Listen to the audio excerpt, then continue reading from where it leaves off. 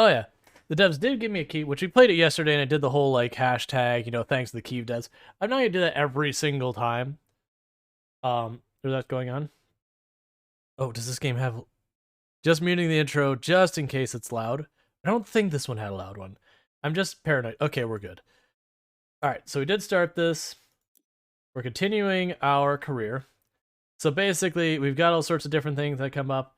Apparently, from what I've been told, there's like a deep inner lore to this game, which is like, what? So let's go ahead and buy ourselves some other stuff. We can have the Ultra Turbo Nozzle 2.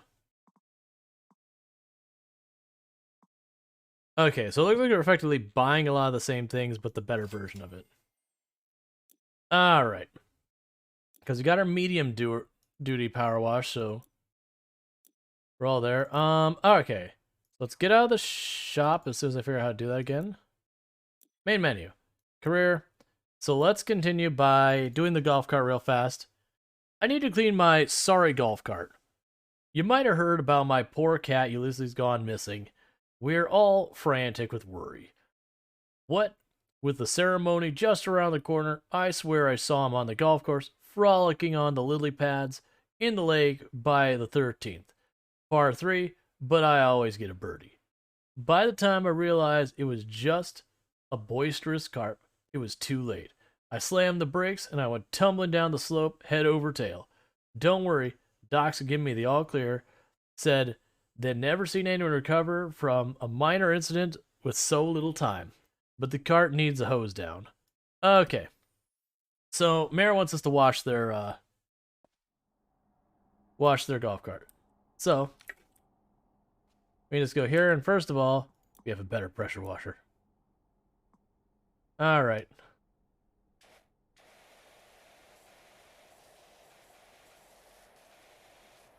We have the power of more force now.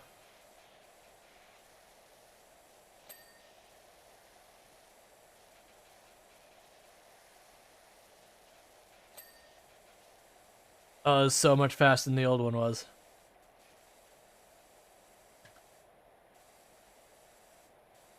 Hi.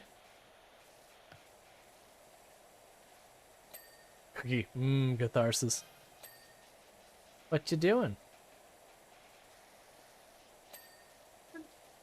With your nest? Yeah, with my nest. Oh, God, so.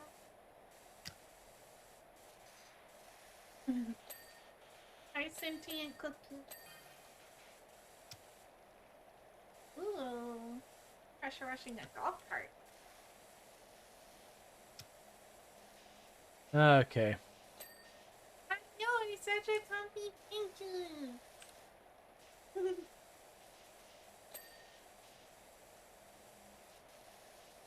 You are. It was cold, and Raw was like, I'm gonna put you in your nest, and grabbed my boot. Well, yeah, she turned up the heat. I'm like, it's way too hot for me to be in the room with the lights and everything with that. I was like, All right. ew, that steering wheel's gross. Pretty much everything in this game is like beyond unacceptably awful.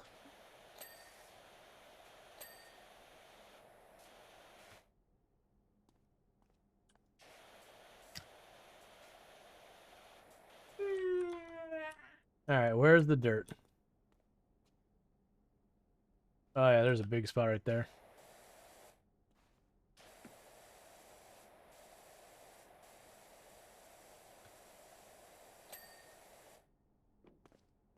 Okay. If I was acceptably awful, you wouldn't have to pressure wash it. It's true. Front canopy supports. All right. Tire. You like how they spell tires? I don't particularly have a problem with it. Is that how you spell tire? No, not me personally. And the windshield. What? Okay. I like how the dirt and grime is just deleted and instead muddy pool underneath. Oh yeah. We talked about the last time, like where I was sitting there cleaning stuff like on the ground, and then I'd start cleaning stuff. I was like, you wouldn't want to do that. You just have a mud pull. So that was like really, really fast. So you can clean the bungalow and you can clean the detached house. The golf cart like wasn't even green when you started. Mm-hmm. Hey Doc, I know I mentioned my folks. Well, I think it's time their bungalow met a pressure washer. It's so filthy, it's hard to tell where the ground ends and the house begins. Ew.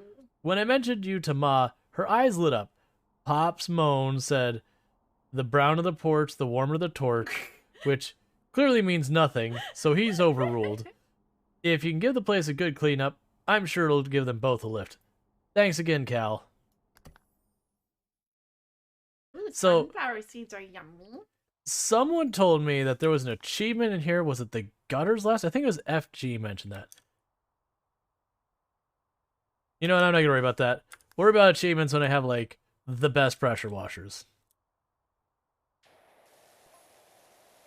I'm glad you're here. Calvin's such a good boy. He's a volcanist, you know. Volcanologist. Volcanologist. Which is the actual term for it, versus volcanist, which is nothing. It's okay. This thing is so much better. What? It's true.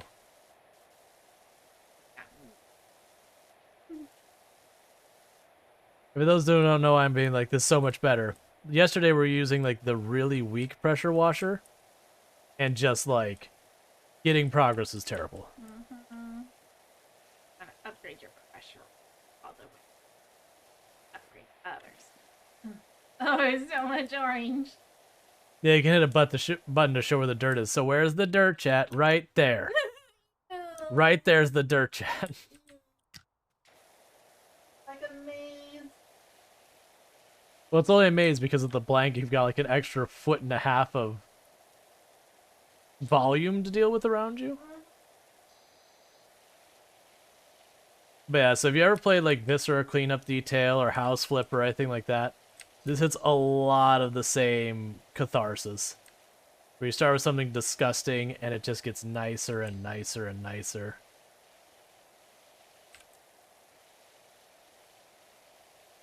And as I covered the last time, in real life, if you're trying to pressure wash, you don't start with the ground. Because all that mud and grime and everything you're washing off goes down, and you don't want to clean a spot.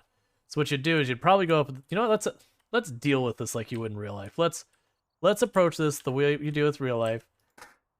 You get on the roof, you start at the top of the roof.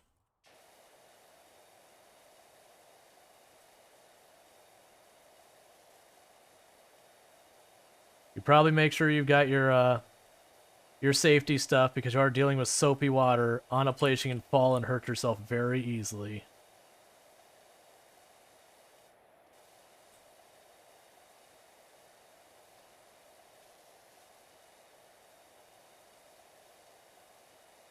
And you mostly want to go forward when you're reaching the edge of the roof, not backwards, because, you know, hitting the edge of the roof is not a good time.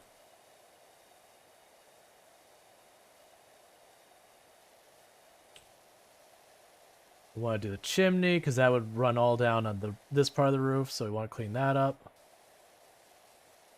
You'd probably want to be careful about spraying in here, because you're now dumping water into their fireplace through their flue.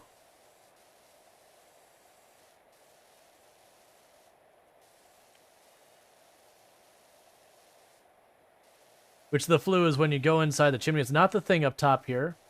There's most chimneys will have it for residential. They'll have a flap inside your house so you can like turn to open and, you know, close. It's just like a valve. But it's important that way, you know, like birds and stuff don't get in your house. But also so that you don't like choke yourself out with smoke. It probably has different names in different places, but I've always known it as a flue. Alright, so we got the chimney, so we go back to doing the roof. You can try your best to start at the peak. And especially with this, you'd always want to be aiming down the roof, not along it.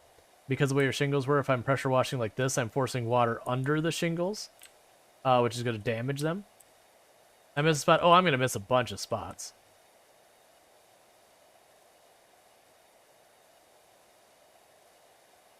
I've only ever heard it called flu as well. Yeah, it could be like I just kind of like leaving it open just because that's the kind of thing I could see like, maybe we call it a flu here, but like maybe someplace else they call it like the smoke latch. I don't know. I'm making up a name, but it's one of those things I could definitely see having like not colloquial. That's not the word I'm looking. Like having regional names that they're the same thing. But if you have a fireplace, you've usually got one.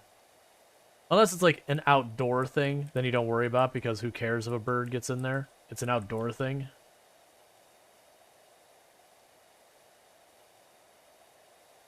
Because you also worry about stuff like raccoons or something else deciding, oh hey, here's this cool way I can get into this place. Oh god, I can't get out. Destroy all your furniture.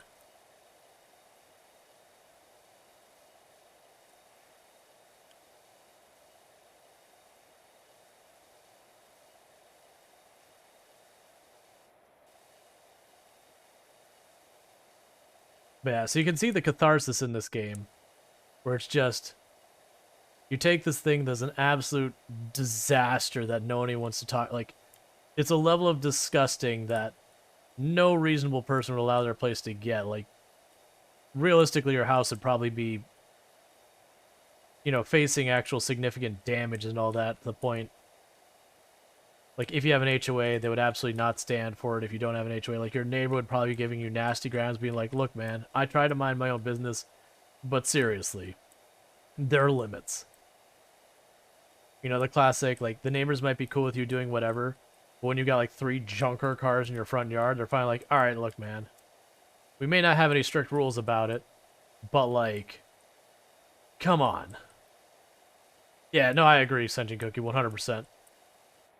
I have an HOA in my area because so much of Florida you cannot get away from HOAs just because I can't remember if it's laws or codes or whatever. Like, I don't know like which term it was. I want to say it was laws, but there is governance that make it very difficult to not have an HOA in an area that is like not out in the middle of literally nowhere, or maybe it's zoning, but it's very difficult to not have an HOA. You can technically get rid of them. It's just so rare because so many people are convinced HOAs are worth keeping around.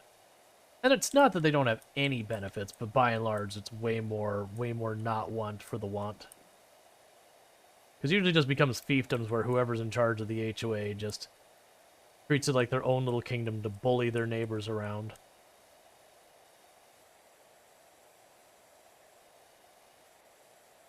Like, the theory on HOAs is good, but that's about where it stops.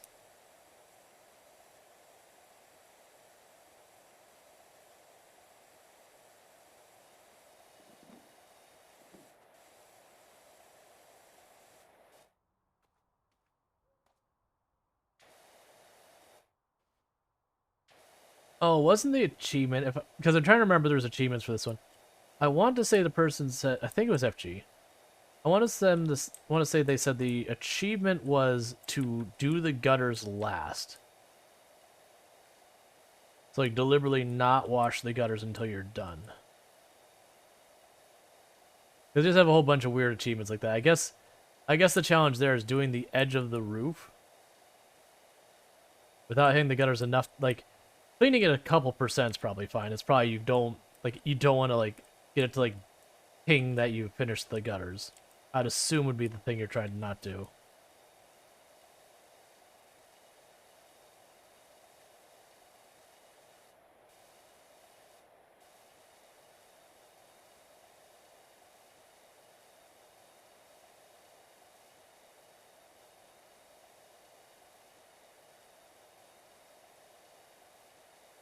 Because the achievement we had in the other one, or doing a kid's playground, the achievement was to take a soccer ball, like the one we have right down there in the corner of the screen. There was a slide that looked like a stegosaurus, and you had to use the pressure washer to push the soccer ball to the slide, line it up, and then like get it to roll up and over the top of the slide. Which is actually pretty hard. Because the soccer ball, when you're trying to use water to spray at it, was not the most cooperative. It would get lots of spin.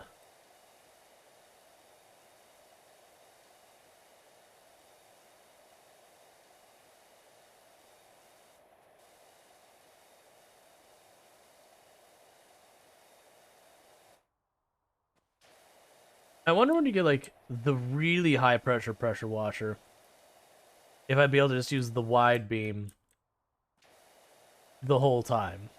Like obviously you'd have like some spots I'd probably have to touch up. But that by and large I'd get away with like mostly just using the wide beam.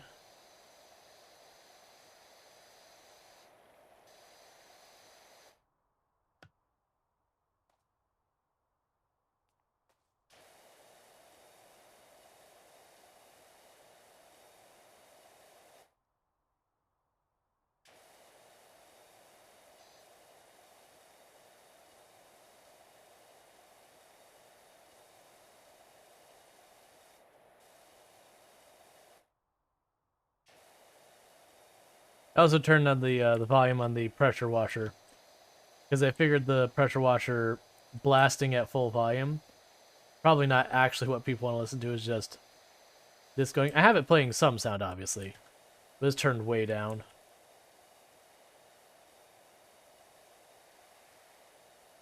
When I step down, I get stuck for a second on the lip. It seems like.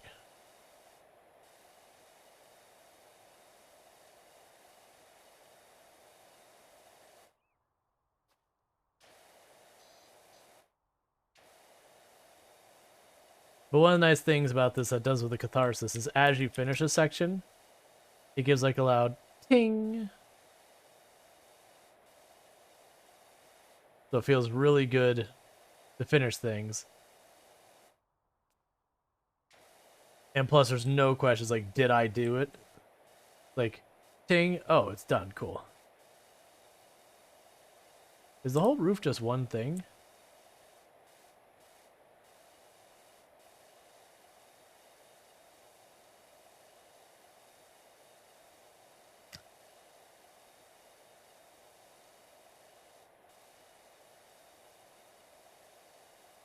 No, looks like it's a couple different segments. Because you look in the top left corner, the 39% is the overall how much of the entire house I've gotten cleaned. But you also see where it says porch roof and there's like that white bar. The white bar is how much dirt is still on it. Like how dirty is it still.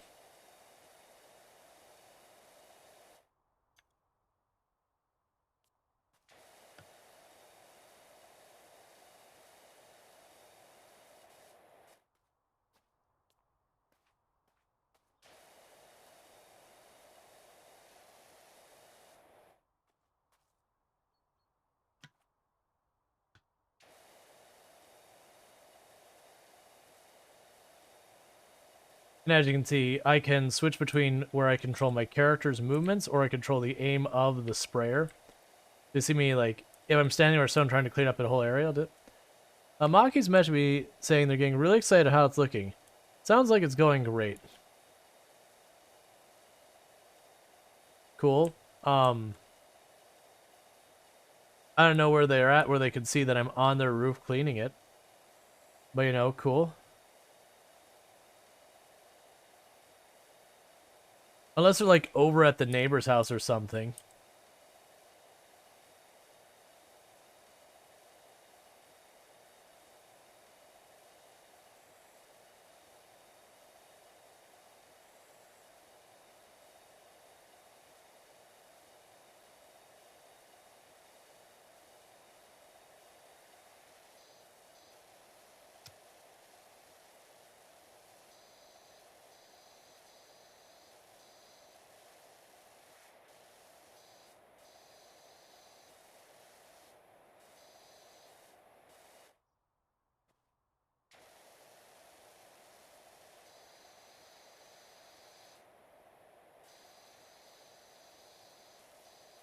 Let's see, I gotta do the edge of the roof.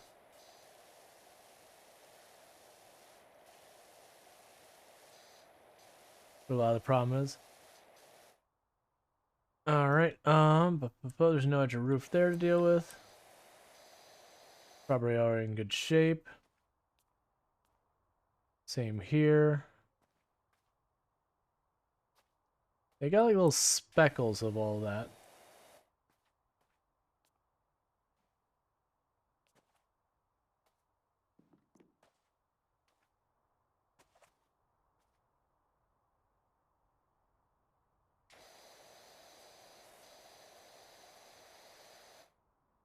Oh, let's see.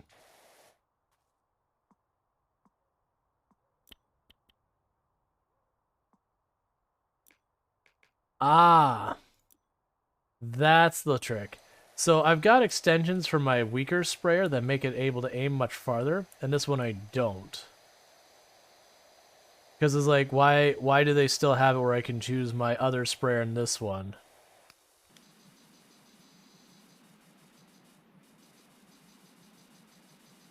And that makes sense now.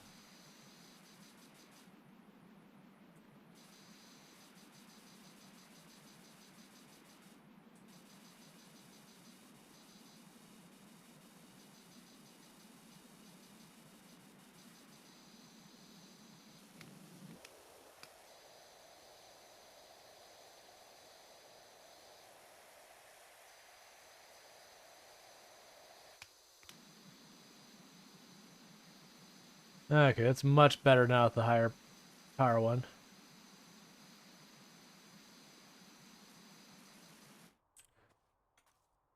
All right. I'm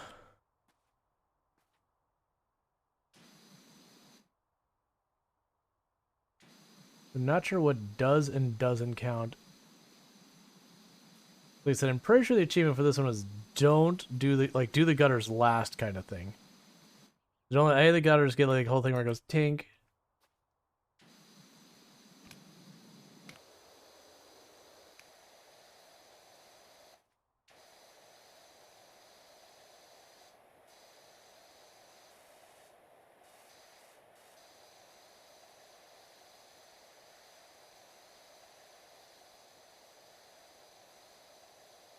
All right.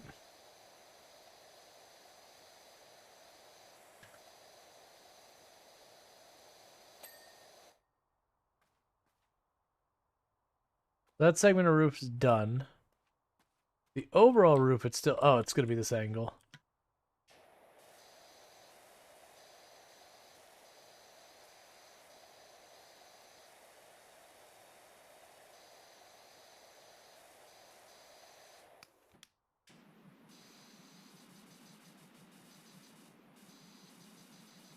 Okay. You don't have to like 100%. If you get close enough, it just like gives you the whole thing.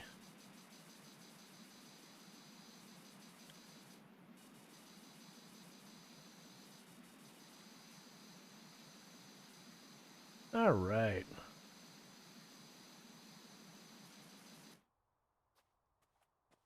So right on the edge of the roof, getting credit for it. Just need to get a little bit more. I probably just need to get on the roof up here real fast.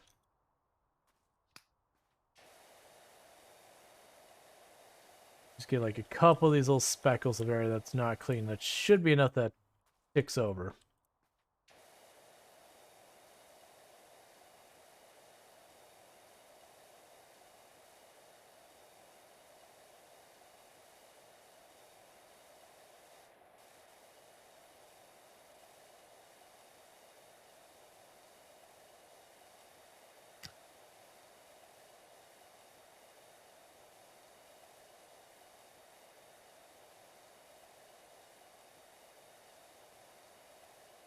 It's actually putting up way more of a fight than the other ones did. There's probably one spot I'm missing that's like actually got a decent amount to it.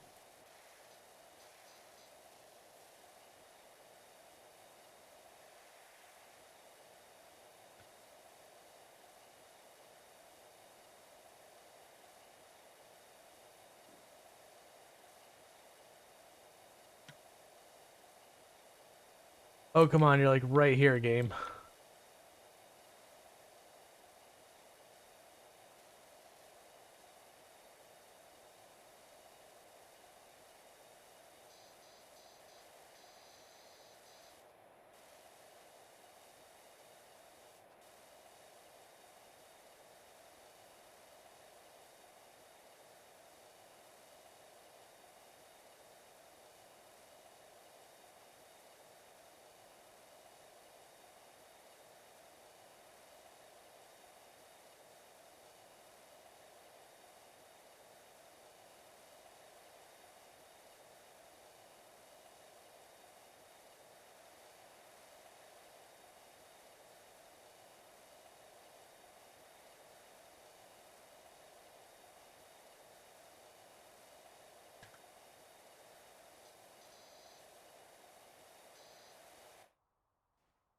It's like bungalow roof that's saying like just barely a percent or two.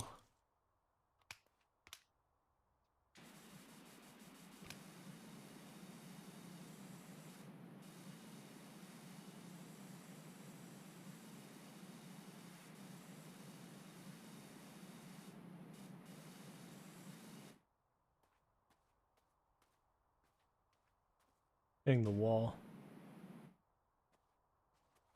Look at the bushes or whatever.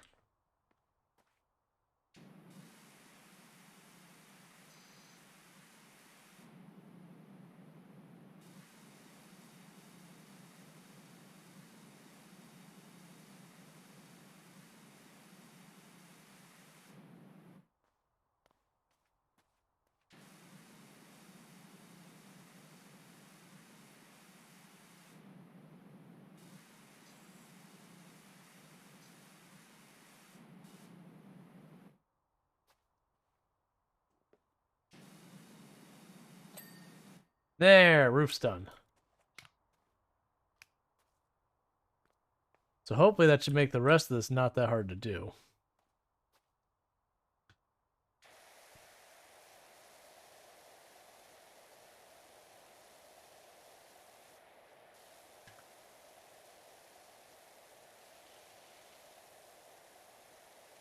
Okay, and now normally to also do this, I just start. All right, so I have to watch. Let's do it like this because you got to watch. Because again, I believe the achievement was to do the gutters last.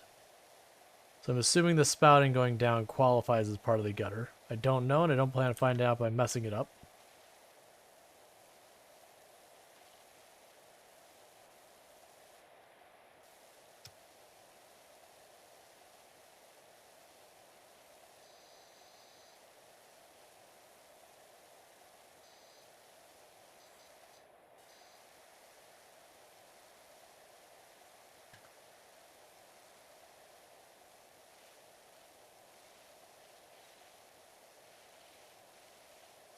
Okay.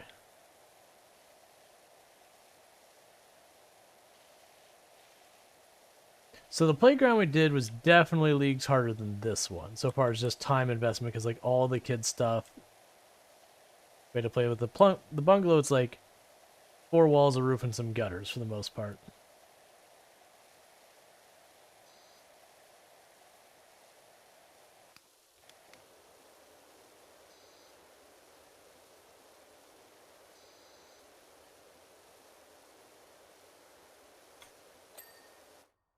All right.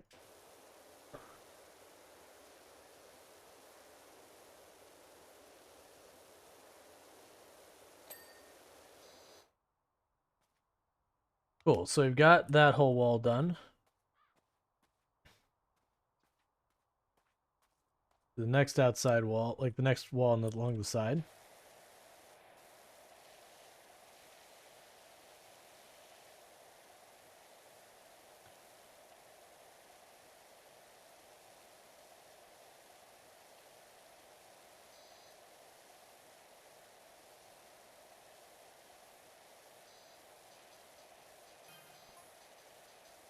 Okay, apparently even Pops is out of his rocking chair and having a look.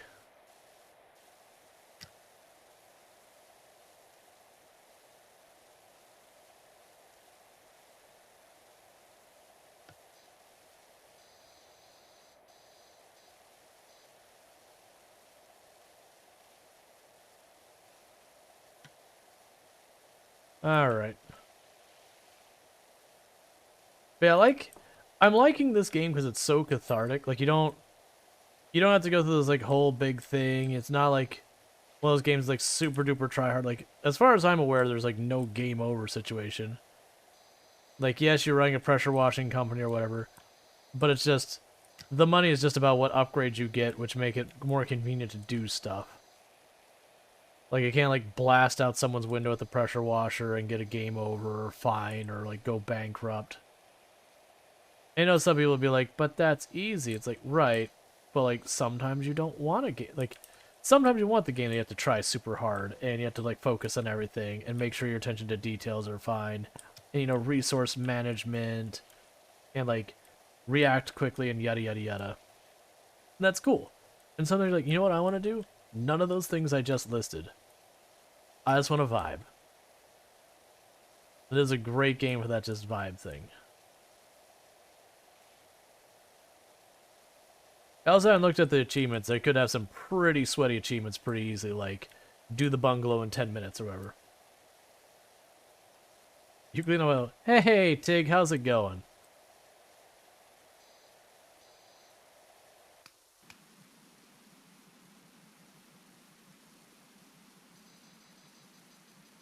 Just another day? I mean, it certainly could be worse. About to head back to the grind?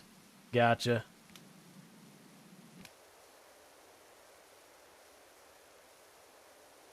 I do hope things are going well for you. Haven't seen you in a while.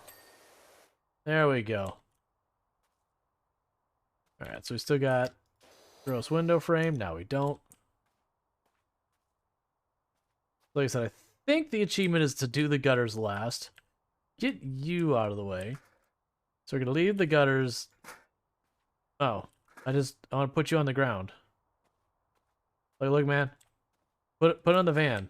Alright, I guess we just live with this. Okay. Alright, so we're trying to avoid the gutters. Let's worry about the areas near the gutters first to deliberately avoid them. So you can do like all the finer movement here, and then we could just not worry about after that.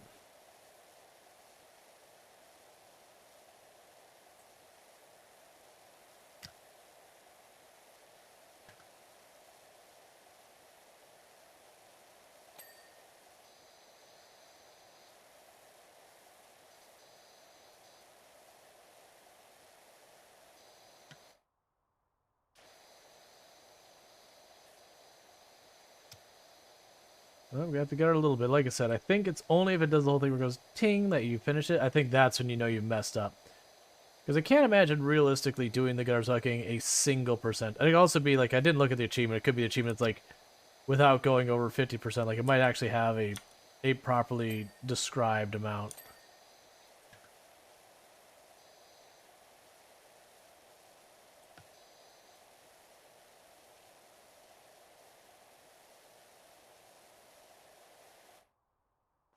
Alright.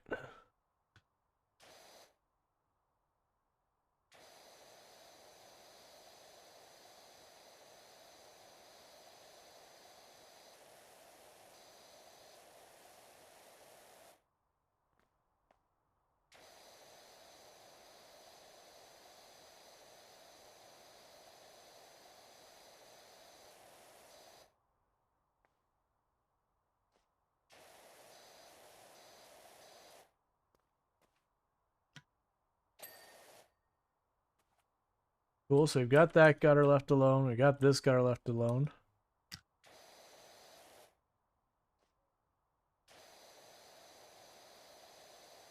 Sneak that on behind there.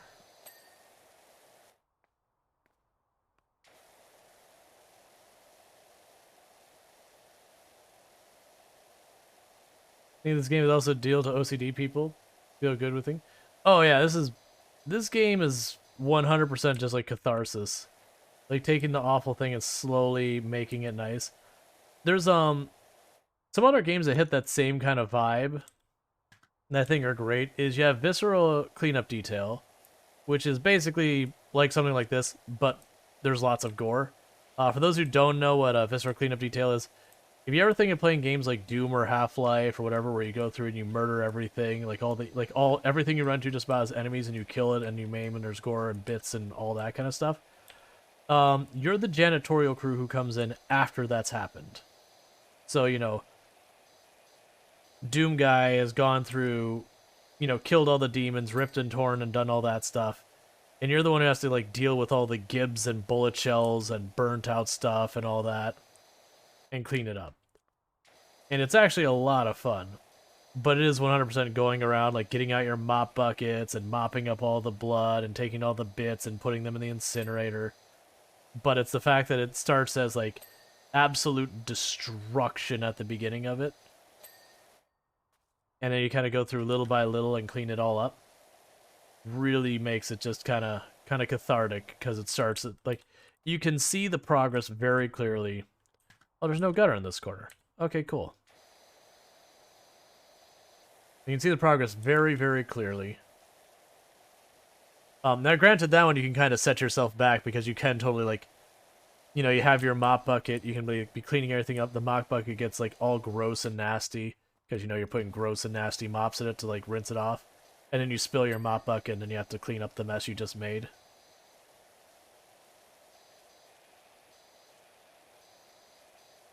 But it still, again, has the catharsis of you start with something that's absolutely demolished. You get to slowly watch as it becomes nice. And House Flipper kind of does the same thing where a lot of the houses, not all of them, there's a lot of houses where things are like in bad repair, they're messy, they're gross. So you like clean up the windows and the walls and all that. But you're also doing like, oh, we want a new bathroom, so split this room in half.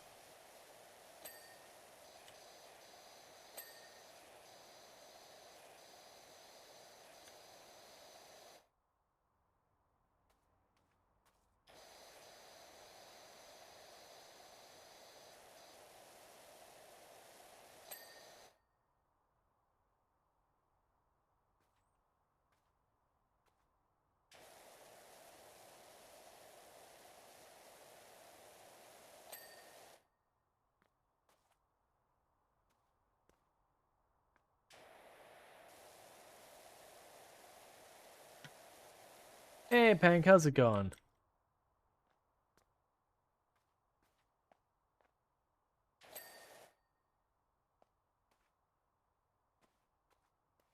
Yeah, we'll double check the achievement here. Oh, never mind, I got this whole back. Doing my nightly rounds? Nice. Can I get a shout out for Pankraru, by the way? Have you ever seen Powerwash Simulator? Thank you for doing the shout out. Ah, good, gotcha. Because really, I would love pressure washer driveway. It's relaxing. The pressure washing part itself, I'm cool with. It's like the hose management and all the other stuff. That's not as much. That's some rough Florida mildew. That's like you haven't cleaned your house in like 10 years, Florida mildew. And even that might not get this grody.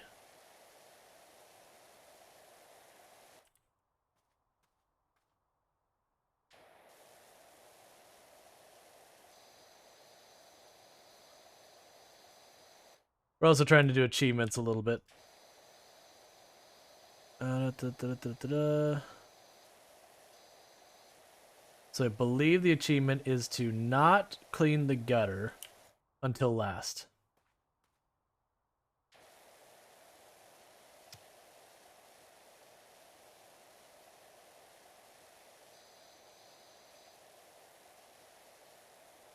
But yeah, for those who... Sorry, I got distracted by cleaning.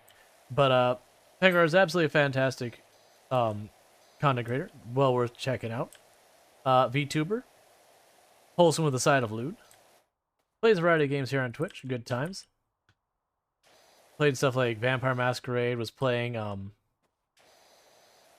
Teenage Exoplanet. Sorry, Exoscientist. What was it? Either way, it was cool. It was a game that gives you feels. Just randomly today, like I was just kind of, I was doing lunch and all that stuff, and I don't even know what kind of started the thought process, but it's kind of like, thinking of games that give you the feels, and just immediately my mind went to Left 4 Dead Season 1, or not Left 4 Dead, The Walking Dead Season 1 by Telltale Games.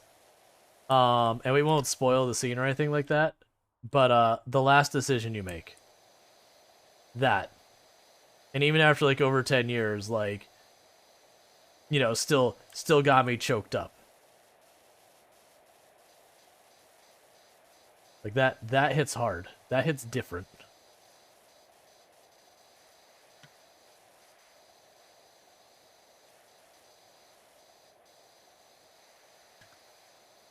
The Iggy recently did a fundraiser stream for a friend, where she played this for 14 hours. how did her wrist survive? Like, don't get me wrong, the game's great, but it's definitely one of those ones after like a good number of hours, your wrist is just kind of a little unhappy about it. Like I'm not, and don't worry, I already know about the right click thing and all that. It's just all the move. Simple, they didn't. Ah, fair enough.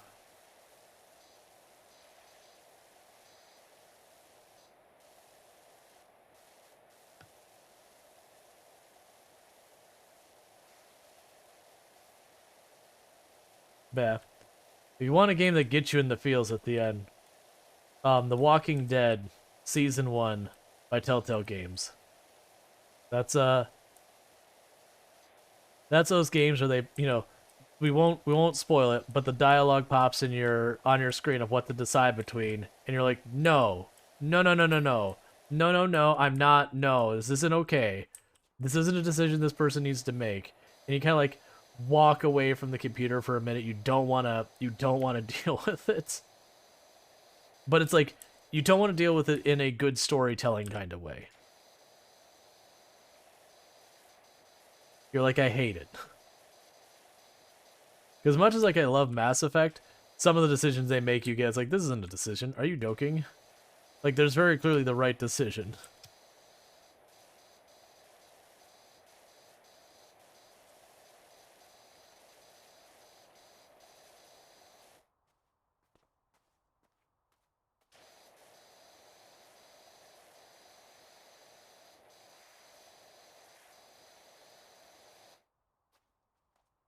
Well, then a lot of decisions in Mass Effect, it was am I doing a Paragon or a Renegade route or whatever? Okay, then this is the one I'm doing. Like, the decision's made. You cleaned this house yesterday? Yep, we just started. Hey, Nalu, how's it going? Shout out might be on a cooldown still, maybe not. If not, if I get a shout out for Nalutik, that'd be awesome. Thank you for doing that shout out. I really do appreciate it. Yeah, now another variety streamer. Fantastic. Does like Project Zomboid, does this, plays a bunch of other games, does like Overwatch from time to time. Did some Apex. I believe you did Apex the other day. Am I misthinking that? Either way, plays a variety of games. Definitely worth checking out. Good times. Did a stream the other day to help with Doggo having the big sad on her paws. Doggo has paws big sad. So was doing some money stream to like raise money for Doggo paws.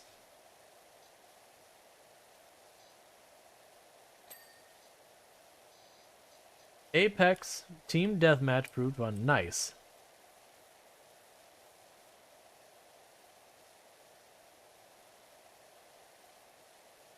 And I'm trying to deliberately avoid cleaning the gutters because I believe that is the achievement in this one. I should have verified it, but I'm just going about it. It just means I'm going to do the gutters last.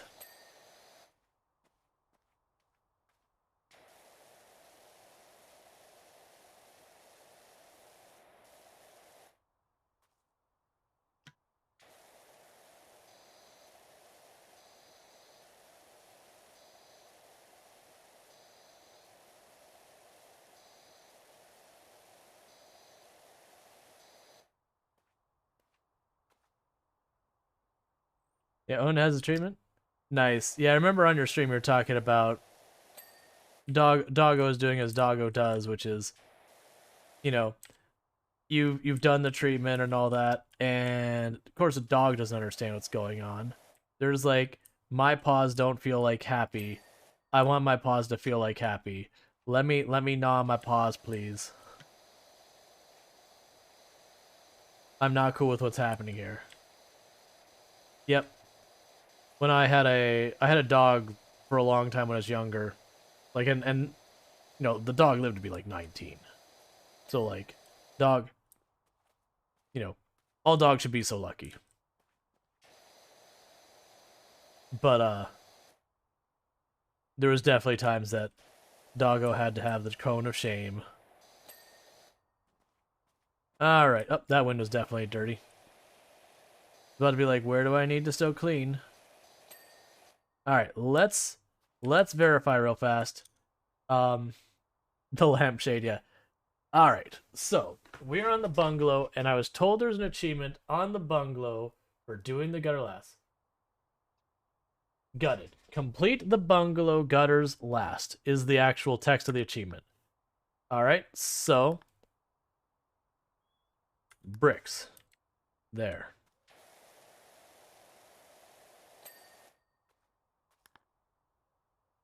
Doors there.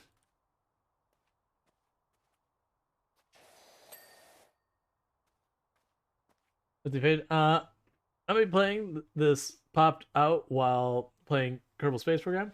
Can't wait for Kerbal. Oh yeah, I saw the announcement that it's coming out in 5 days. Kerbal Space Program 2 is coming out early access. I'm gonna grab that and be into that real fast. We almost had to put a dog in one today. She snagged her dew claw and tore it. Playing with our dog. Ow, that's super not fun. The gutters are not done. Porch fences. Oh, it's gonna be. No, oh, I mean there's a little spot over there.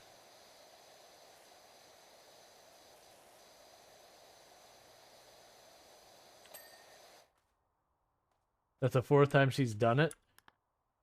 I mean, would run out of dew claws pretty soon, I'd assume. All right, so they'll suck so much. Our dog never had too much problems like that. They grow back like fingernails. Ah, I see.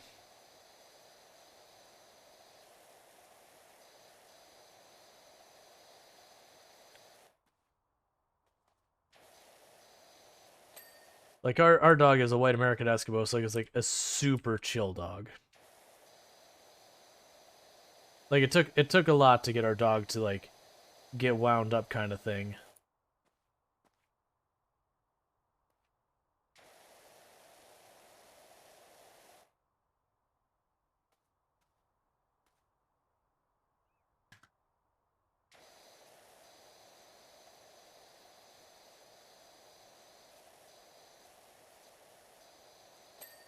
Cool.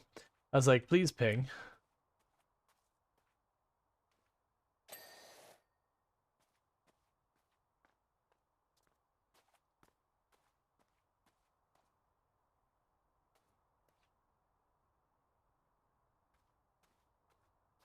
There it is.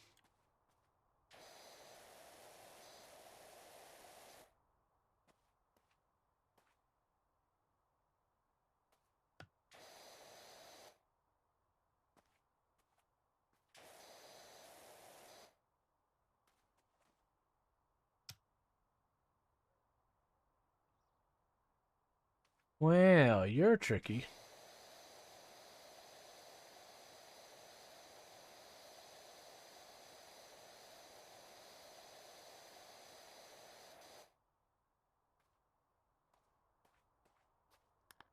All right. I mean, it's still marked up posts.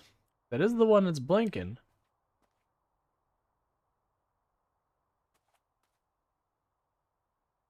Where is the dirt?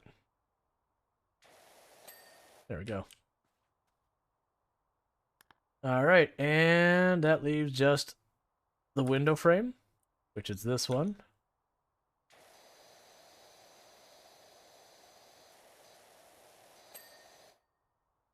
All right. So the only thing left are the gutters. Everything else is cleaned.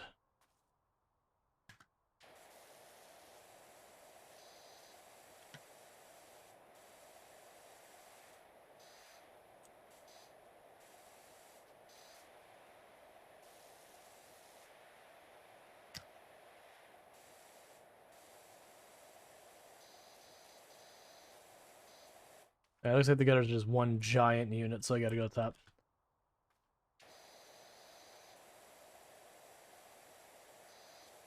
Now it says, Marcy hates her dew claw nail along. If we don't trim it regular, she'll rip it out herself. Eek. Yeah, I remember what happened to Nico when it came to the one time. Like he only ended up in the like the cone of shame like once or twice in his entire life.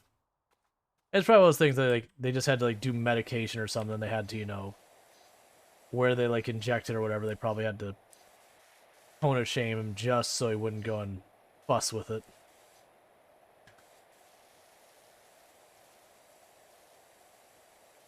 My parents handled most of the stuff related to all that kind of thing, so I'm blissfully unaware of the details, a lot of it.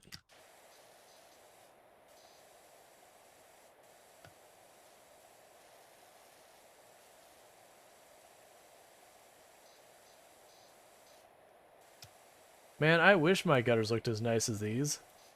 Like, not even the clean side, but like, all the gutters I've had in any single house, those things just get banged to the crap after a while. Maybe it's a Florida thing with all the hurricanes and all that, or just the lawn service is not caring, or I don't know. Like, everywhere you go, the gutters will be all, like, banged and beat up and all that. You got nice gutters, they'll only stay, like, nice for, like, 2 seconds.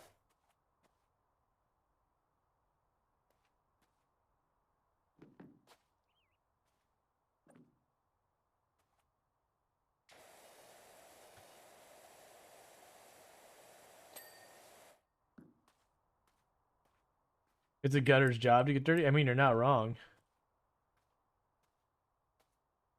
I mean, the whole point of gutters is to take all the water that would run down the side of your house and instead of having it dump onto your foundation and slowly compromise it, they move all that water off to the side. Hopefully far enough away from your house it's not a problem. You can just go into your yard.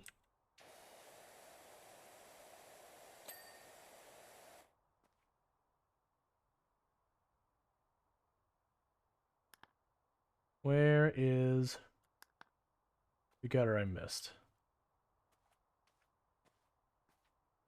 There you are.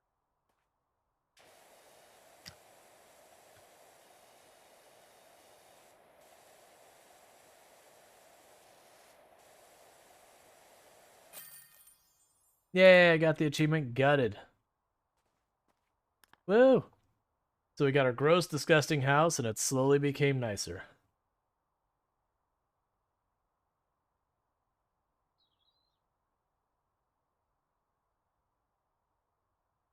The bungalow looks amazing, Doc. Thank you. You won't believe the impact it's had.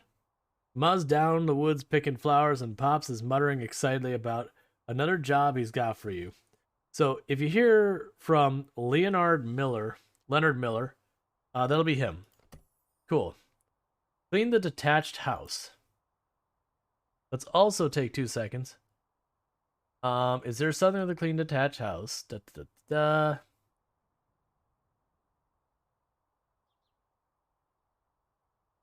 In the detached house, clean the pathway, driveway,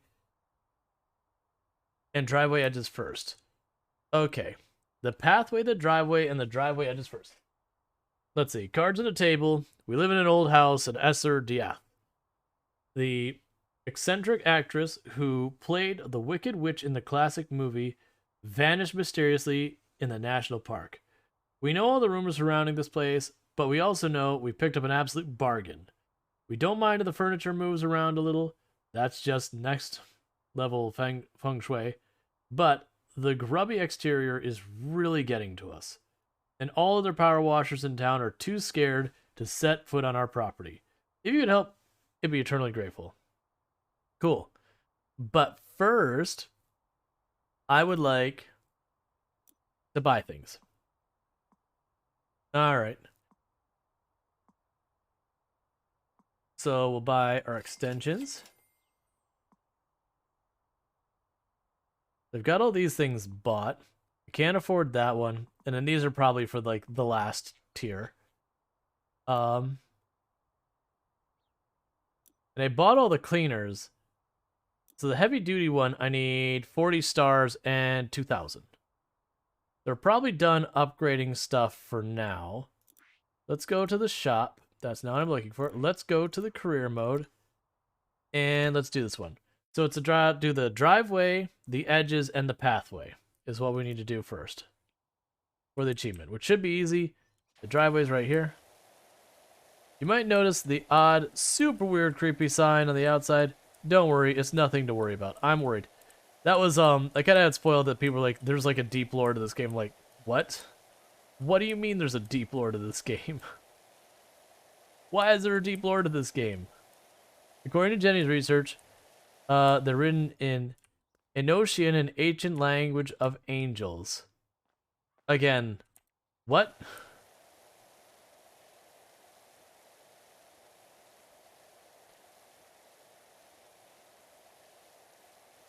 I also question Jenny's research about an ancient language of angels. Being we have yet to establish that angels are a thing. Let alone having evidence of ancient languages by the thing we have yet to establish are a thing.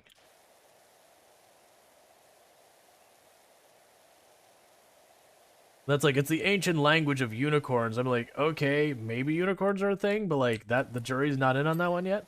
Probably not, but you know. They're certainly not leaving their ancient language on our garage doors. Which would be even more mysterious because the garage door certainly isn't ancient. I get the idea that someone who could write it would be doing that. Alright, so we got the trim there.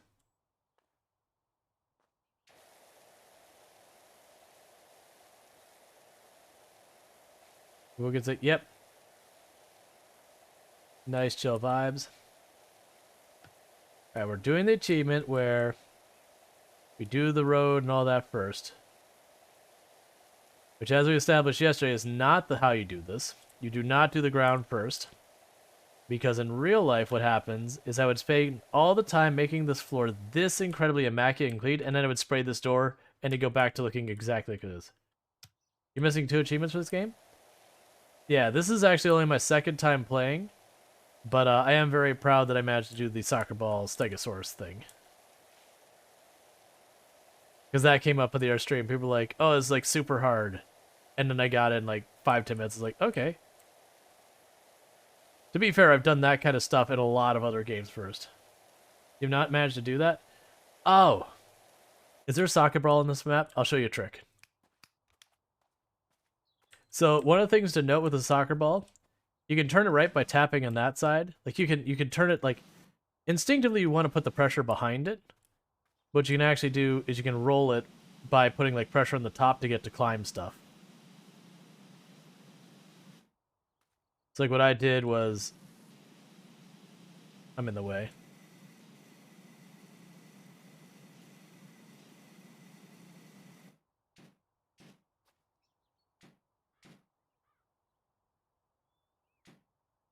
Yeah, for the lip of the slide, what I did is if you pretend that's the lip, is I did like, you know, I didn't do the spray thing here, but I did like to pull it back and then went hard on the top of it so you could like really launch it.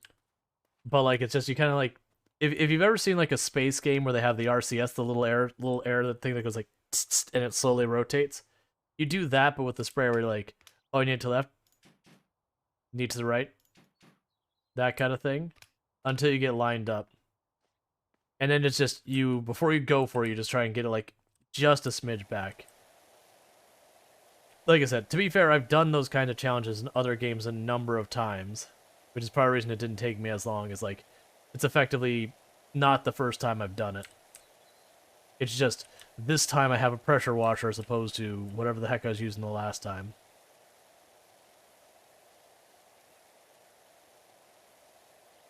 It's one of the things where you'll have a lot of times that people be like, oh, you're a natural at this game. Like, it's your first time playing and you're, like, doing really well. Usually the answer is it's not that you're, like, a natural at the game. It's very similar to a game you've previously played. So while maybe not all those skills translate, a lot of them do. So you kind of already have some practice in another game. I mean, I've definitely done a bunch of physics-based games in the past.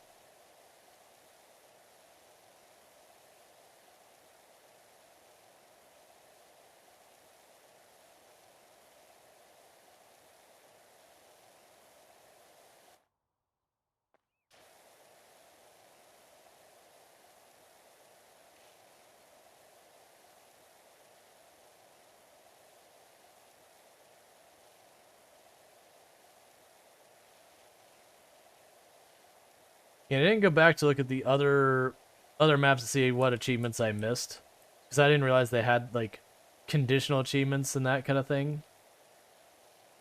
So we've only now been checking, which is the reason I'm doing this way as I'm doing the achievement for this one, because I like achievements. Part of the reason I'm messing with State of Decay so much again. So I get my achievements. And people seem genuinely interested in watching me play State of Decay, so you know. Double whammy. Get my achievements and not.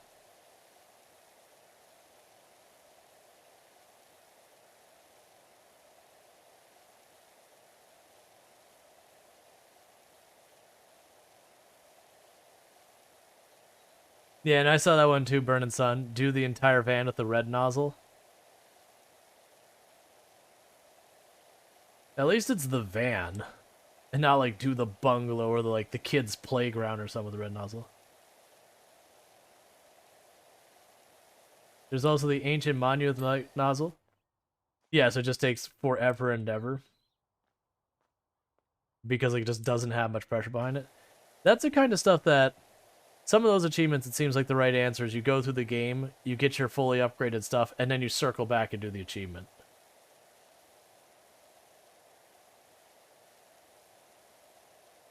Getting stuck in that. We'll properly tidy up that in a minute.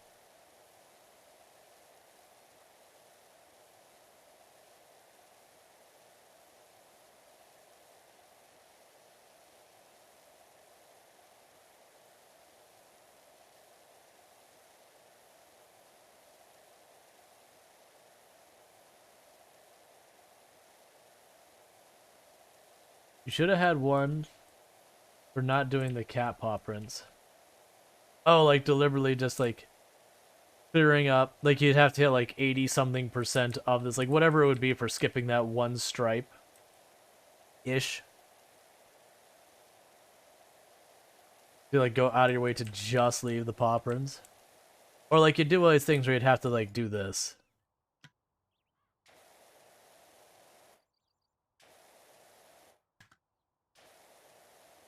Like kind of that, like it doesn't need to be perfect or anything. That there's one for completing a level to 95% without dinging anything. Like a specific level or any level? Because if it's any level, I could certainly see a thing where they only have like 3 or 4 different things in a level, or like whatever the lowest number is.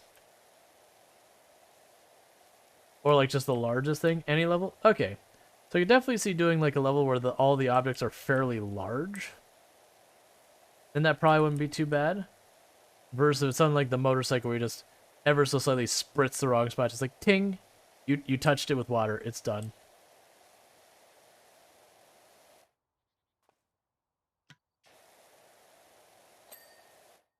Yay, pave the way. So is that the only one here? Pave the way. Complete the shoe house. Clean the. Yeah, it looks like they have like one achievement for the most part per map. Like the map you do them for one achievement, and then you do like the whole thing for a different achievement. Let's get on the roof of this place first. And work our way down.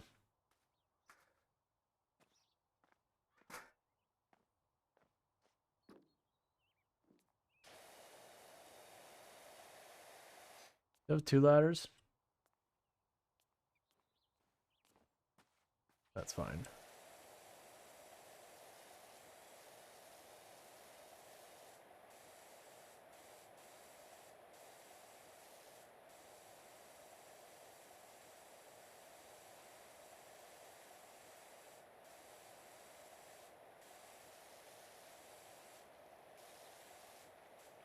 All right.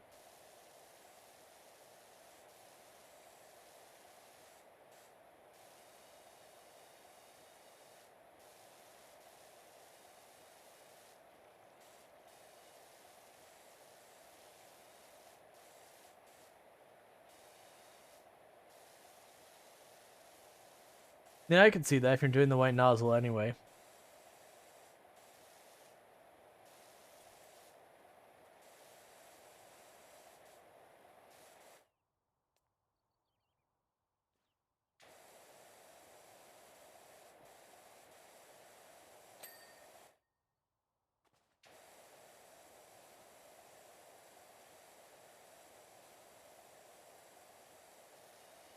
All right. Most of the chunks are very large. Yeah. That's the thing is just a place with all the parts of it being very large would be your best bet because you have the largest margin of error.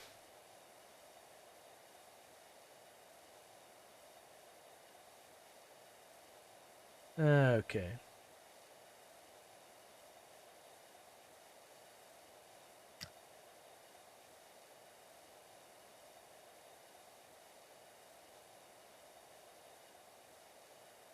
That's better. It's like I wanted to go slower.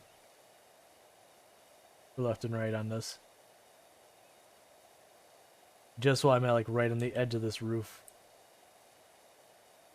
Like cap, whatever you want to call it.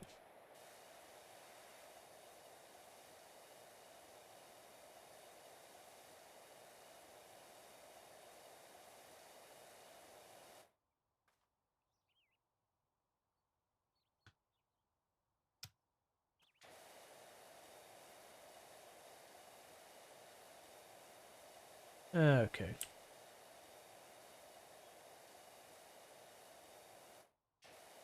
I get why. Like sometimes the movement speed's just different.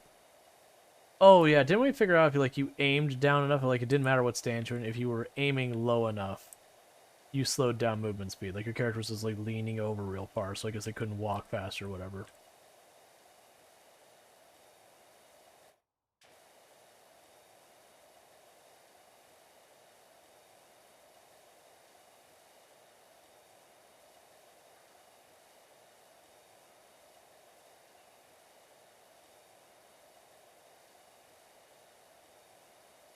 Okay.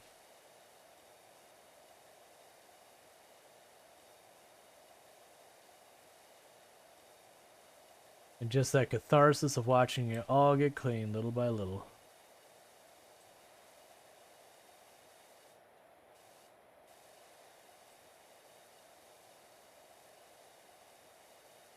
Just getting prettier and prettier as we go.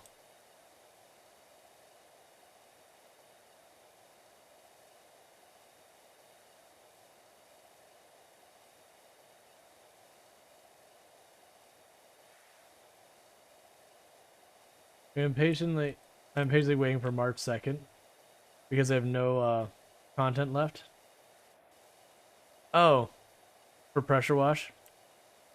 Yeah, that was there's been a big thing where people have been talking about like we're in this weird spell where like not with pressure wash specifically, but like there's a ton of games that are right about to come out, like mostly, late February, early March. So like right about to be a thing, but not many of them are here yet. So everyone's kind of in this thing where it's like, oh, I can't wait for the games to come out. There's still other games I need to get back to. Yep. Midgard pack is March 2nd. Yeah, that's the new maps for Pressure Wash I saw. Like this is still my first time playing the game. Well, sorry. My first playthrough of the game. This is the second stream I've been playing it. But cuz like the other one I was only like the last couple hours of the stream I played.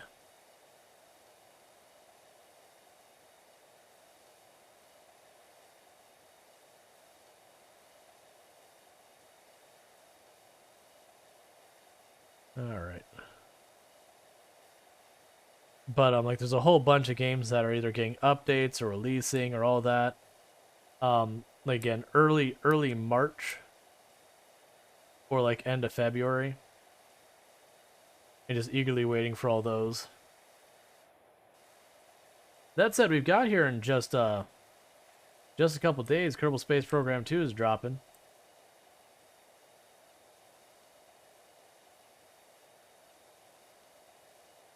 There's such a backlog of games. Not even looking for a new game.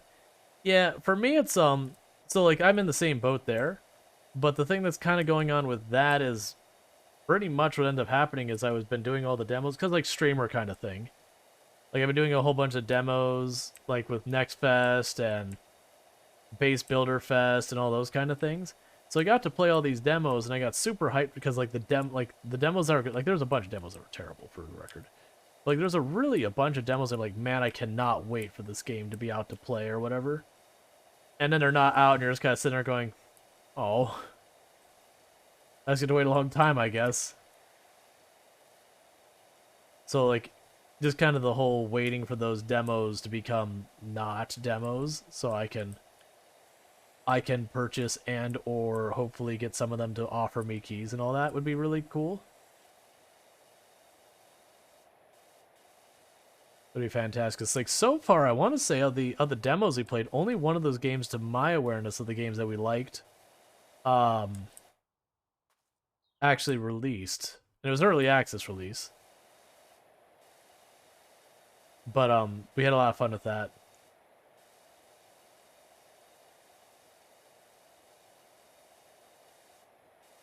Like I'm looking forward to I Am Future. I'm looking forward to the update to Coral Island. That's should be in March. What else? There's a bunch of stuff coming out in March. I know Coral Island was March something. There was something on the 8th. As Xanasofa now, I heard a strange sound, Psy-like sound. Spooky.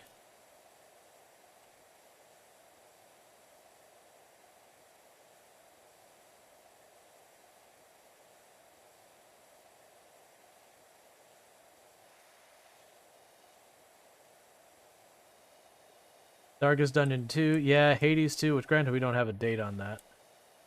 Diablo 4. Diablo 4 is one that I have very, very tempered expectations for. And that's just because, you know, Blizzard's reputation lately. I don't really expect much. I'm expecting it to have a bunch of pay-to-win garbage. After they got that sweet, sweet Diablo Immortal money. I don't see Blizzard being good about that. I hope to be wrong. I really genuinely do. Yeah. You you have poor expectation to launch because Diablo 3. Fair. I am thinking more specifically, not like servers crashing and that kind of nonsense. Um, I'm just thinking more in the lines of like Diablo Immortal was super duper pay to win, like really next level pay to win, and Blizzard saw it as a colossal success. As even as much as people got upset about it, the famous, you know, what, don't you have phones? Um, I don't I don't see them leaving that money on the table. I see them cashing in, and I see it upsetting a whole lot of people, but not enough that Blizzard doesn't feel like it's worth not taking the risk. There's been a whole lot of game companies going that exact same way. Because my favorite thing about Hades 2 was that Supergiant saw the internet go crazy for the muscle mommies and put one in their game like blatantly pursuing the thirst trap status. I hadn't noticed that. I was just like, I'm sure you're right, but it's like just Hades 2, and it's like, nice. Me being one of those people, one of the people who would be like Diablo 2 going pay to win, or Diablo 4 being like super pay to win, and being one of the people who stuck around with it, or being one of the people who bailed. Saying the first one wasn't Mega Thirsty? Oh no, like they tried to make like everyone just about like some level of attractive or that. D4 being pay to win, I'd be pissed. Oh, there's gonna be a huge number of people pissed if that's the case. And for the record, I don't know that is gonna be the case. It's perhaps me just being jaded, but I fully expect it. All right, let me go and get that stretch and all that stuff. I'm saying they dropped all pretense. Yeah, they're like the first are like, yeah, no, it's just everyone's attractive because, and this is like, nah, man, we know what you want. We know why you're here.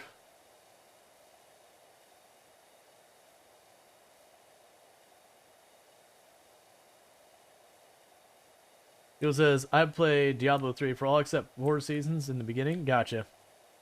I played Diablo 3 towards the beginning, and at the beginning it had some real serious problems. Like the rare and magic packs could straight up BS kill you. Like you almost had to roll monk, or I think there was another class maybe, but there was monk and I think one other class that had like one of your abilities could like literally make you invulnerable, and you pretty much had to play the entire time running around with your finger hovering on that invul button at all times, just in case you got that wrong combination where they just like pulled you in, froze you in place, and then did the whole like laser spinny thing.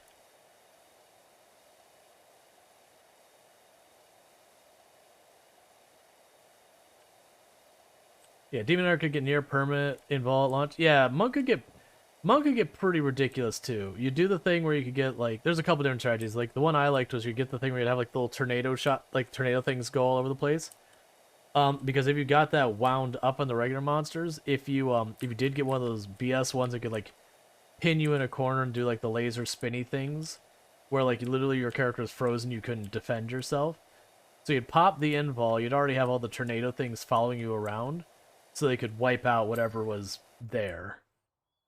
So it's like almost setting up the damage that even if you were like taken out of the fight entirely, you could still do damage and had your invul to protect you from being insta-gibbed.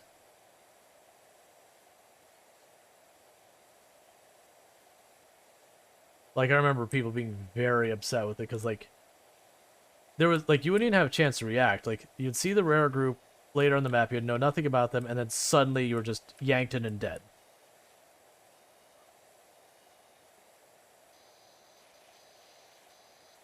But that was on release. Later on, it got way better.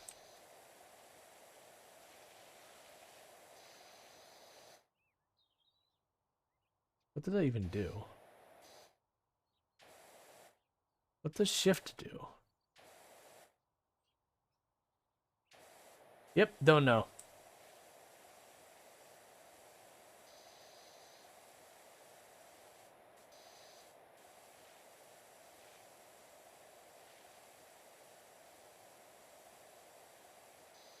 Which is like, I played Diablo 3, beat the game in the hardest mode a day before they did the first major nerf.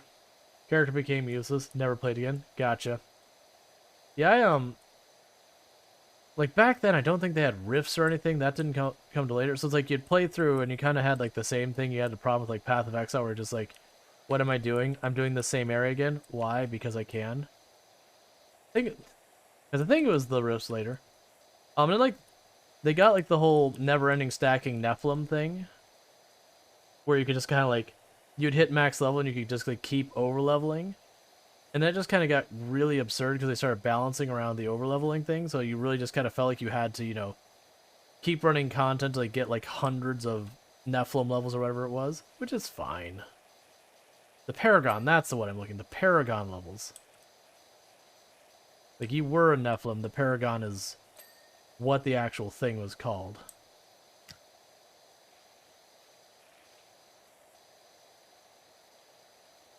Like the race or whatever, I don't know. Your title, I guess.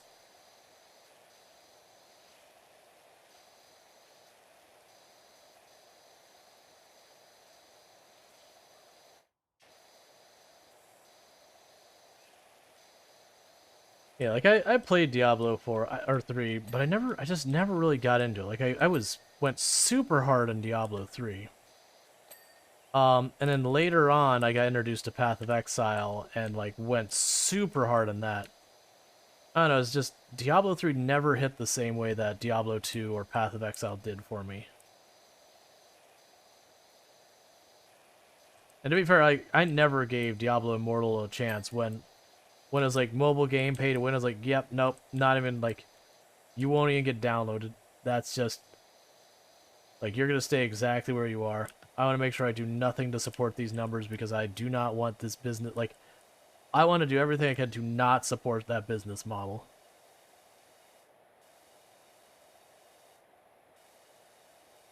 It's the same reason why sometimes like game companies will do something that I don't really agree with. And people are like, oh, it's not that big a deal. You can work your way around. I'm like, no, you don't understand. I want to very specifically not play that game, so I am not contributing to their numbers to justify them doing it again in the future. I want to be, you know, I can't do it on my own, obviously. Like my number individually is not meaningful. But like I want to be one of the many people contributing to like making their numbers suck so they panic and they don't do it again.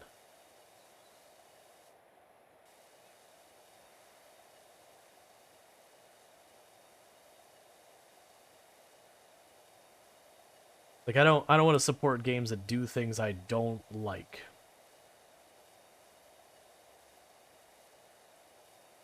Like there's even been games that you know, obviously as a content creator you get companies that like they'll reach out and be like, hey, we'd like to do a sponsor stream, or here's a key, or whatever the thing is. And I've talked about it. Like, I won't say the name of the game or anything like that. I'm not here to make a huge stink of individual games. There was a game, I've had a couple games that have reached out that they were doing NFT stuff.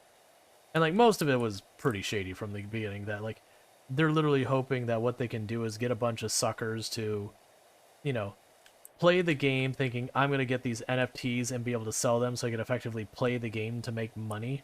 And the reality is, the market's never going to be there on a real level. There's going to be people who think it's an investment and lose a bunch of money because it's a game you've never heard of with NFTs. Like, it makes no sense, even if you are someone who likes to invest in that kind of high-risk stuff. Which, I don't like NFTs at all.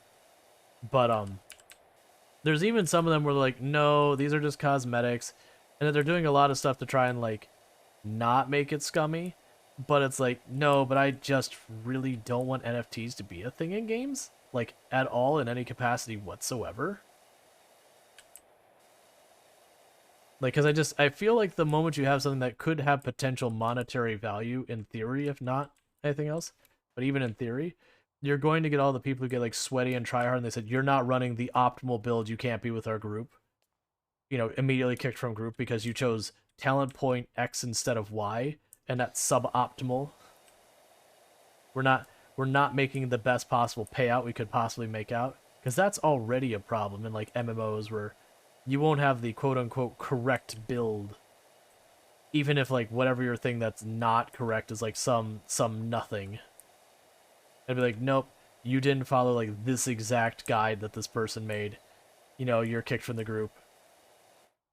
And it really encourages that kind of behavior and play.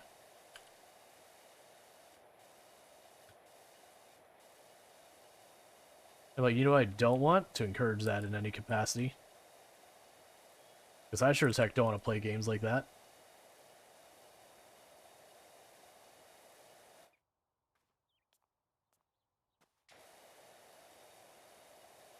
Like, and it's fine for a game to be hard that trying to do content with a, you know, a build that isn't, like, min-maxed, okay. They can get a little annoying if it's too over the top on the min-maxing, that, like, you have to have, like, the pristine build. Like, there's just no, like, at that point, it's like, why did you give me a choice? If I can't do the content with, you know, with anything but this one set of choices, it shouldn't be a choice then. Because, like, the illusion of choice of, I have to do this one thing, then there's no reason of giving me the option to not do that thing. Not unless you have other content that requires its own builds or something like that, which then there's certainly an argument to be made there.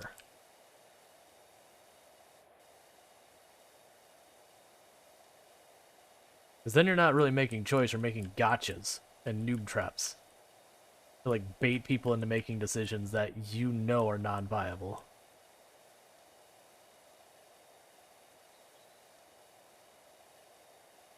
Which all a noob trap is, for those who are unfamiliar. It's something that looks really good on paper, so new players who are unfamiliar with, like, the details and minutia of a game will pick it up.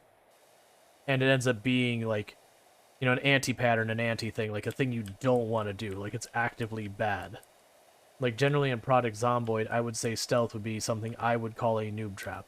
Because the tutorial's like, yo, use stealth and hide behind fences. You know it's not even a mechanic in Project Zomboid? Fences giving you cover from being seen. So literally the game's tutorial gives you something that's not actually a game mechanic and tells you to do it. And they heavily allude to the idea that you're supposed to sneak around everywhere. And it's like, no, it is extraordinarily hard to be successful in Project Zomboid and sneak any meaningful amount. So it baits you into playing a game in a way that it's not even well designed for.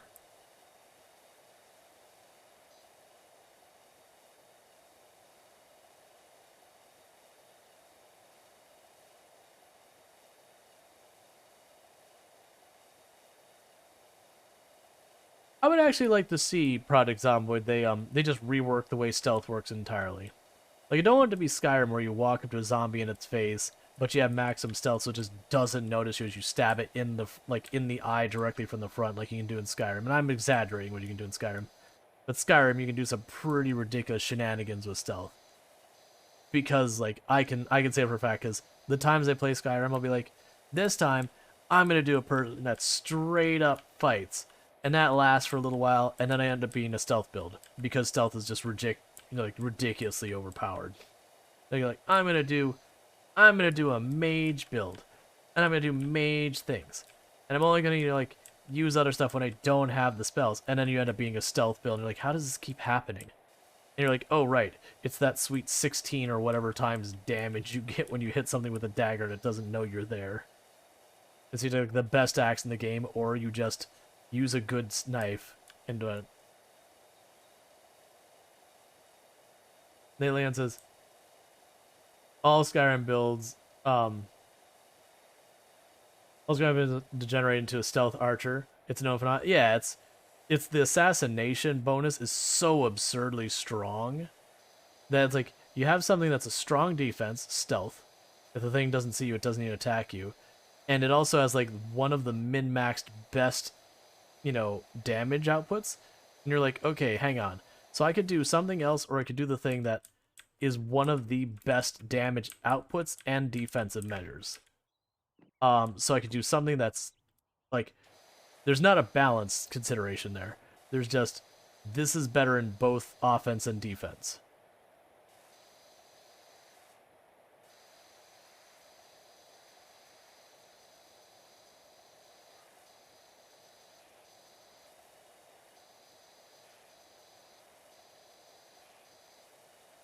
Versus if it were me, I would say make it so like a person who just runs up and starts slamming things with their weapon has like the straight up highest defense, like just the raw defense potential. It has like really good damage output, but the danger being they have to put themselves into the fray, thus putting themselves at more risk. The casters would have either the resource management would just be too difficult to sustain, or the idea is they have like really high damage output, but when stuff closes in, don't let stuff close in is the way you go with it. Like have some type of, this is the place this one shines, this is the place where this one's not as good.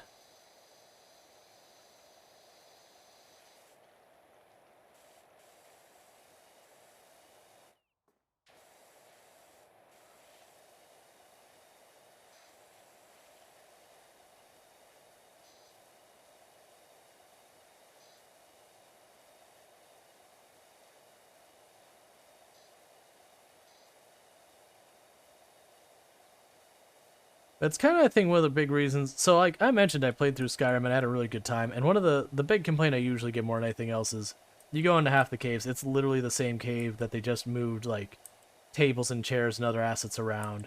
But it's, like, literally the same map. They just kind of put new, different stuff in it. And that was, like, one big complaint because it made so many of the map look the same. They had some, like, really cool ones that were unique.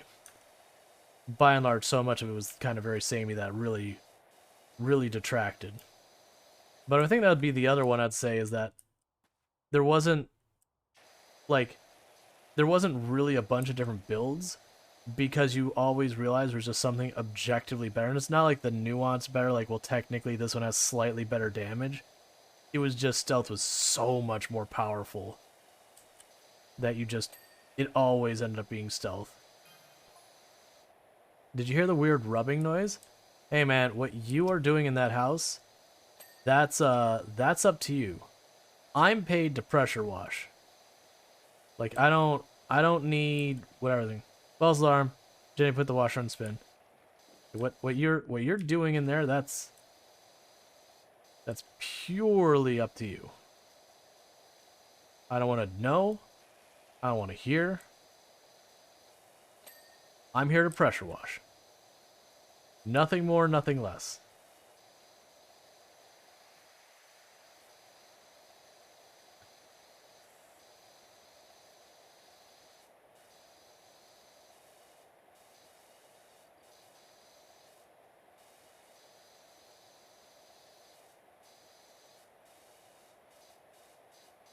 I'm not here to feed your Tamagotchi. I'm not here to hear about, like, your haunted house.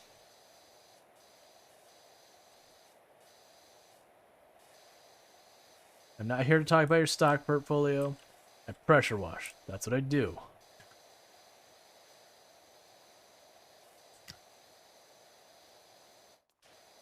Not here to join your MLM.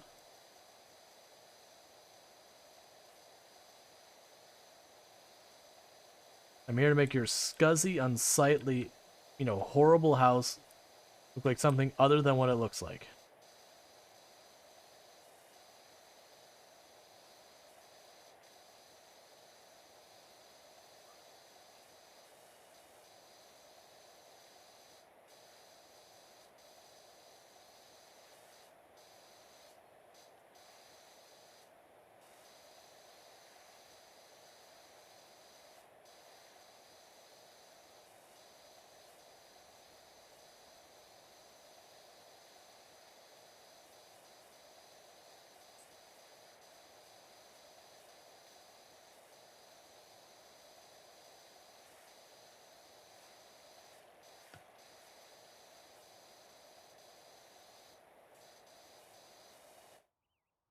Okay.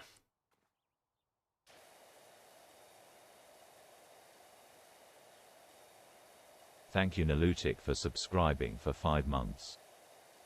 Thank you, Nautic, for the Prime Woo. Gaming. Woo. Thank you, Nautic, for the Prime Gaming sub. You only get one of those a month and you used it here, and that really does mean a lot, so I really do appreciate it.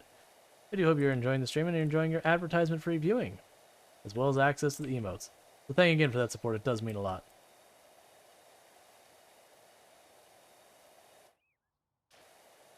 My food's all gone, chat. This fills me with eternal sadness. This might just be the saddest moment ever. I have nothing left to eat here. I mean, technically I have snacks that I could probably eat, so it's... Really, I'm just kind of making a sting by the fact that I finished my dinner and now I want more dinner. And I don't have more dinner because I finished it.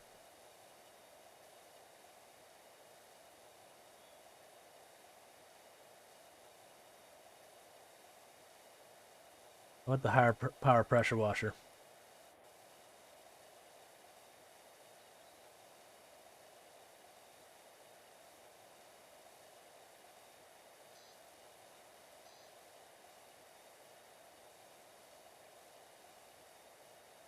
You're marking garlic Ritz crackers. I have... Wait. Okay, from what I thought Toon grabbed them. I have garlic onion crisps over here. It's pretty exciting. They're pretty good. I'm not one to just blast through a bag of chips or anything, but I opened those and I blasted through about half of them and like, I need to stop. Because it's not like some like little snack bag you get with lunch. It's like a full proper bag. It's like, no, this is... I need to stop.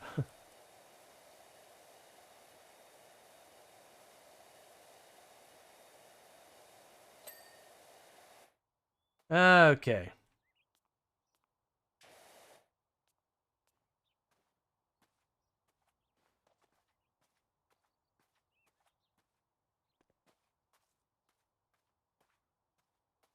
Go to the front yard and start doing this.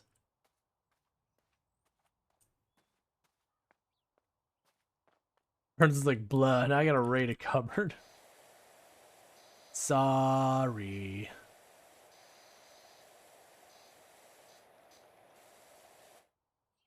Oh, let's go here.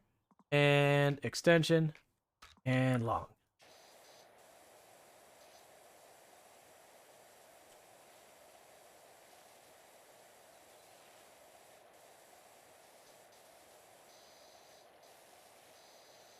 Good point, tandem rating.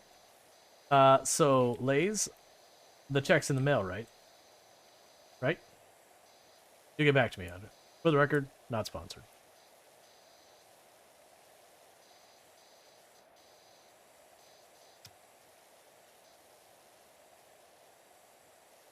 I wonder how I'd feel about, like, if, like, Lay's or Doritos or someone like that approaching the sponsorship. I'd probably take it. I mean, assuming like whatever the terms were like reasonable and all that kind of stuff. But like, that's those ones I'm like, okay, I'm actually advertising junk food.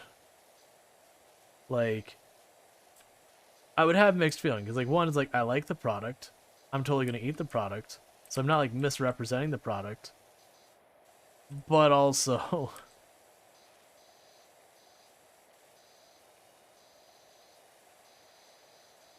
not sure how to approach that.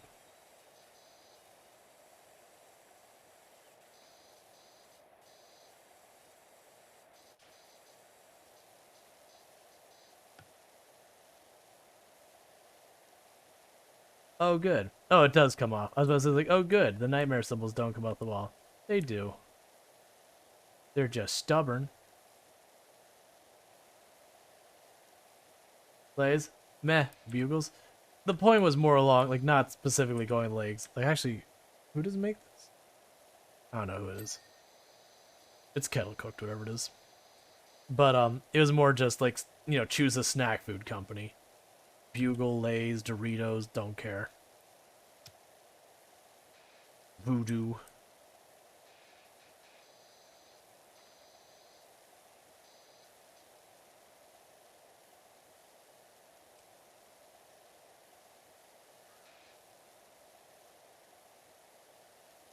As much as this thing is shaking in our poor character's hands, this poor character's wrists would be in such bad shape at the end of this.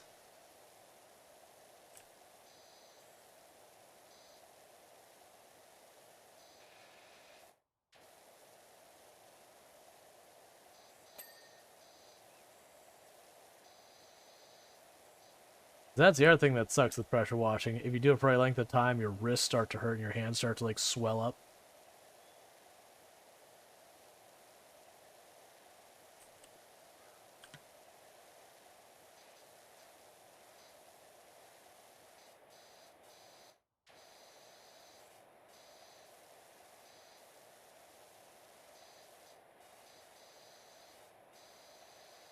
You know, honestly, this thing is doing pretty good for... We're on a fairly low pressure nozzle. We're all the way down here. We have to get, like, the high pressure for that symbol above the window. Like, the fact that it's cleaning anything at all, like a pressure washer, I'm standing down here, like, 15, 20 feet below this and just blasting up in the second story is pretty impressive.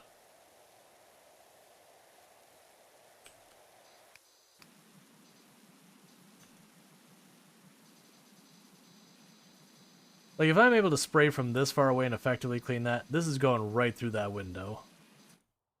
Like, that window is done. That water hits that and you're just gonna hear ka-ching and just glass all on the floor. Maybe not quite cash register sounding. You're just gonna hear it split and then the whole glass just cave in. And you're just dumping, you know, a whole bunch of gallons of water of just water into their attic. Or their second floor, whatever's up there. It's high enough it could be either, actually. That's probably an attic window.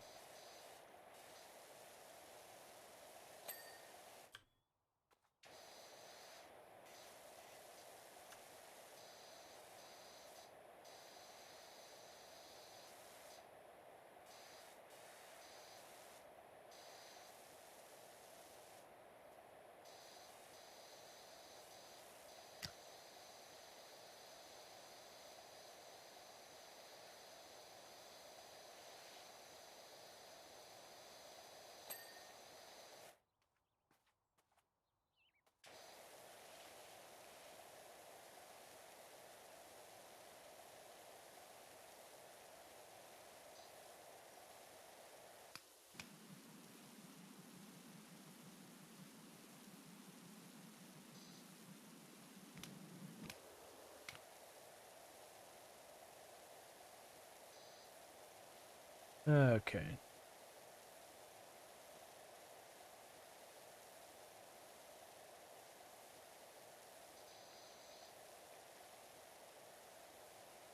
And we just pressure wash away.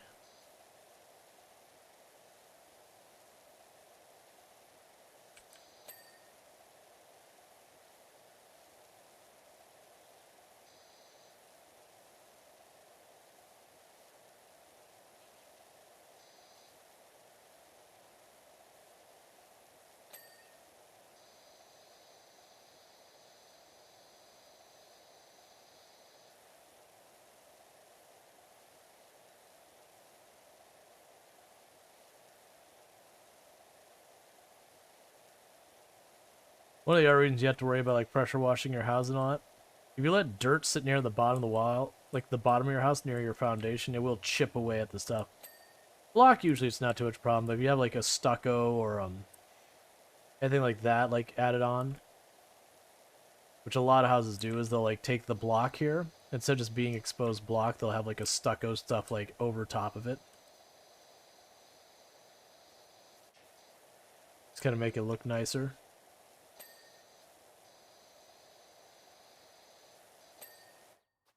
But it'll eat away at it, and it gets all chipped up, and it starts actually damaging the wall itself. You like replaster it and all that. That happens a lot here in Florida.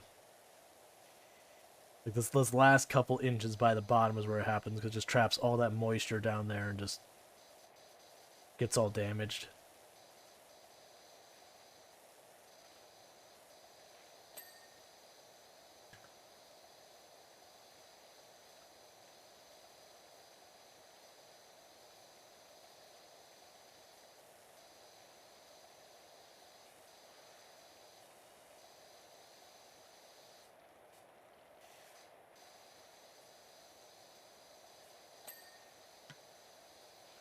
Alright. I'm pretty sure I haven't done the top of this ledge. That won't get done.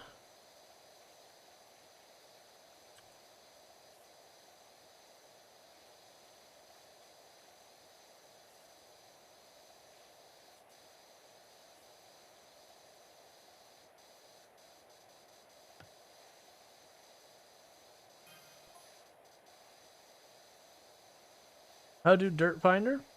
I got a real doozy for you when you got experiment yours to the recreational grounds. Oh, this is Grind Bandits? We need some help with the my poor little play school.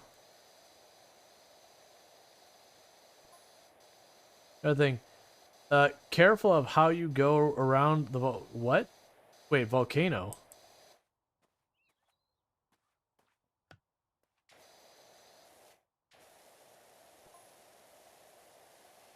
We went down there to enjoy a smoky sunset, and Jay saw a UFO pop out of the top and disappear before he could say, "Look, a UFO. Where? Oh." Alright, sure. We'll just accept that face value. The whole UFO coming out of a volcano.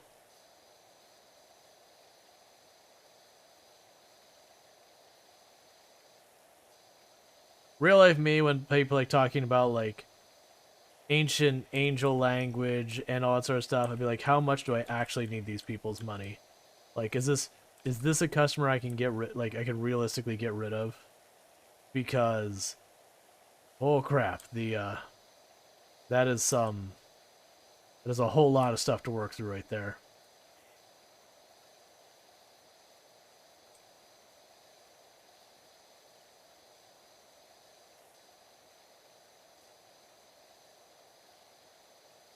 I will say, right here, like this whole like walking down and just watching the stairs go from the muddiness to like that near white paint. Like just that clean. Feels good, man. I should not be using the extension for this, but I'm being really stubborn. Alright, fine, I'll take the extension off.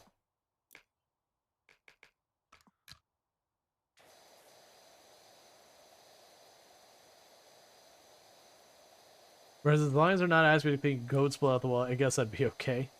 Yeah, for me it's like, alright, do I get like a backlog of customers? Can I just deprioritize this? Focus on the customers I would much rather be working with? Then the one I'm like, oh, you are all just a peach.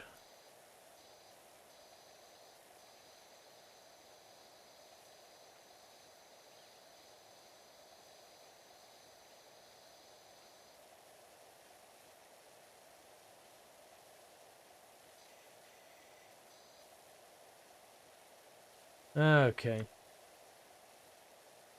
Getting this little ledge on the bottom. Get that cleaned up. There we go. I figure we're close to that being done.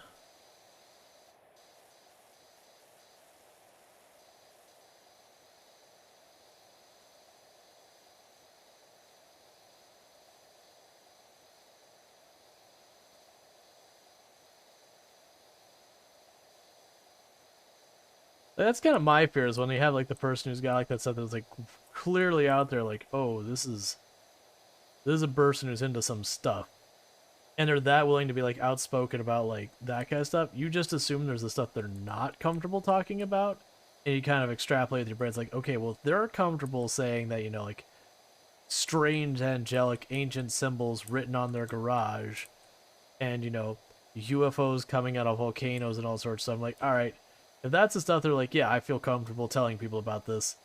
What is what is the stuff they're not talking about? Then I'm like, all right, do do I want to be around when that news pops?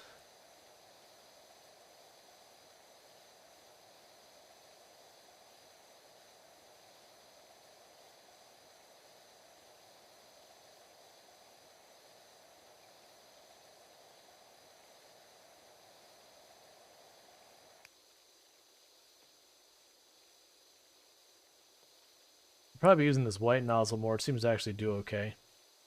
I was just thinking, like, none of this is putting up a fight. Probably quite literally what I should be using the white nozzle for.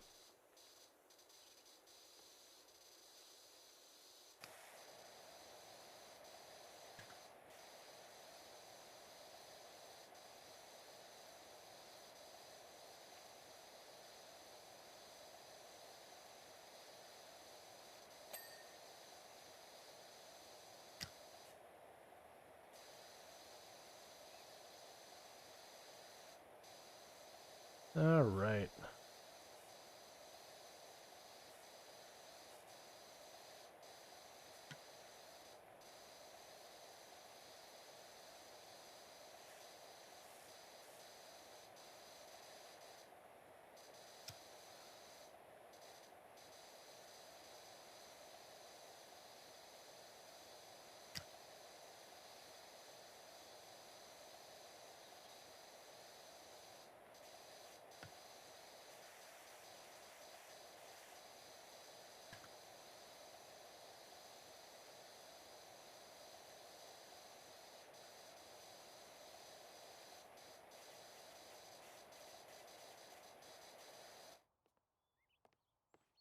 I'm curious for with the devs with Kerbal Space Program making their like second game. Like, I could be wrong, but it has like those devs have worked on almost exclusively Kerbal Space Program for like years and years and years. Like I'm not aware of them having other games in their roster. The same devs, I mean, like not the publisher. Well, I could certainly be wrong about that. And my understanding is Kerbal Space Program 2 is like a complete like rework of the engine and everything like that. Like it's a proper rework. It's gonna have its own bugs, demons, and all that kind of stuff. I am curious, like how good, bad, or otherwise it's gonna be in that regard, like the bugs regard. Because Kerbal Space Program, when it first came out, was still definitely like a really good game, but it was definitely a whole lot of jank. Like the wobble wobble was real, and then like the workaround for it was just like take the entire thing and just strut it out to try and make the whole thing as rigid as you possibly could.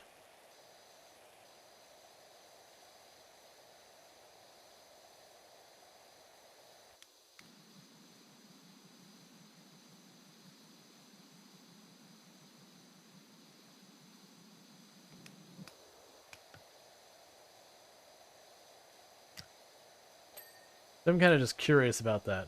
Like, I'm sure it'll be good, even if it takes a little while to get there. Like, they've got a good track record. Usually when I watch companies, like, ruin their track record, it's usually through monetization that they ruin it more than anything else.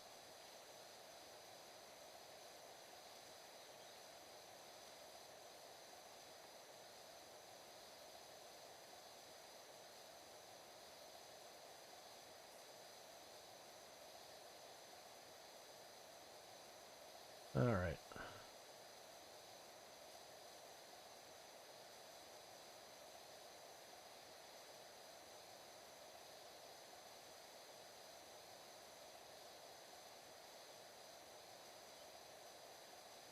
And not always. There's definitely also been devs who their communities were like, this is a problem, you need to fix it, this is a problem, you need to fix it, and then finally eventually got to the point that their fans just got tired of, you know, their problems being effectively ignored. Or, you know, the devs in there saying, no, you're wrong.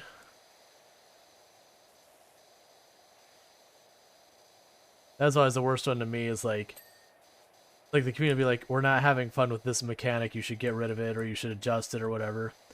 And the devs being like, no, you're wrong, and then just people like, what do you mean we're wrong? I can't be wrong about if I'm enjoying something or not. You can certainly have a vision for your game and all that, and what I want doesn't align with it, and that's fair, and that's fine. You'd be like, hey, you know what? I see you want the game to be this, that's not what it is, so sorry, you're not gonna get what you want, it's okay. Like, you don't have to play your game.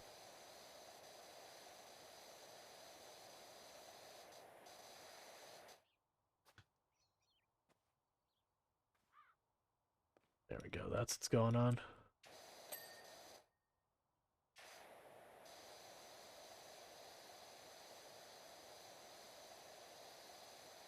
That's an uncomfy angle.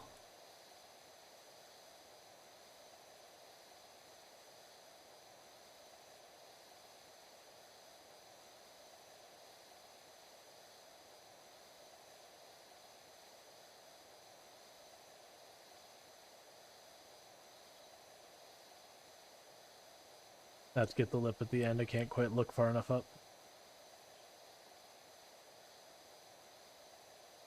Yeah, so the edges I'll have to do when we're done if it doesn't clear from just doing this.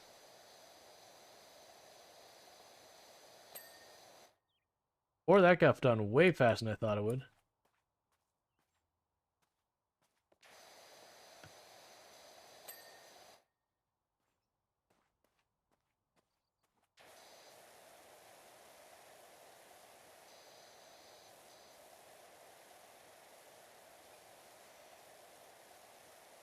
Okay.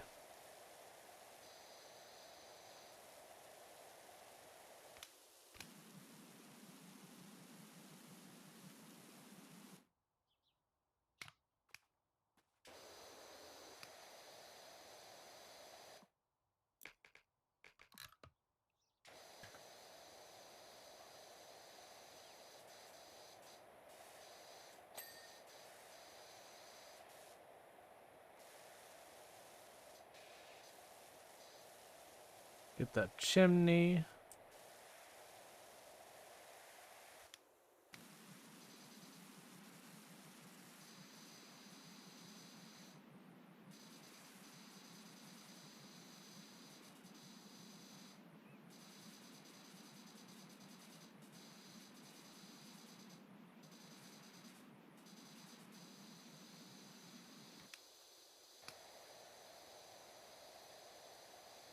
Alright, now you can just go over here.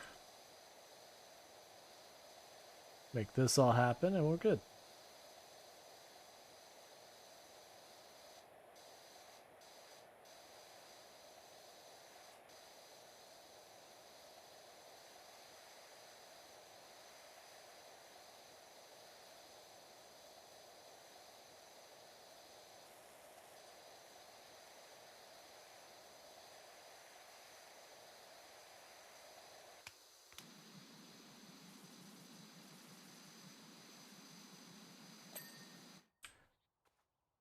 Alright.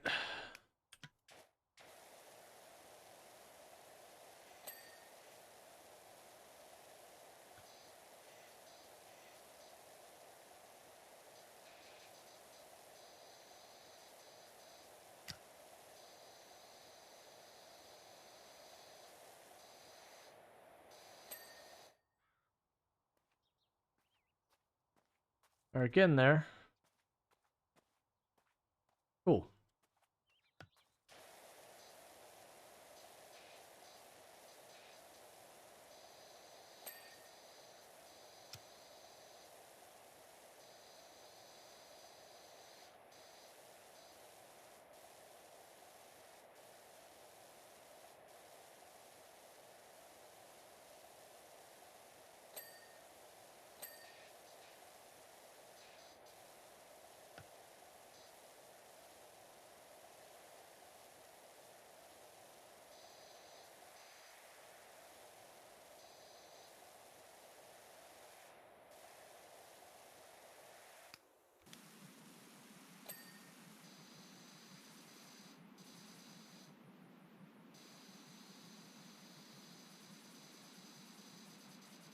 Yeah, being able to clean that far is absolutely absurd.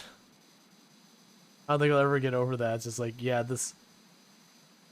There's no way. Like this, the amount of pressure this thing would need to be absolutely so past bananas.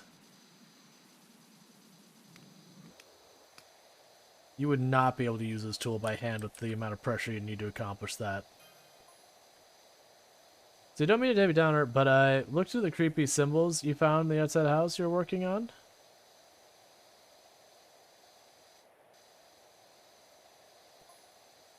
Turns out they're just builder's diagram telling the plumber where to put the gap for the overfill pipe.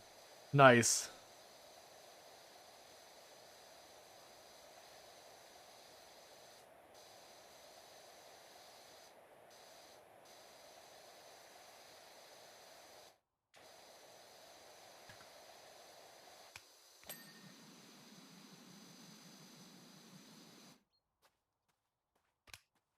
They're all like, angelic symbols from an ancient people. Like, that makes no sense. Your house isn't ancient. Why would there be ancient symbols on your not ancient house? That's not how that works. Not unless someone is adding them now, at which point then they're not ancient. They're a known and current language.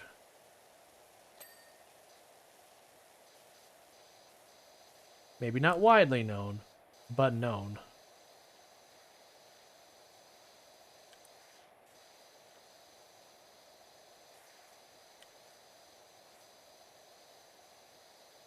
Known enough that someone would graffiti their house with it. Could be a house newly built out of ancient materials. Ah, yes. The ancient garage door.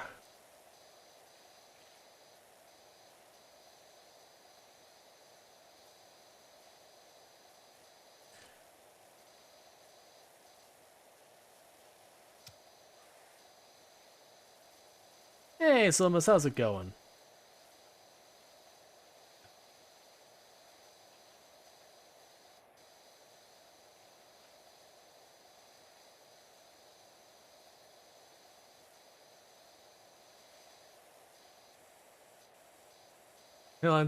I mean, Tomb Raider, I found an ancient machine, a gun, an ancient tomb. Yeah. Oh, video game logic.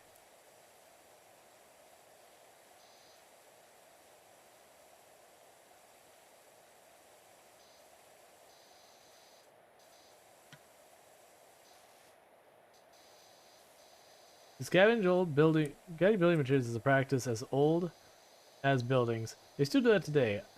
Oh, salvage wood, floor selling for buku bucks. Yeah, well, especially when you talk like, houses used to be like they would just straight up build your roof out of oak. We're not talking like a plywood or whatever. We're talking just straight up oak plank. And nowadays, like getting some of that stuff, like because of just what happens to the wood if it's taken care of properly, like it hardens in a way that you just can't mimic. Like you have to age it in that way to do it. So some of that stuff has been taken care of and aged in that way. Like it's worth some premium money. It basically becomes as hard as stone.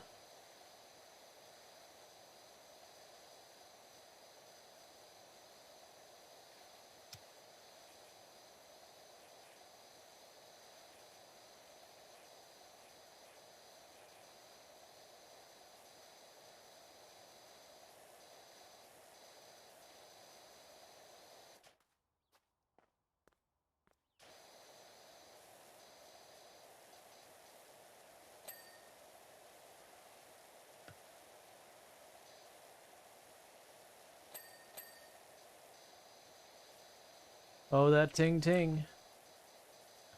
Good feeling.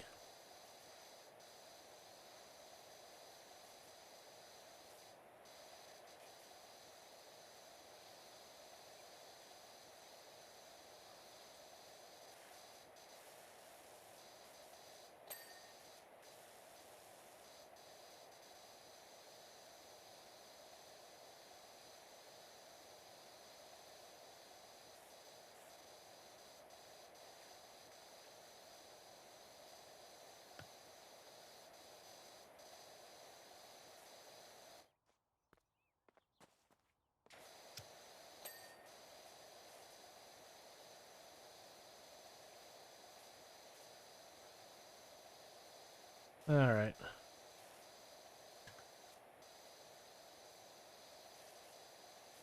Some of the stuff is not getting as clean this time, but that's okay. We'll get there.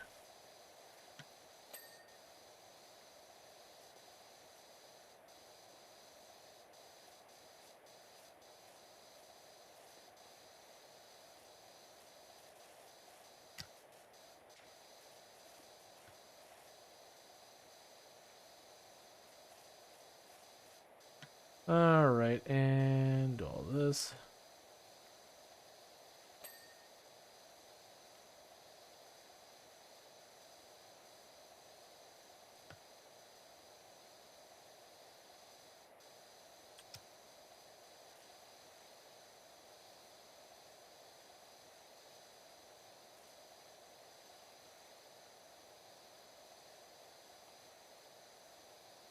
Because we've already gotten most of this cleaned up from just the spray from doing everything else. There we go.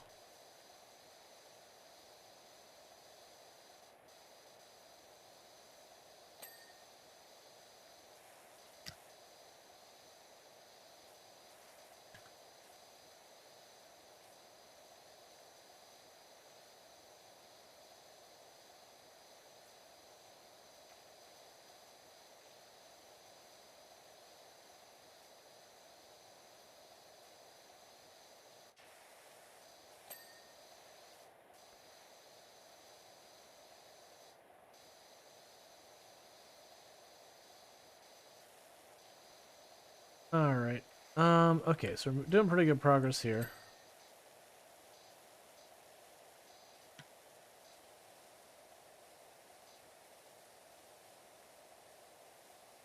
I need the higher pressure one. We can just go like this till it pops off.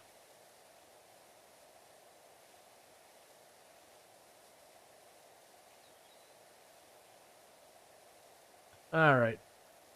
We're just going through here, making this all work. Garage getting all clean. Down to the last little bit of this house.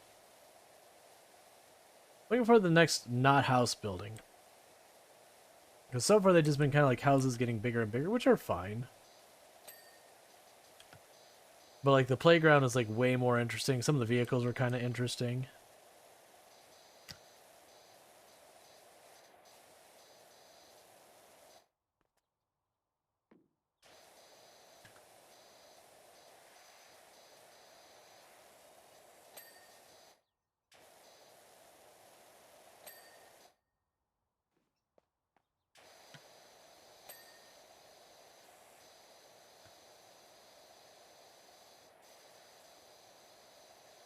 Alright.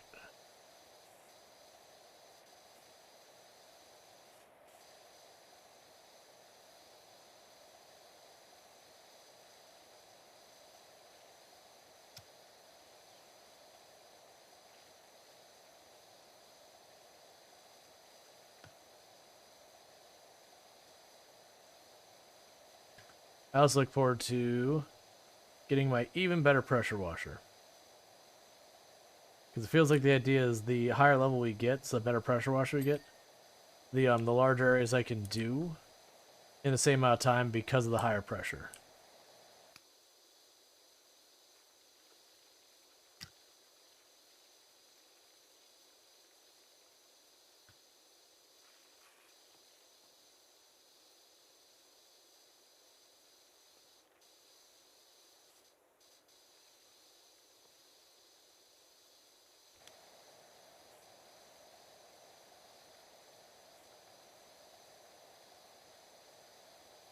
Alright.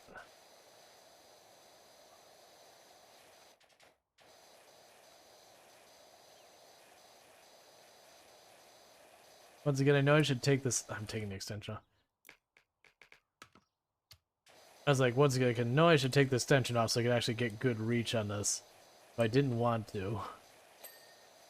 I mean, I shouldn't say reach, good angle.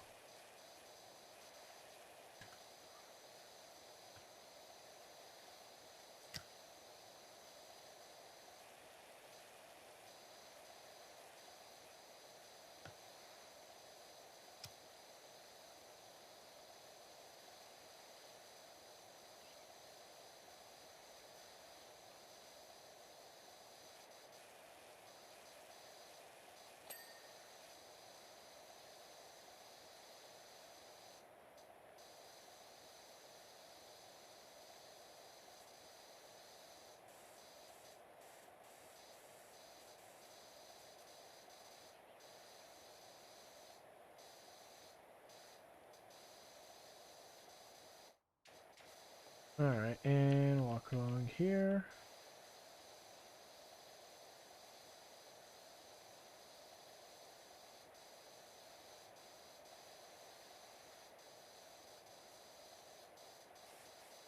Yeah, see, there's the one spot over there. I haven't been able to get an angle on it yet.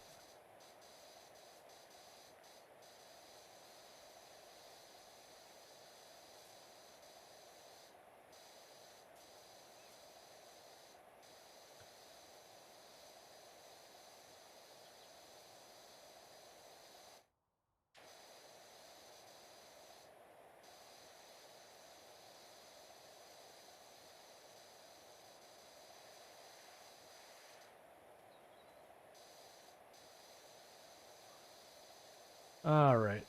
That should be tinging very soon.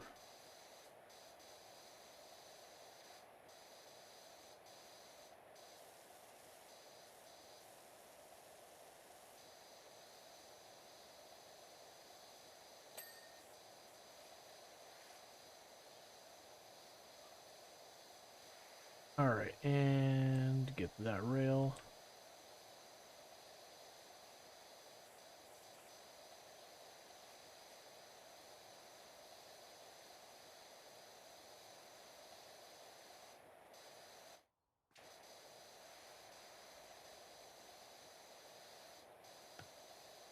Alright.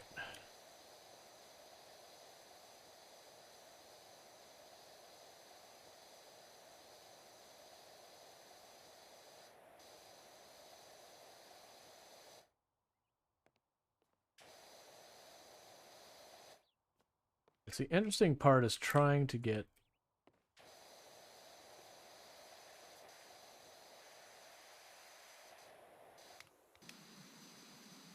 There we go.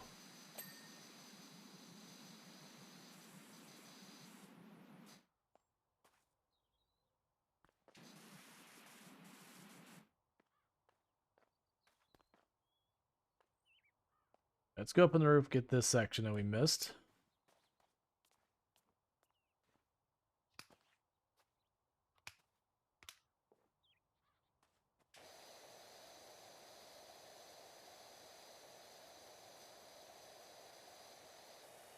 Alright. Home stretch in this place. Just gotta get this done, and it's like all those like little minutia of like where you miss like a tiny little spot on one rail and all that.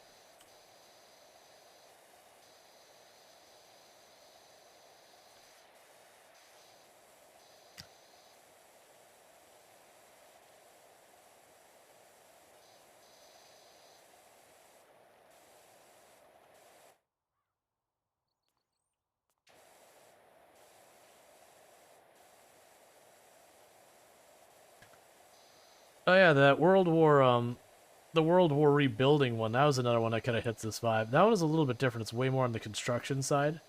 But for those who didn't see, I can't remember the name of it. But the entire premise of the game was World War II has ended.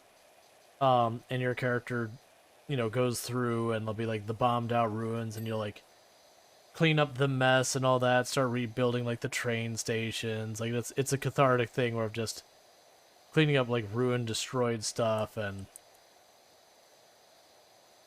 you know, making a nice thing out of it. Like that one's also interesting because like you have a requirement to like decorate stuff, but they don't like specify. It's like you need to put a flag here, you need to put a thing there. It's you must have a score of this on your decoration, and kind of like make it look how you want, which is kind of nice. But then there's like also having the materials you need and trying to not make it like avoid making it too expensive, stuff like that.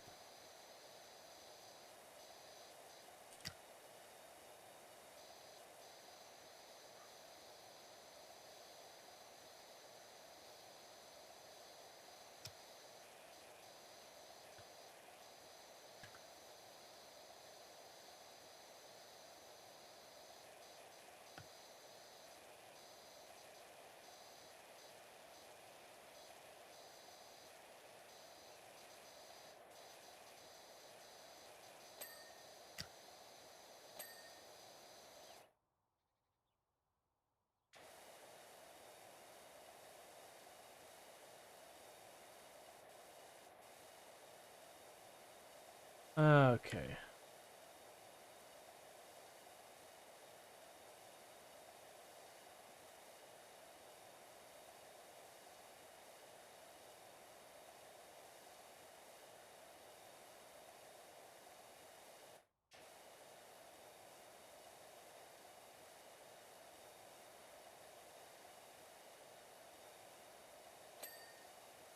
Oh, that didn't feel like he's nearly that far along, but alright.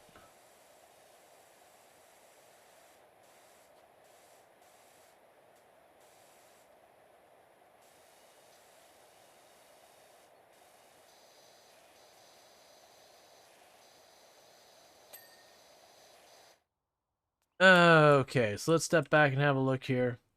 We're at 99% done. Alright, there's that spot right there.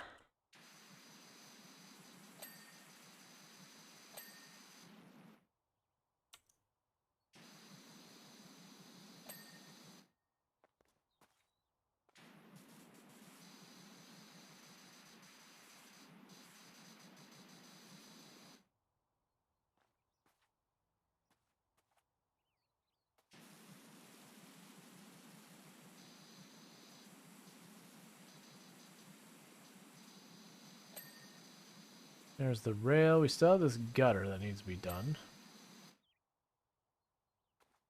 Alright, so let's see where we're at. 94 on the gutter.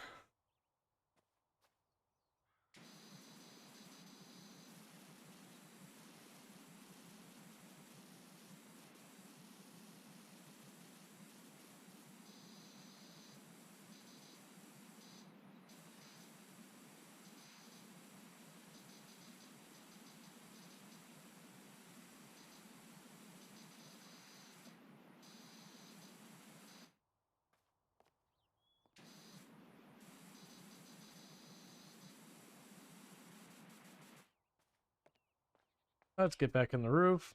Probably just need to get in there. We're doing the last little touch-ups here.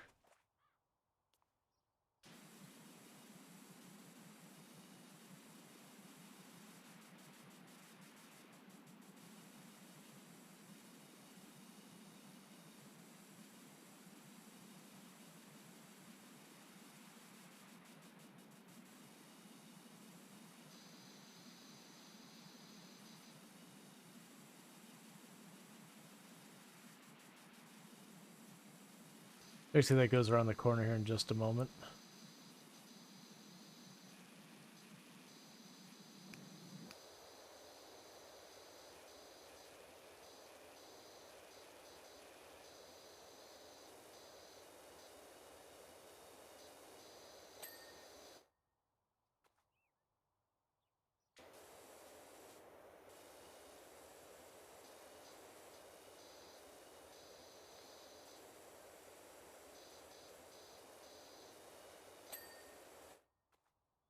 Alright, let's see what we got next. Still got gutters, but that one's clean.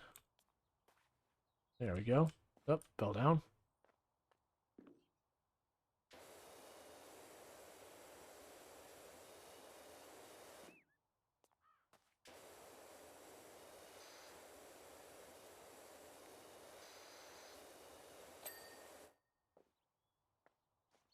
Alright, and we have a post somewhere that's not clean.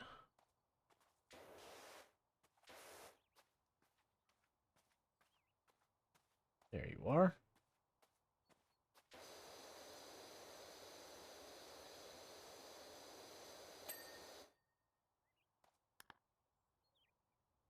And a window.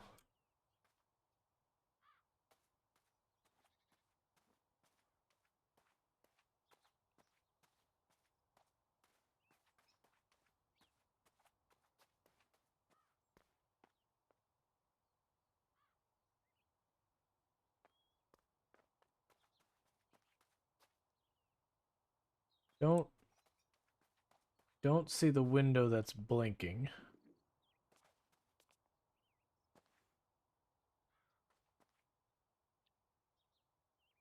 Um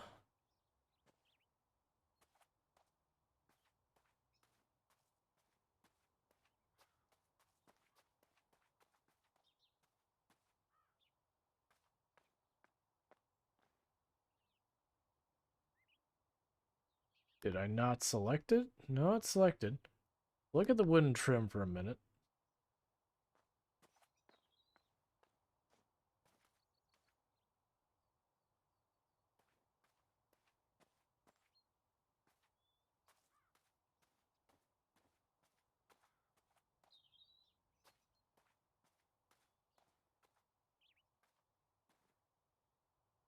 I'm also saying tab just in case.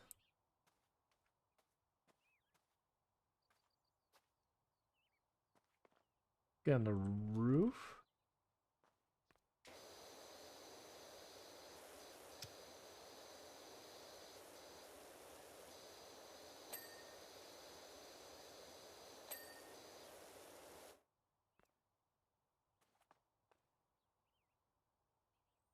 It's kind of hard to notice the blinking.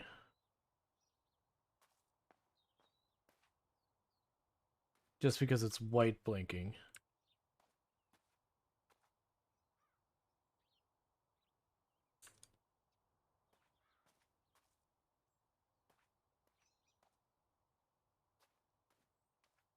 There we go.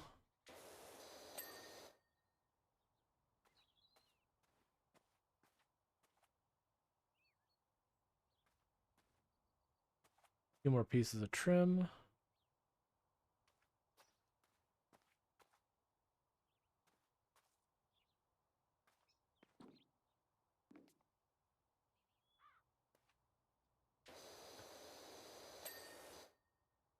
And then my guess will be the other side.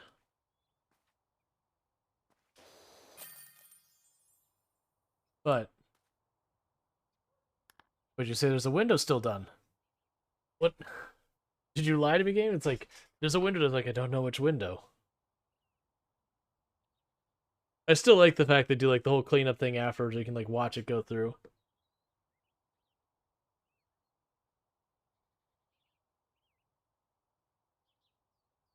The house looks amazing, almost normal. You know what's strange though? As you're finishing, there was a screech from the attic, so I opened the latch. Something whooshed past my face, followed by a grubby gray feather floated mysteriously down. I think it was Esther's soul leaving, finally at peace, or it was an owl. But, but you didn't give me the full money. You gave me 5 stars, and it was like not actually done. A shoe house, okay, and a skate park. All right, let's do some more upgrades here, chat. Equipment. Wait, do I have any upgrades? Oh yeah, it's this thing. I'm gonna skip on that thing for right now, just to make sure I can get the heavy duty one when it's time.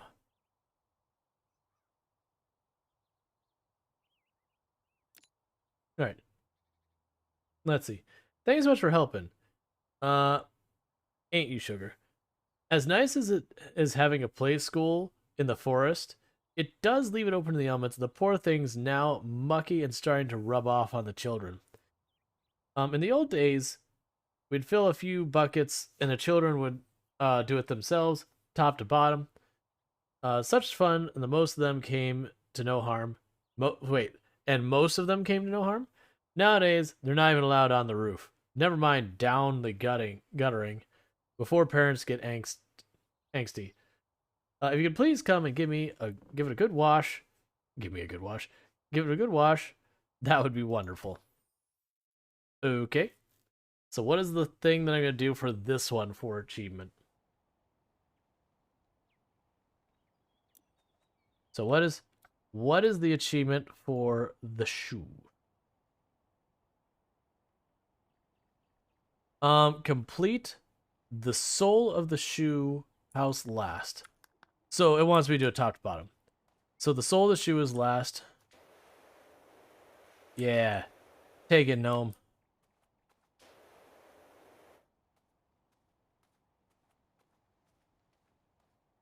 That is a lot of scaffolding that is not... Oh, I pick up the entire scaffolding. This is a whole new thing to worry about.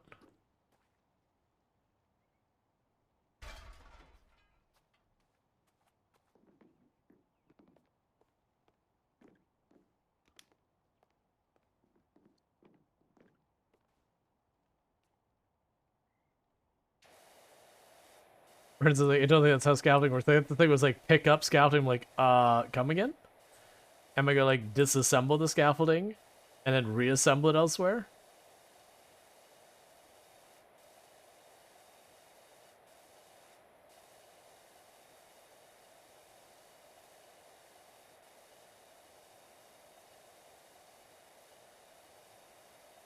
So yeah, so you're supposed to do the soul fast last. The assumption being you're going with the idea of top to bottom.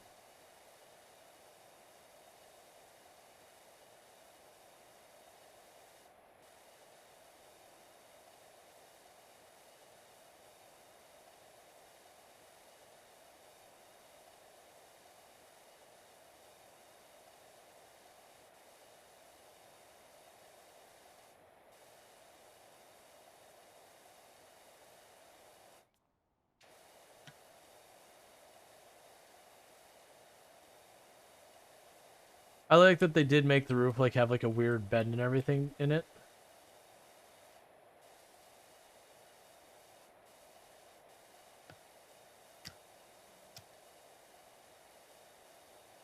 Because it gave me almost like a weird vertigo feeling there from when I was like, what? It's like, oh, the roof's not flat. Okay. That checks out.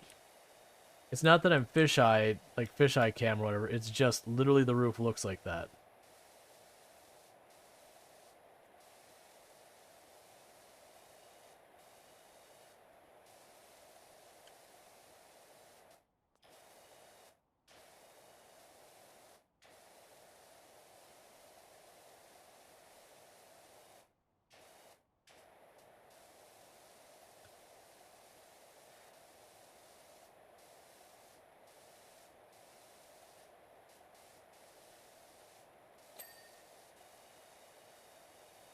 Okay.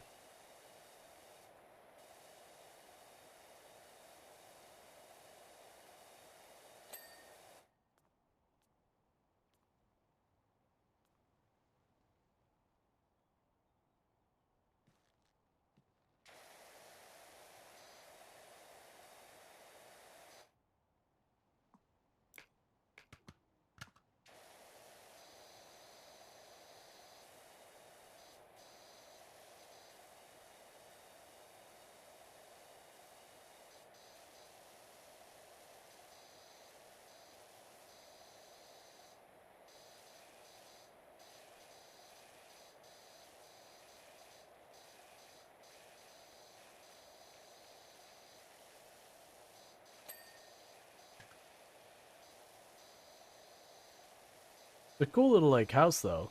Like it's a shoe house or whatever. Playing on fairy tales, of course.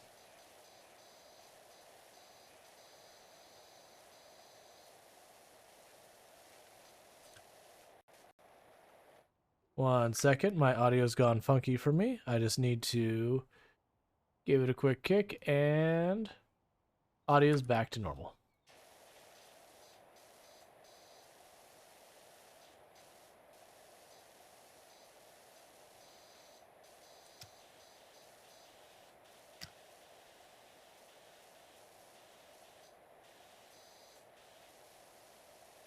All right.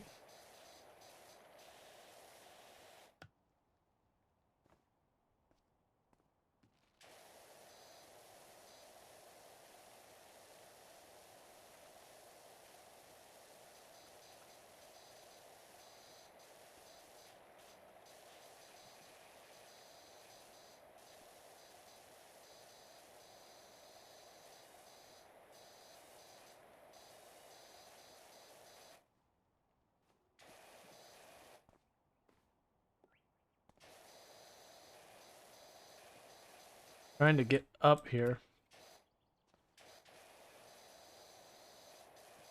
Not really a thing you could stand on, apparently.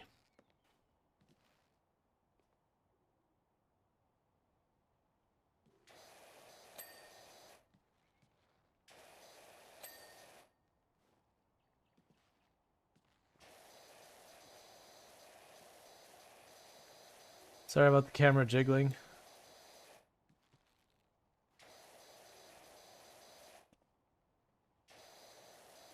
I was really expecting that to be enough to get that cleaned. Get credit for it. There we go.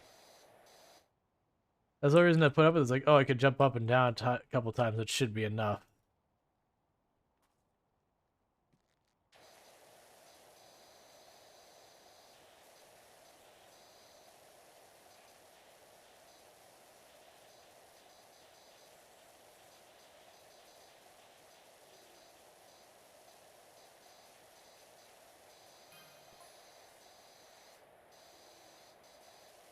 Martha Hubbard, you got a stinky butt. Is that one of the children?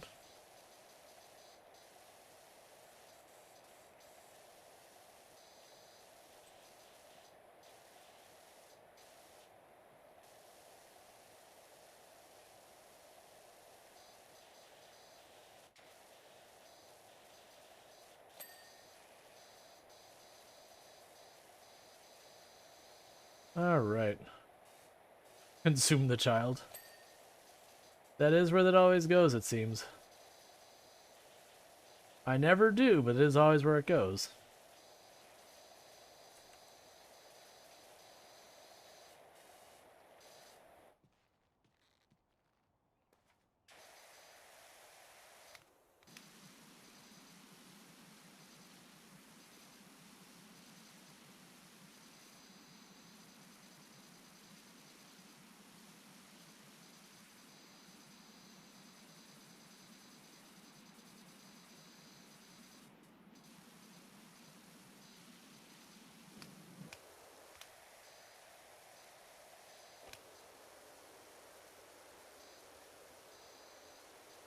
Alright.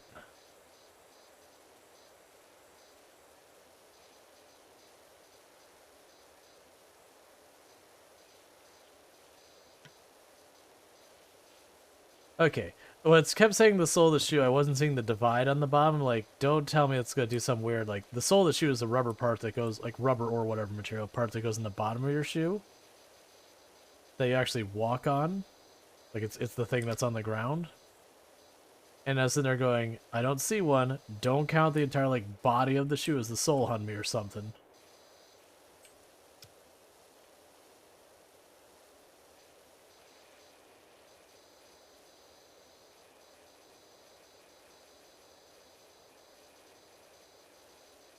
Alright, just getting all this sorted out.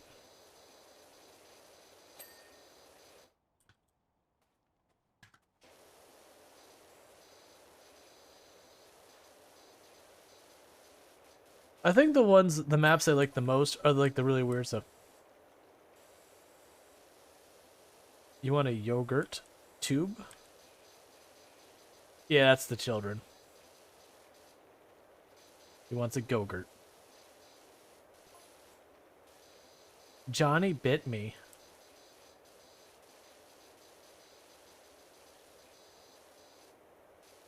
Why would you give the children my phone number so that they could text me while I'm working?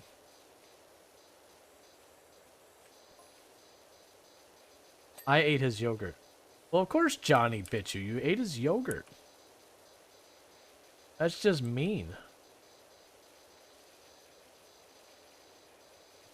Johnny might have dietary needs.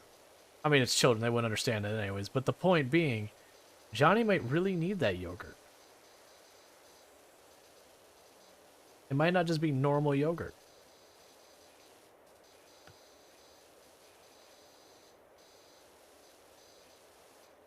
I really like the wood finish on these windows.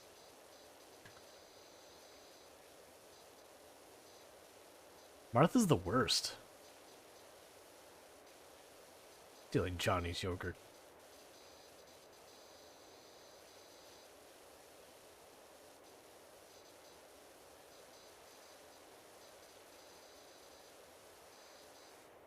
Johnny has some starving child that hasn't eaten in days. I mean, for all we know. I mean, they live in a shoe in the woods. Or play in a shoe in the woods, whatever.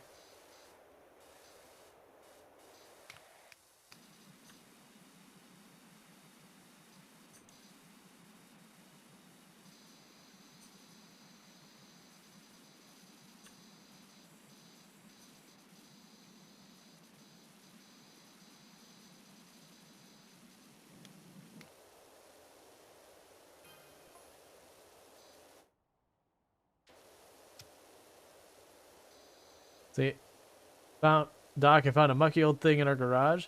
Let us know when you have free time to cover on clearing it. Martha, I'm going poop. Again, I don't need to know these things. Good for you. I'm proud of you, you know. But the fact that like nature called and you didn't delay. You took care of yourselves. That's good. But it's not a broadcast thing. I done it. Good for you.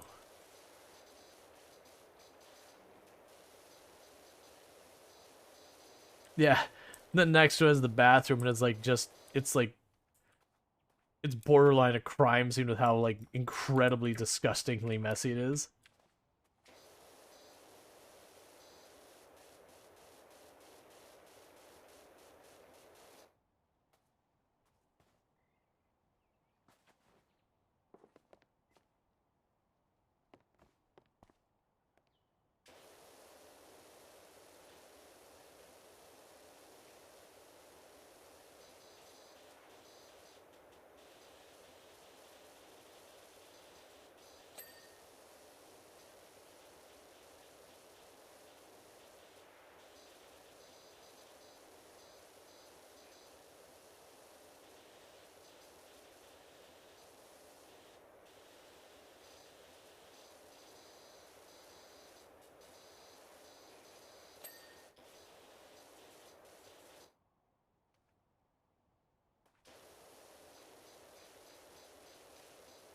All right.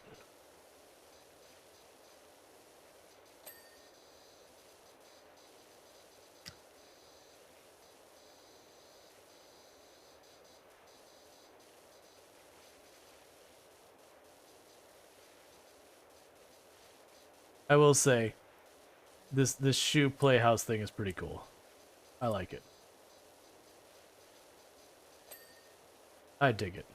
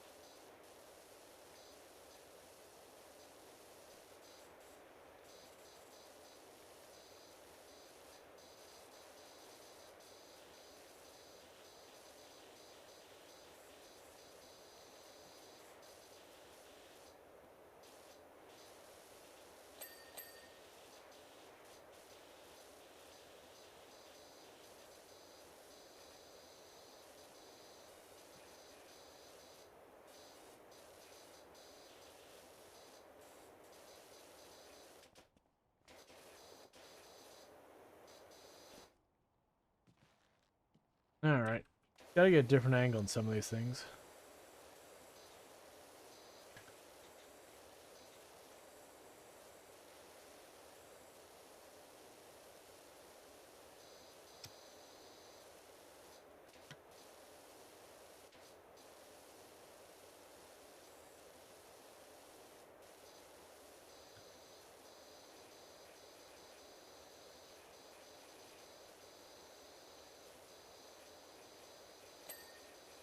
There's the window.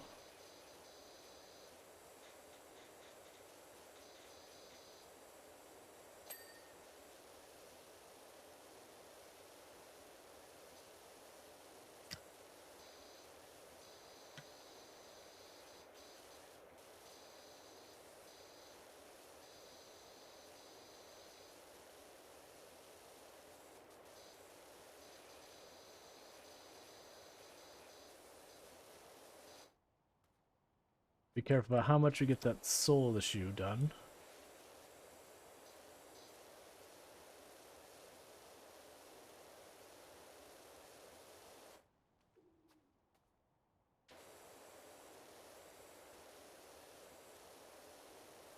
All right, and get this all up.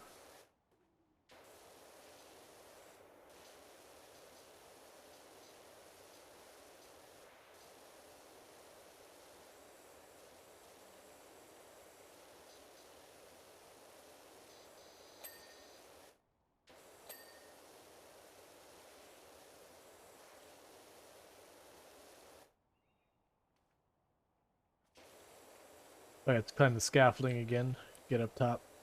See if we can get a different angle at some of these places.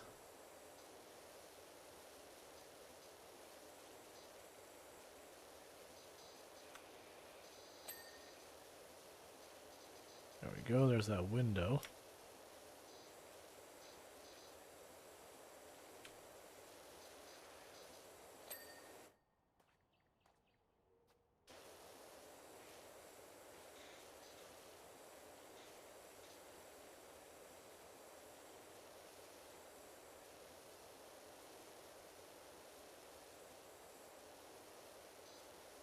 Alright.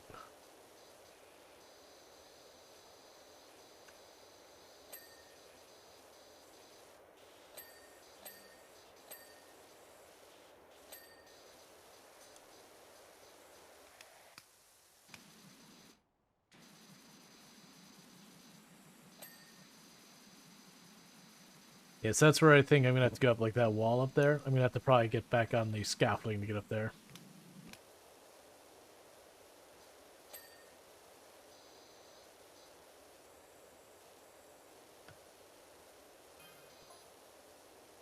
I'm sorry about that. Charlie found my phone.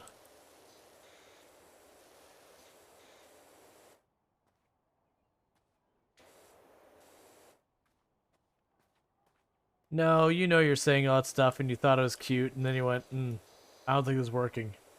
I think it's made things really weird. I should really, like, bail out now. Which the answer is correct. You should absolutely have bailed out. Like, honestly, before you even started. But, like, bailing out was the right decision.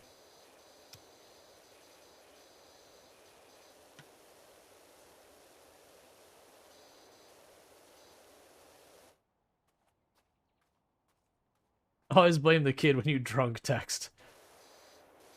Pretty much.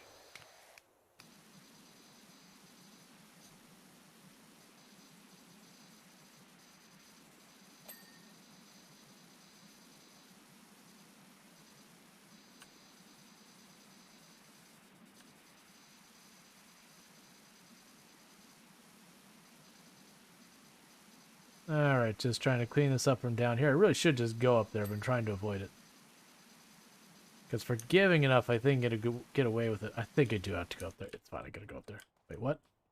Oh, for a moment I thought the ground for a moment itself was flashing as well. I was like, no, don't do that to me. Alright, do that at the playground. It was enough of a project.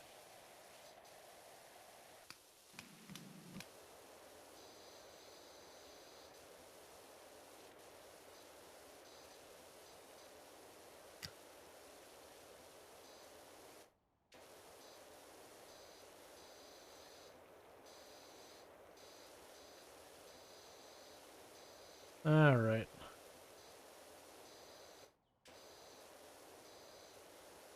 Kind of hoping this wall would be one section. I don't think it is. I think it's like the whole gray section.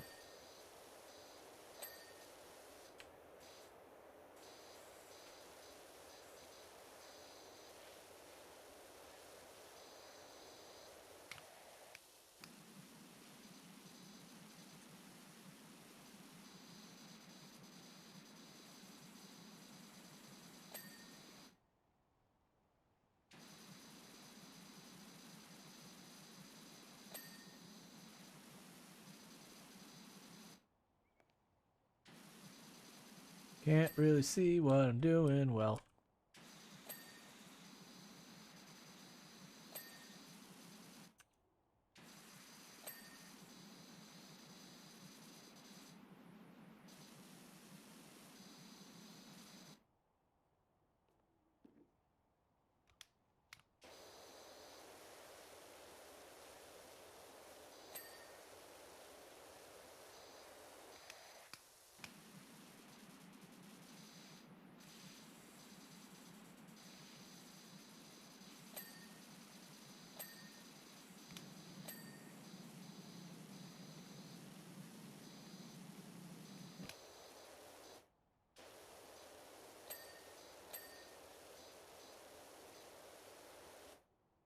Alright, so it looks like you gotta go up on that area to get to the front. So go over here. Try and pop down over here.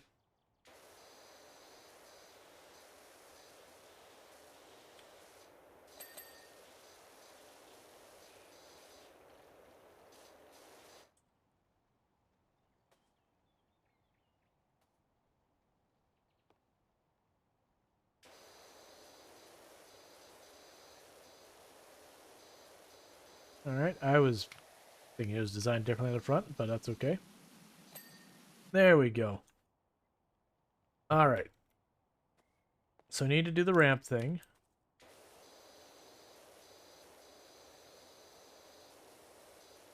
Stairs, that's what they are. Stairs, very genuinely stairs.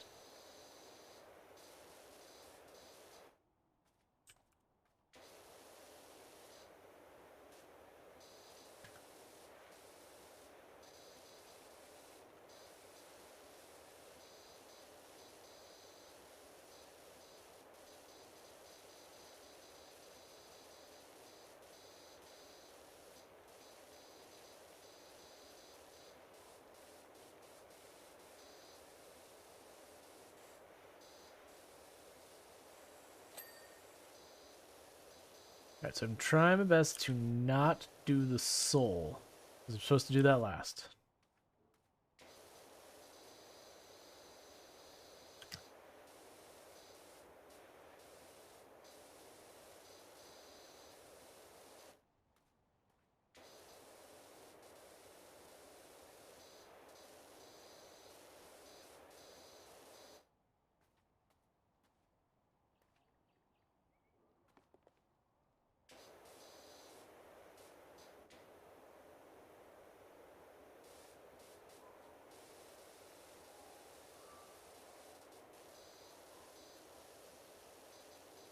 Come on. Give me the credit.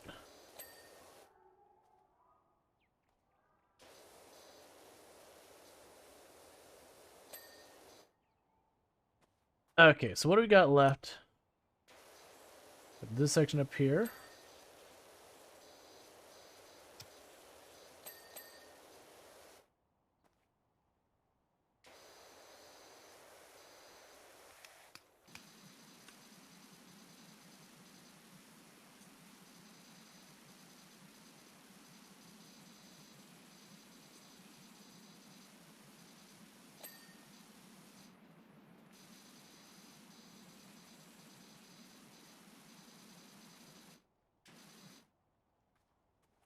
Alright, let's try it. Oh, there we go.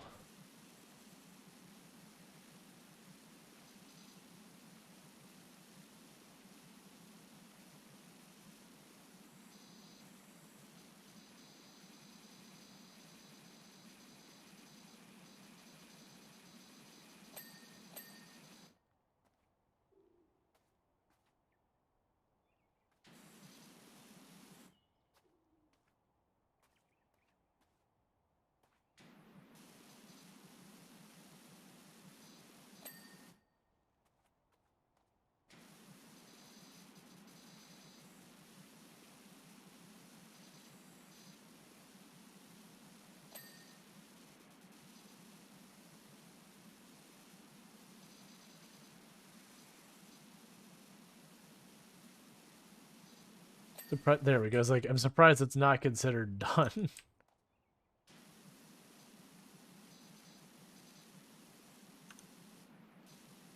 You're really getting in there on that trim.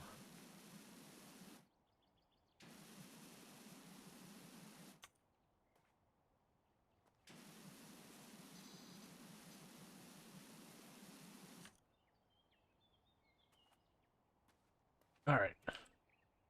So I've got the gray spot up here still isn't done. That window isn't done.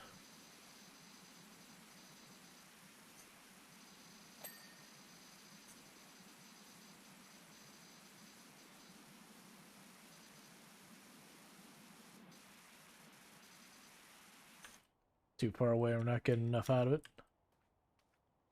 Those stuff on the sides of the main door? Yeah. I mean over here?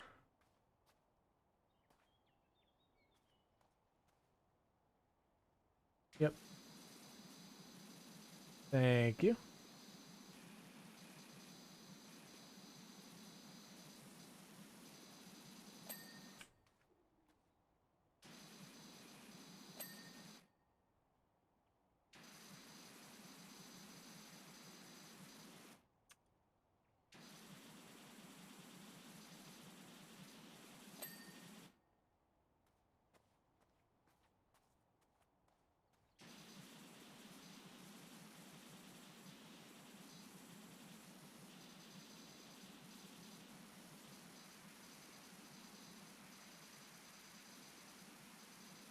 I keep hoping, like, that thing's so close up there. I keep hoping I'm just gonna barely get it just enough to just push over there where it counts it. But doesn't quite get there. So let's run up here.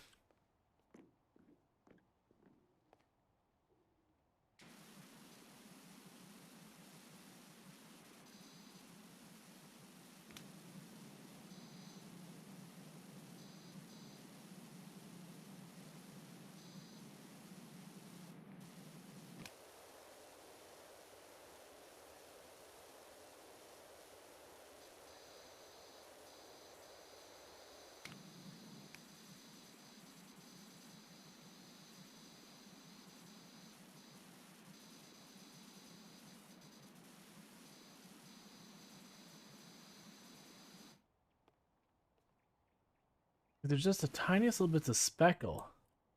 Those poor flowers. Oh, yeah. We're not being paid to care about the flowers.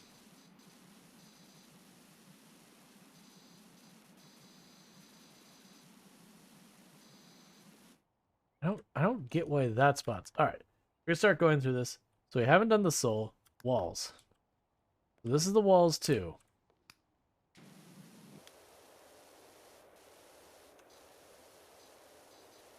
Like I see nothing.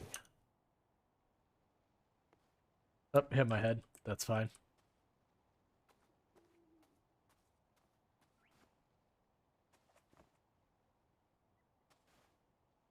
My assumption is there's some angle where there's just like one spot that's...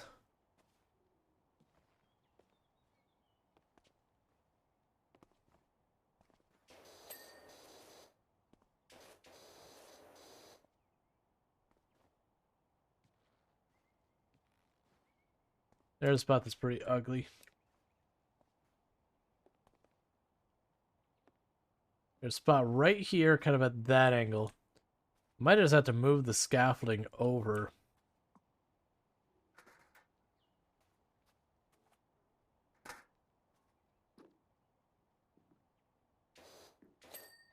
There. Alright. So let's see what's next. Window... That one.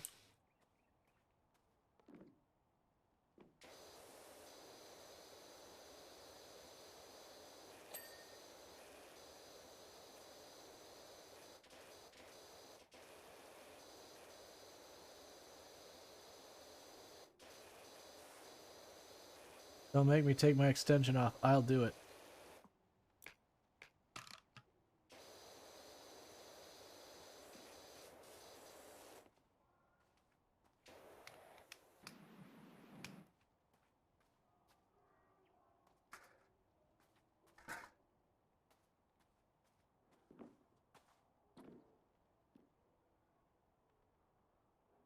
The one thing I like about their other home renovator is the perk. You can see all dirt.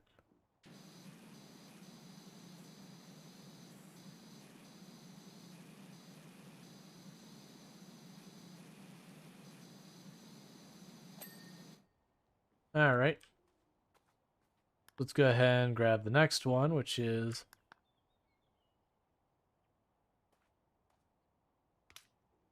everything. All right, let's put the wand back on.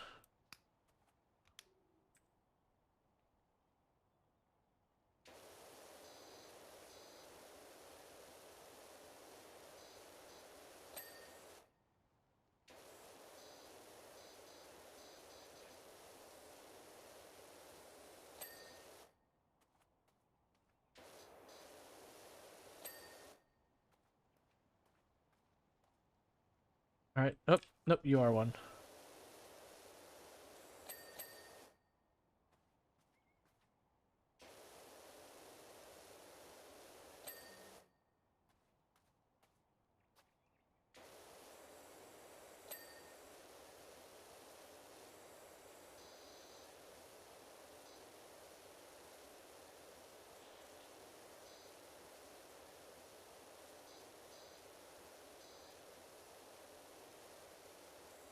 It's like right there. I'm like one tiny, tiny little increment off.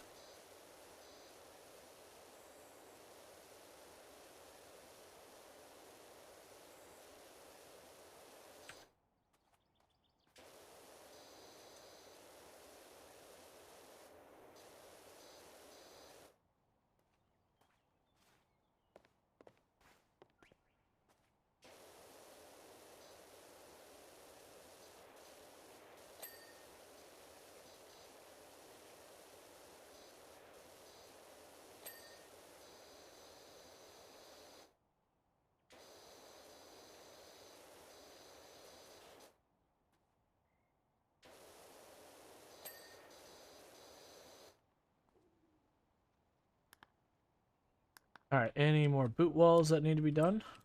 We'll worry about the next thing.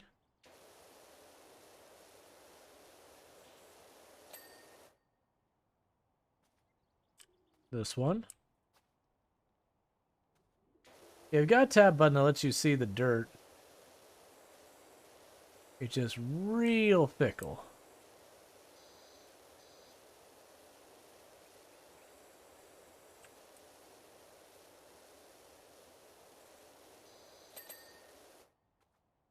All right. The thing that's all the boot walls, yep. Window box, there we go. The one thing I like about the... Yeah, sorry. Already read that.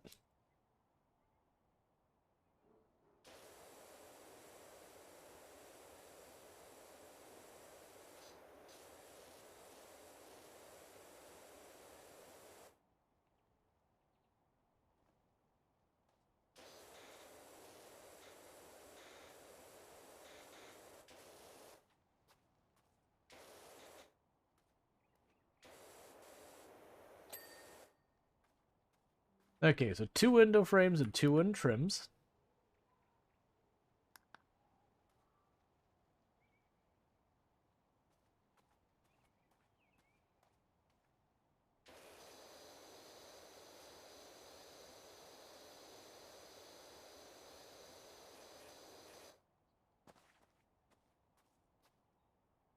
That one. Okay, so first let's get this one. I'm assuming we didn't get it from the top well.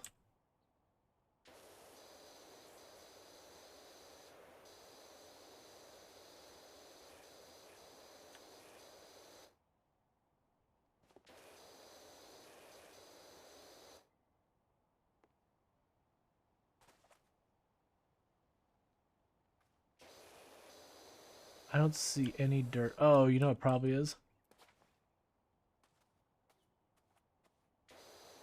It's probably right along this... There we go. It's right along the planter box.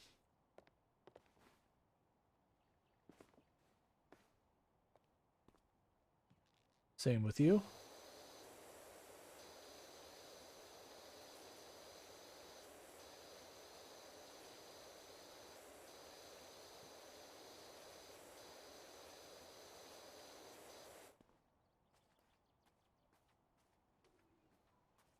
Alright, so we're down to the wood frame. Right here. There we go. And we have our 4 wood trim.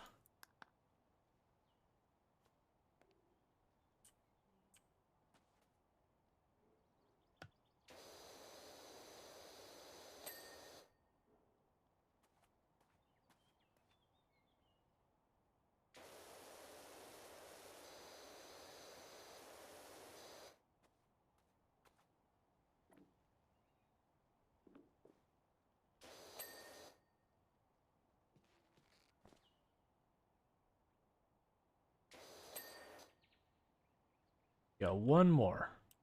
There it is. Alright, that leaves just the soul. So...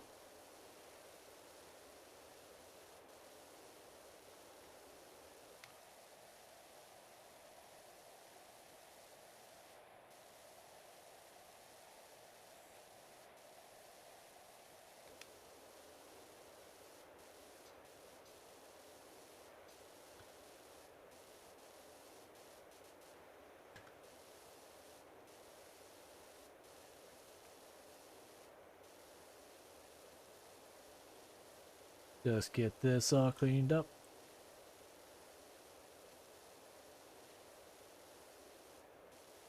Cool. Thanks so much everyone who's been tuning in, has been lurking, chatting, following, subscribing, doing the bits, hosts, donuts, and the raid. Sorry, kind of been getting absorbed. I just get into the catharsis of like just doing this. That like you tunnel vision a little bit.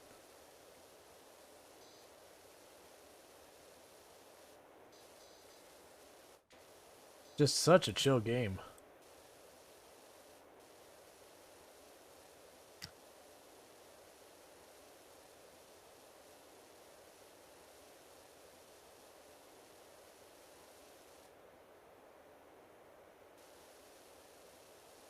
Here's this. it boggles my mind how much it is easy to just chill out and watch you clean. Yeah, that's the thing. Is like you just kind of go into like, oh right, I'm entertaining people. I'm just kind of like just doing the thing, which is a good thing.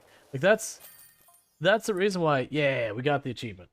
Like that's the reason why when it came to this game, I was like, this is a game that'd be perfect for like zoning out. My wisdom gamer is also enjoying watching you. Nah, like it's fun. Like there's a catharsis of like watching like when something's a disaster, like just watch the mess, like just watch it like slowly like bit in pieces get cleaned up. Especially when you can do it in a meaningful amount of time. All right, so we're at 40 stars. Is that what I need to get the better power washer? It is, but I need more money. So I definitely want to make at least 560 on this one. So whatever one we're doing now, we're doing one worth 560, which is everyone but that one. So let's do the skate park. It seems our little town is growing up in the world. Muckingham Skate Park has been chosen to host the next county championship. Ordinarily, I leave the sullen types to roll around in their own filth, as as is their wont. But if we're gonna get in the papers and TV, we can't have people seeing all the grime and funny writing. So I want you to hit it with everything you've got. Cool. So we got a skate park and we're doing a thing. Nice. Hello, our first. Sorry. What were you trying to say? You started to say something. I couldn't see it. There you go. Hello, our forest home puts the grout in the grotto. Could you come by and give us a spring cleaning, please? Okay. It hurts the eyes so much. This doesn't look like... Oh, you know, there's gonna be lots of corners.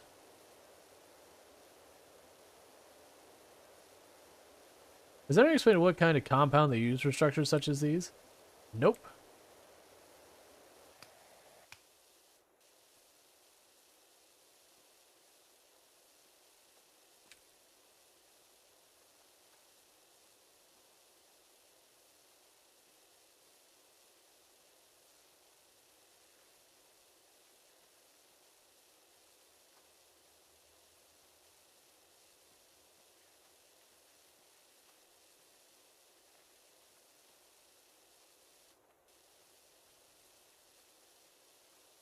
We built on magic material that somehow attracts grime.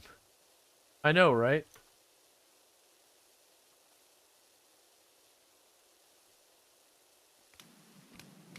What if the green's enough to clean that off?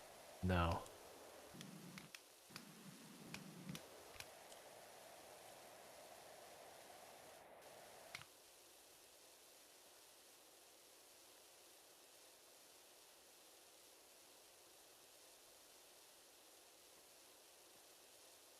Like, part of the catharsis with stuff like this as well is like you could certainly clean up a skate park like this, you know, pressure washing and all that.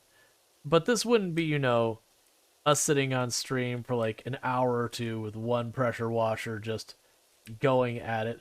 This would be either like a team of people putting in like an hour or two, or to be like one person like 2-3 days or more of doing it.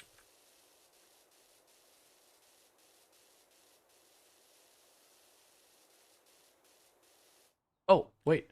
1 second. Are there achievements for the skate park? Let's look. Um, Achievements for the skate park. Let's refresh this so I can actually see, get rid of the achievements I have done. Um, Water bowl shot in the skate park. Push the ball out of the bowl. Done and done. Let's do this. Where's the bowl? Please tell me there isn't like a huge extra area of the skate park I'm blissfully unaware of. Where's the bowl?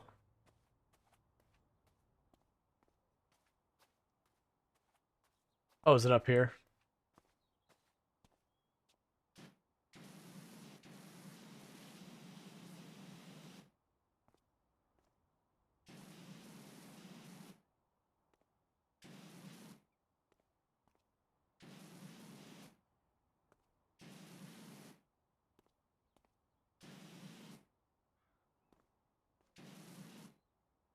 Sick moves, ball.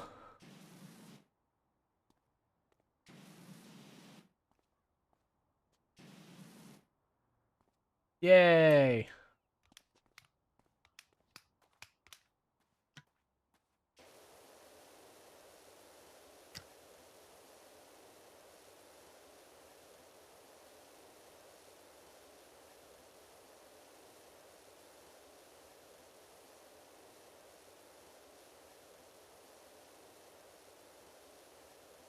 I like that they did make it so you kind of had to like get the ball back and forth, sort of like as skateboarding. Like you just didn't have enough force to like just shove it one way. You had to like get it moving and let, you know, kind of gravity assist it the other way.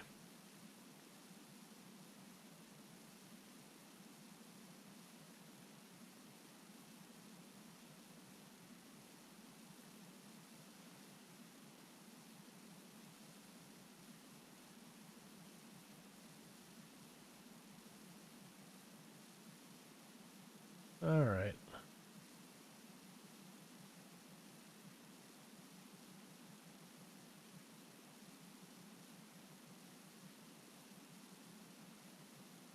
And at 2000, we get our much fancier pressure washer.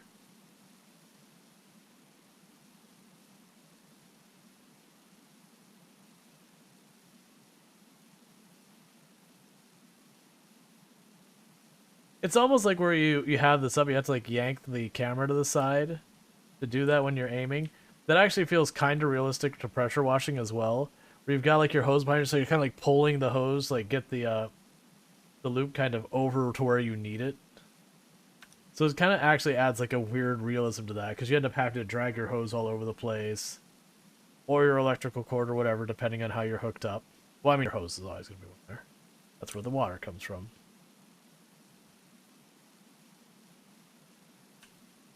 Because I don't imagine you get a pressure washer as significant of enough reservoir that you could somehow just do like a skate park without having a hose or something hooked up.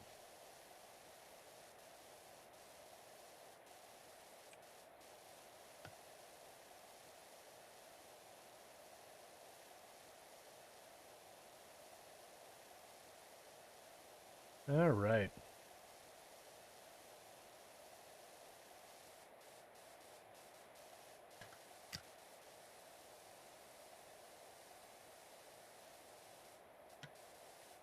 This might not be a bad place to do the achievement where you do 90% of stuff. I don't think we've completed anything yet. Yeah, there's not many things here. Let's do the 90% as well. We're going to watch for us. I'm not going to take these things too far if I can help it.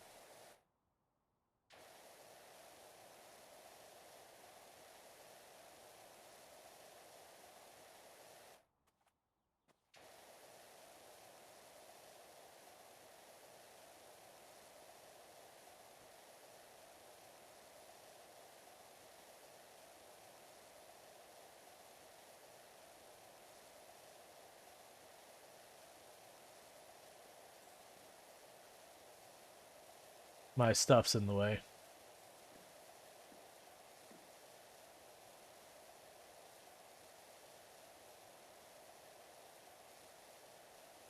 Because that achievement is to get 95% with none of the things going ting. Like, not finishing any of it, getting everything mostly done. That's the reason I also started with the floor. Because that's going to be the biggest and highest percent of this whole thing, I would imagine.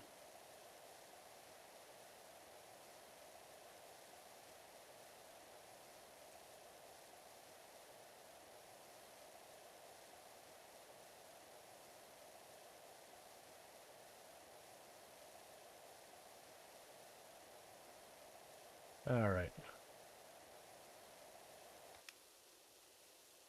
Is that strong enough? Because that'd save me a lot of time. Yeah, looks like this is strong enough.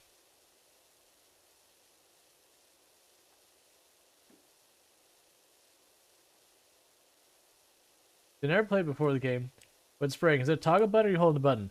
It's you can choose to do either. Like left mouse button, I have to click and then let go. Right mouse button, I can toggle it on. If you had to hold it the whole time, it'd kill your poor hand.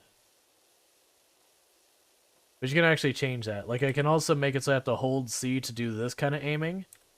Or you can make it so it's toggle. Yeah, I can see how much. I wonder if I switch to the shorter nozzle if I have enough pressure to do it. It's not perfect, but it's doing pretty good. It's doing good enough if I just overlap the passes I shouldn't have to worry about.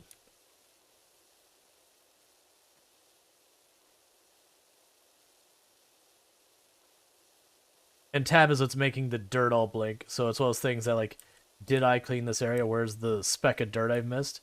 You can hit tab to keep blinking it till you can find it. I mostly need to make sure I don't angle too far forward, because then it's too far ahead of me that I'm not getting enough pressure, which is fine. I do think it's the correct choice.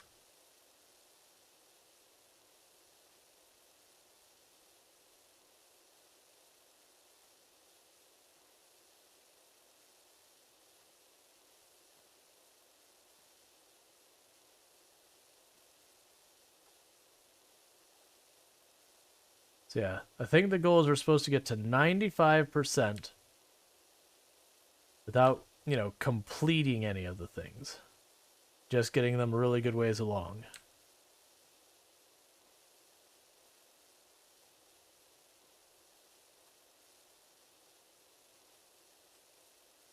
And we're at 10% right now. And climbing. And the way I can tell I'm completing is if you look where it says gallery floor in the top left and it's slowly going down. If it gets too low, that'll complete. I don't know exactly where the cutoff is, but I would assume the cutoff for us to be able to hit 95% would be pretty close to 5% or less. Because otherwise, in theory, I wouldn't imagine it to be accomplishable.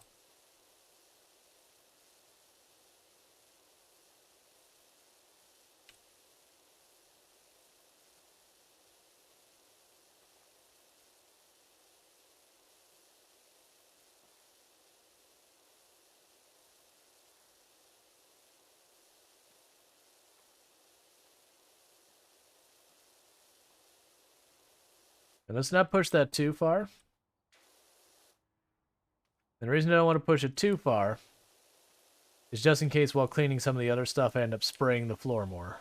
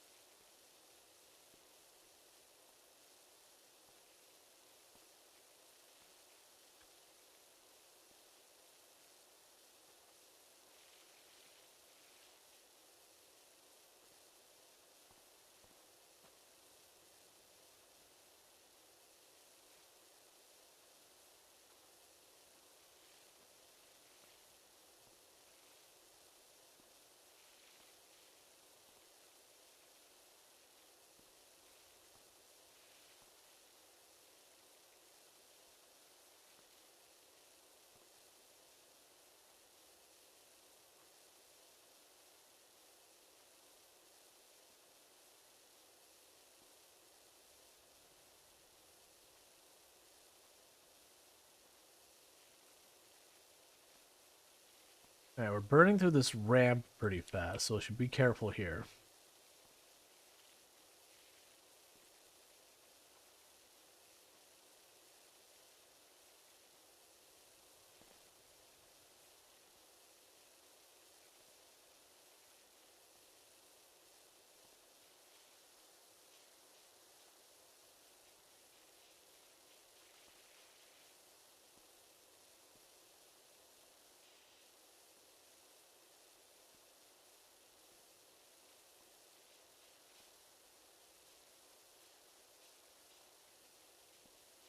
The good news, it looks like there's some like really grimy stuff really stuck in those stairs, which sounds really weird to say. But that does mean, like, actually get the worst of it off. I'll have to break out a higher pressure thing.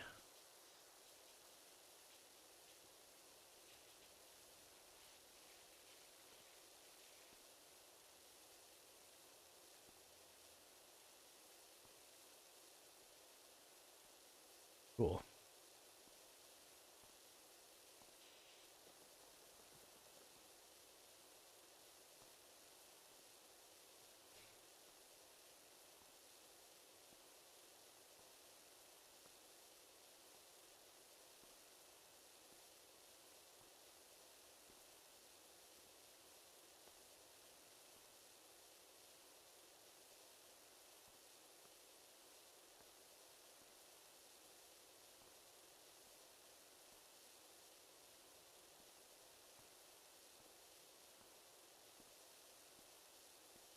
It's also good for like good thing for this type of achievement that it's nothing that like the water can like splash and run around and all that. Because you'd have things where like I'd spray like a handrail and the water running down the handrail would loosen up a bunch of dirt, so you could potentially accidentally fail by cleaning something else and the water running down. But that's just not a mechanic.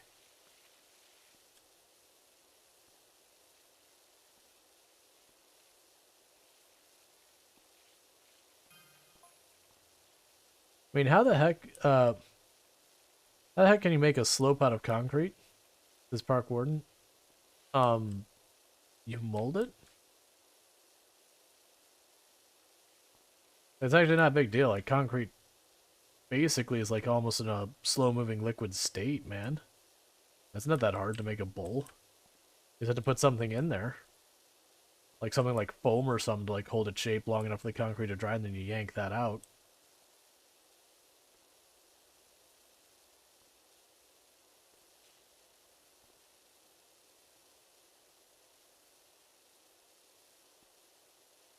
You say it's flat, then prop it up on one end?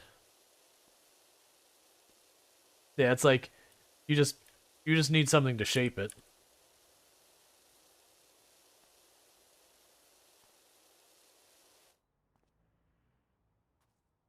Yep, rebar for structure knot.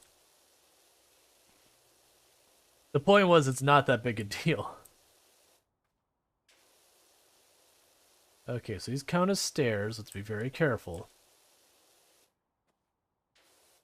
Alright, so rail's not going that fast.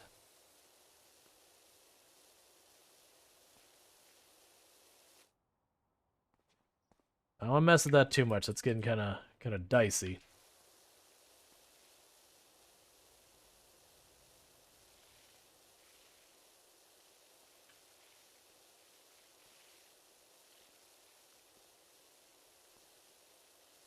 You build a forum, you add rebar, you make sure there's proper coverage before concrete. Yeah.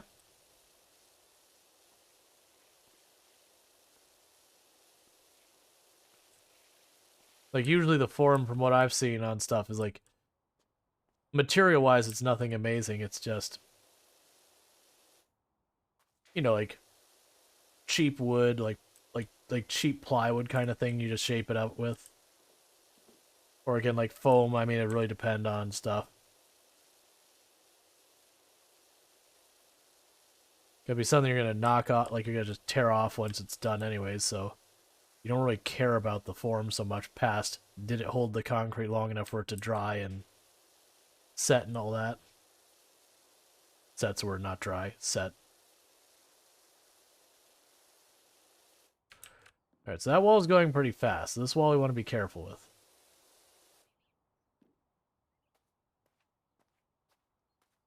Continues as I have done hundreds of blueprints with concrete details and notes. Yep.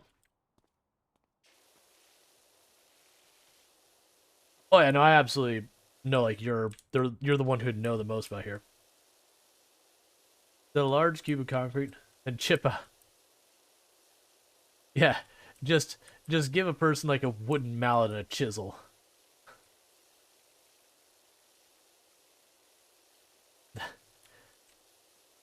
Would definitely not work.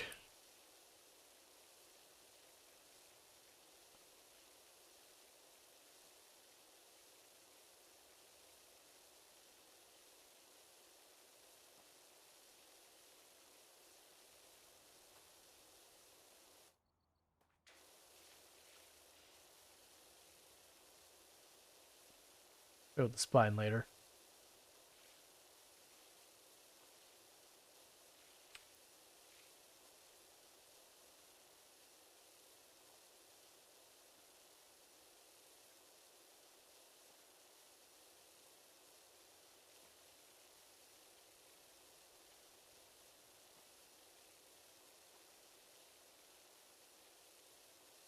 All right, 25%. Here we come.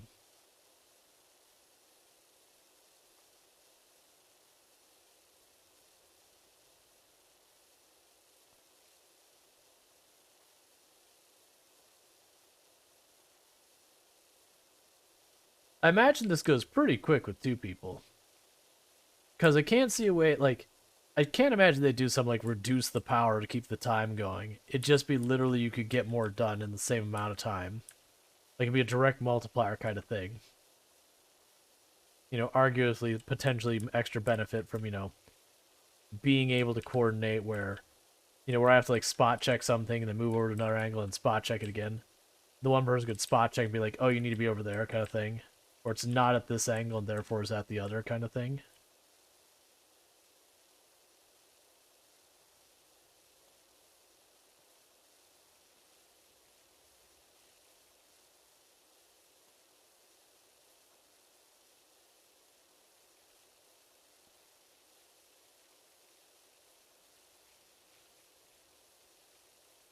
I never thought about it. I'm assuming they have a drain in those bowls. Like in the bottom of the bowl have some type of drain. You'd have to, right? Because otherwise it'd rain, the bowl would just fill up and it would just sit there until it evaporated or, became compromised.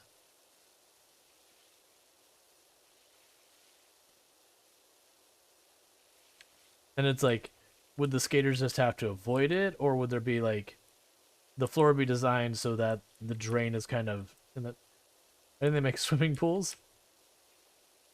Well, I mean, technically swimming pools have drains to them as well, typically. You have to, like, drain the pool to fix the lining and all that, and you have to have a way of doing so.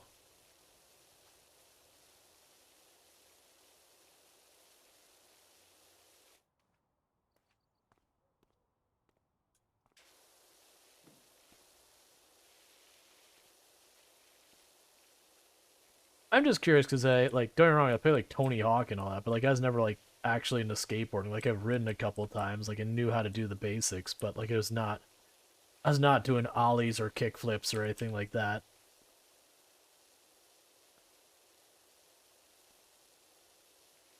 Most skate parks you've seen don't have full bowl like that. Gotcha. So they do the thing where it's like this would be all filled in, but there'd be like the gap here that'd be like the ramp in out kind of thing, so that would just drain out that side.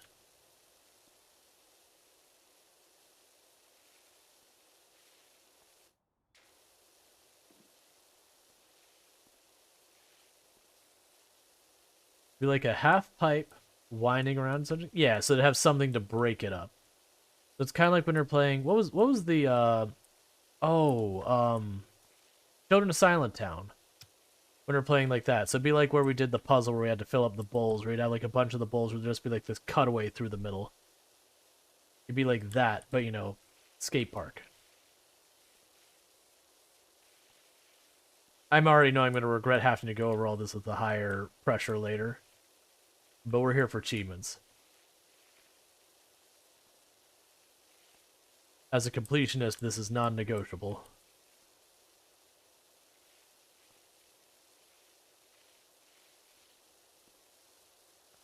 Here's a question, mate. All right. I was curious if I'm not spraying and I just point at something, if I could see the percentage.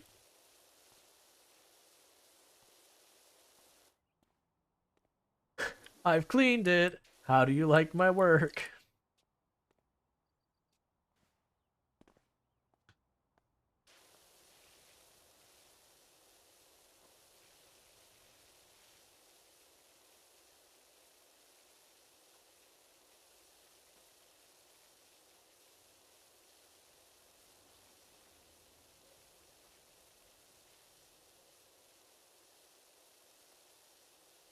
Yeah, no, with me, like the skateboarding things, like, don't get me wrong, I found skateboarding really cool, but then I also looked at how badly some people I knew would hurt themselves, like learning tricks. I'm like, you know what, I'm good.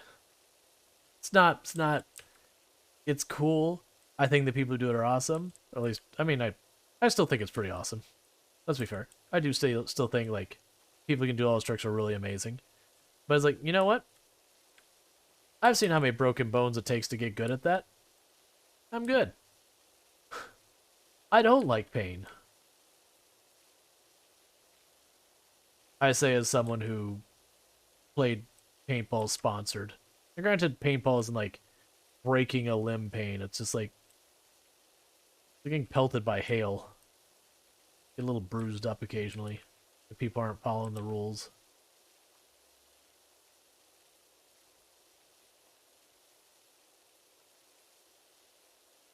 Like the two worst injuries I ever saw in paintball were not anything to do with paintball. It was due to field. Someone went like there's what's called bunkering. So the idea is they don't want. So in paintball, there's a rule you're not supposed to hit someone with a paintball gun in under a certain amount of distance. I can't remember if it's like 6 or 12 feet or whatever. It's been years and years and years since I played, and it may be different for field, but it's like once you get a certain way, you go like bang, and the idea is there's no way the person's not getting hit. Like you've got jump, you say bang, and they're out. But the other thing you can do is like if someone's like right at the window or something, you can like bang on the wall, and it's the same idea. You're saying you're done. Like I've got the jump on you, you're out. But the person went to do that, and there was a screw sticking through that was loose, and they went right like they slapped right on the screw, and you can do the math on how that went. That was awful. And then the other one, the masks kind of cut off your vision a little bit on the top most of the time, just because you have like this big visor, and then you have like the hard plastic around it. And a person was running at speed and just whacked themselves right in the forehead on a tree branch, and they got pretty beat up. Had to get some stitches. Like otherwise, I hadn't seen more than like minor cuts and scrapes and bruises, stuff that you got like rollerblading and that anything you did that you'd fall down. Those are usually like kind of the worst you saw. Like, no one lost an eye or anything because you're wearing your goggles.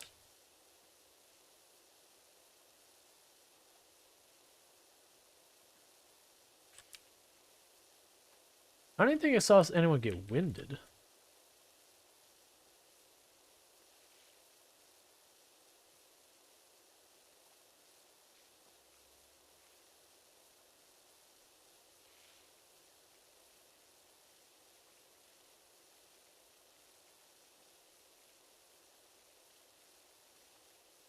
Granted, some fields are far better about the rules than others. There were definitely the fields that like if you got out of line, they'd be don't let me catch you firing that close at people again. Like they wouldn't immediately evict you or anything, not unless you're being a total jerk about it or something. But they'd be like, hey, we have a rule. You're under 10 feet. You don't.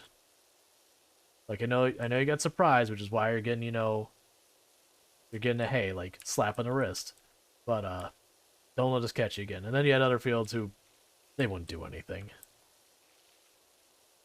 I didn't like to frequent those fields because, some of the rules you'd be like, that's not that big a deal, but then they would let far worse ones get away. To the point like of just people cheating, and or there's what's called chronosing your gun, your marker, your paintball marker. And chronosing is just there's a rule on how fast the paintball is allowed to move coming out of it. Again, safety. And all it takes to change is an Allen wrench. Like where the valve is varies, but usually it's like down the barrel, stuff like that. But you'd have people that go to the thing that says, okay, I can't remember what the feet per second or whatever it is. Let's say it's 100. I'm sure I'm wrong. Let's say it's 100. And you'd have the person, they would go and they'd do the thing, show the ref that they chronos it, and the moment the ref turned their back, they'd take their Allen wrench and go, like crank it all the way up. Went paintballing once, a couple of guys with their own gear were constantly testing 2x3 times speed of their shot. 2x3, the speed of their shot? Like what they're supposed to be? Sorry, I'm a little confused on the wording is all. Like basically you're saying that they cranked it up, is what I'm assuming. Like basically the same thing I was saying just happened. Yeah, they cranked it way bit. Oh yeah, and I've seen people actually mess their stuff up because they basically messed up the threading because they just full board just tried to pull it open. What is it? Hey, Roll. I'm going around Twitch asking a very important question. Would you rather have unlimited bacon but no games? Or games but no games? Or games, unlimited games, but no games? I don't even understand the second question. I mean, if it's between bacon and games, I'm going to go with games, if that's what the question was supposed to be. But, or games, unlimited games, but no games, doesn't make sense. Because usually when that thing, no takes precedent over infinite. Like in your priorities. Which would mean no, like, bacon and no games or no games. If it's bacon and no games or no games, I'm going to take bacon and no games because at least I get bacon out of the no games. But games is the answer I want. Don't get me wrong, I'd be pretty sad about giving up bacon. Not that I hit bacon hard, I do like me some bacon though.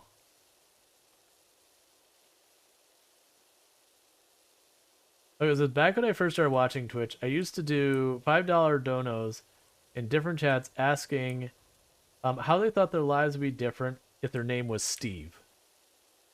I'm sure you got some really fun answers with that. Especially if when you did it, like, it's something that would be like way out of context. Or not out of context, like it'd be a different thing. Like, you got like the teenage girl, or I mean not teenage, it's Twitch. The very young lady, and you're like, how would your life be different if my name is Steve? And have to sit there and be like, what? Hey there, get it. Alright. Yeah, that's exactly what I was thinking. Is there one thing I know about concrete is that it likes to be placed as flat as possible. Quiet, Park Warden. For an actual fun, well, sort of fun, not fun thing, one thing that can happen if you're in an area with a high water table with an in-ground concrete pool, so when you do repairs in your pool, you usually drain it. So like even if you have like a lined pool, for example, you drain it. You have to be very careful when the water table is up. Like the amount of force that water can put on stuff is ridiculously high. But what you can unintentionally do is you'll actually have it where it'll either push the entire pool like as a unit up and out. It can smash the bottom of the pool up because all that water is trying to go to the giant open space. And it has enough force to like lift the concrete. That happened to my parents. Not that the concrete lift, like the pool, literally the bottom of it just like cracked up. Like it looked like, looked like some like bombed out building or something from like all the rebar and stuff sticking up. Because the people went to replace the lining, they got delayed and all sorts of stuff, and the water table was really high, and it just couldn't hold that much force that long.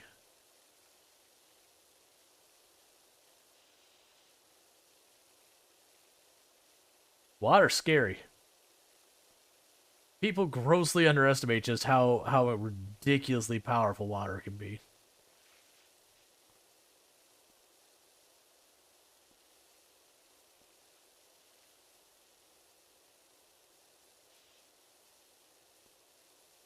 Yeah, maybe you heard me the boat. That's for engineering products, the concrete boat is a common challenge for people learning engineering. Is they'll be like, all right, let's take something that just like normally would be a material, be like, this isn't what you'd use this material for.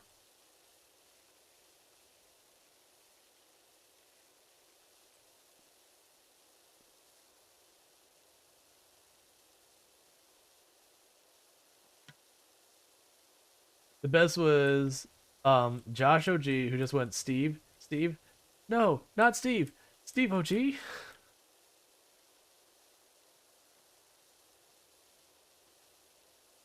I'm sure you could have a lot of fun with that. Like of the things I've heard of people doing is like random nonsense like on Twitch. That's a fun one.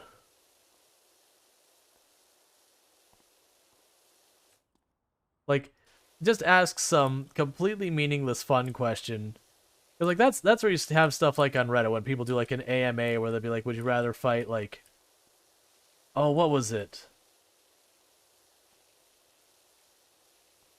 Was it a rhinoceros-sized duck or like I don't remember.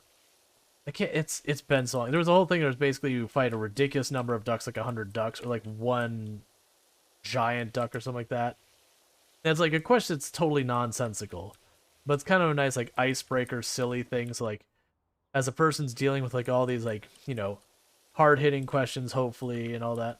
One horse-sized duck or 100 duck-sized horses. Right, that's the one. That's the one. But I like those kind of questions because like just like from my talking on panels and all that, you end up having all these people that want to do like the gotcha questions, like they're I don't know, they got a chip on their shoulder and they want to be like catch the expert and be like, see ha, you don't know what you're talking about. Like there's that. Then that crap happens. And usually people have gotten to the point they'll kind of like not boo hiss, but you have people like make a big thing out of that.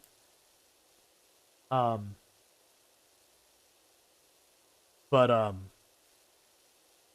the other ones you'll get is you'll have people who like they're just like not hard questions in the they're trying to like technically get you, but they're hard questions as in like stuff you actually have to think about a lot and like really consider your answer kind of things.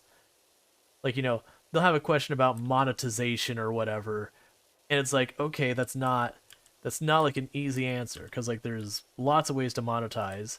Some of those ways are going to be very unpopular with your customers, but very effective. You have other ways that your customers aren't going to mind, but aren't going to be effective, and you do have to try and figure out the balance between there. Like, what is the right place to be? Because you do have to like pay your bills on your servers and all that, and so it is one of those things that there isn't one answer.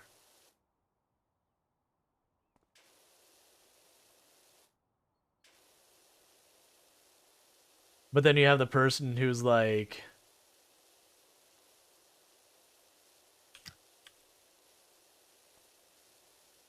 yeah.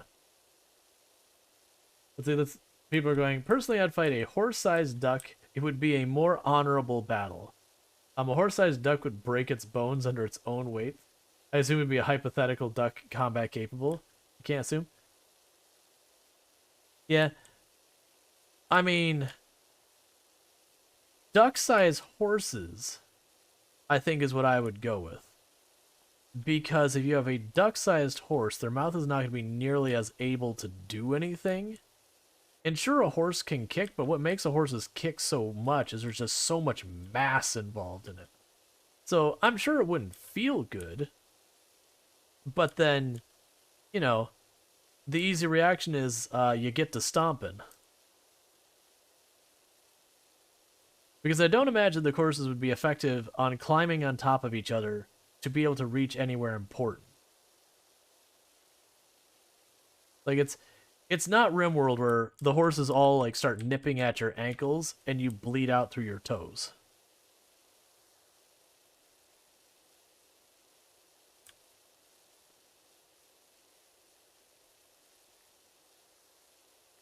Like RimWorld rules, I'm taking on the horse-sized duck.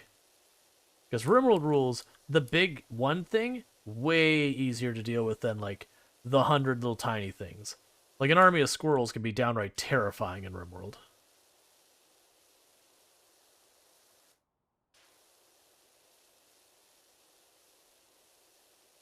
I feel bad trying to do this 95% thing because it means I'm deliberately like being very sloppy in my cleaning and just like leaving gaps so I have like little bits of stuff here and there. So like later on, if I need to get just a little bit more, I can kind of tag those little bits and not have to worry about accidentally overdoing it. But it's nowhere near satisfying. Like in the lack of ting. Now the good news is when we get to that 95%, those tings are going to come real fast.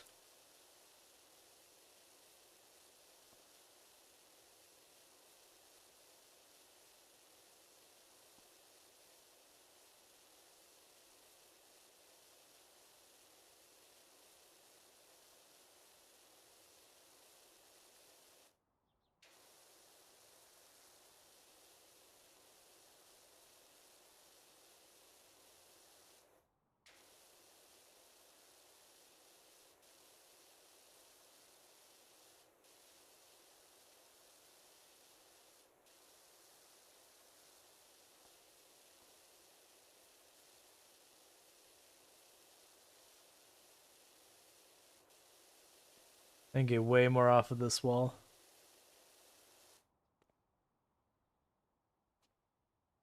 Yeah, the upper floor I can get more off of here still.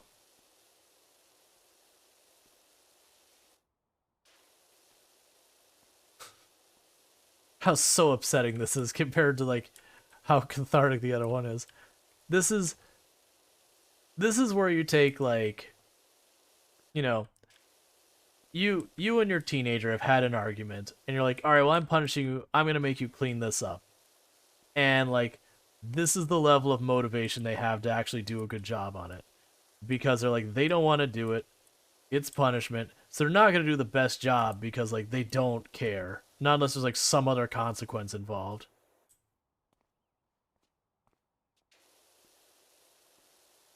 And so they're just like really not putting the effort in. So you're just looking around everywhere and like, that looks fine. But it all looks like that ramp over there where it's like, okay, is it cleaner than when I started? Yes, it is cleaner when I started. Is it clean? No. And it's kind of like the challenge of the force of will between you and the teen of, okay, but really, who's gonna be the stronger willed? Like they're gonna keep going just a little bit at a time until you finally accept what they've done. And it's a matter of between your two wills where that line in the sand is. They're going to get away with as little as they can. Again, this is assuming we're in the situation that we've stubbornly butted heads and you're trying to lay down the law. You know, because that's a natural kid thing, is to push boundaries.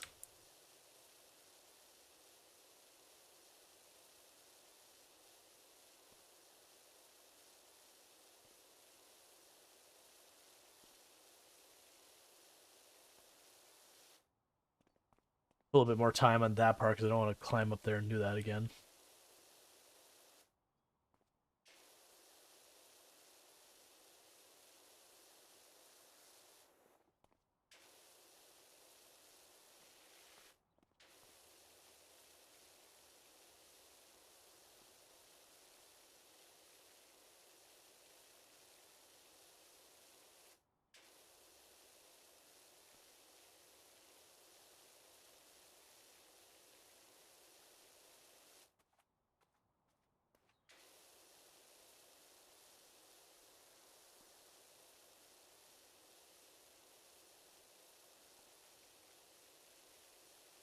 Now, the thing I wish is that I knew, like, where the cutoff was. Like, what percent is it like, okay, you've done the thing. All right, fine.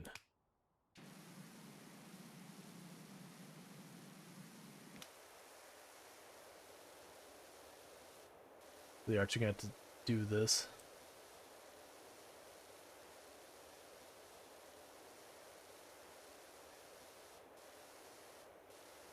Like, if I knew the actual percent. Just get a ruler and divide it by 20 segments on your string. Right, but is it actually... Because it wouldn't be exactly 95% as a cutoff, because otherwise you'd have to have, like, machine levels of precision that wouldn't be realistic. Alright. So it's got to be something less than 5%. Like some, like, I don't know, 2, 3, 4. Don't you have to get to at least 95%? Yeah, 95% for the cleaned. So the idea is I'm going to push my luck on the larger areas. So little areas like the ramps and all that, we're going to not push it that hard. Versus like the giant floor, I'd be willing to push that a little bit higher. Okay, let's not do that one more until we get this up here, just in case it splashed down a little bit. Does the bar go all the way to 100%? Even when there's a few spots around still? Maybe. I don't honestly know.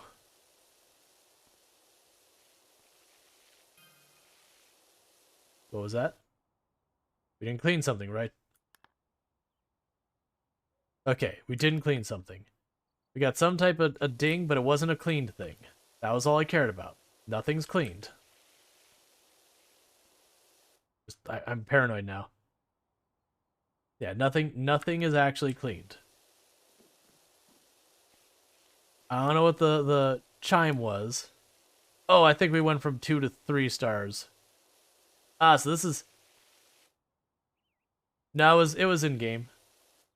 We have a game sound, right? Yeah, we have game sound. Yeah, it's just it wasn't a very loud one. It was when we went to, in the top right, 2 to 3 stars. It's just kind of like dong. It wasn't like the normal ping sound.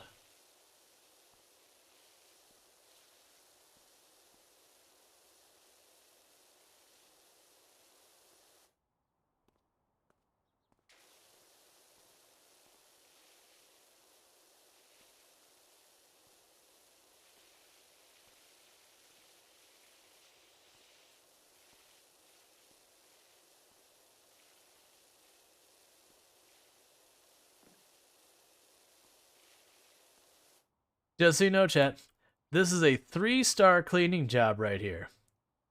If you want a 3-star review, this is your cleaning job.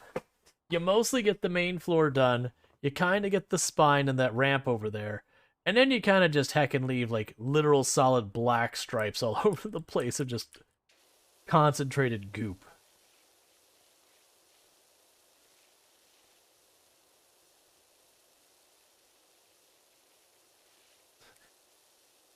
Those are racing stripes? Hey, Zidian, how's it going? Yeah, it makes your skateboard go faster. Did you know?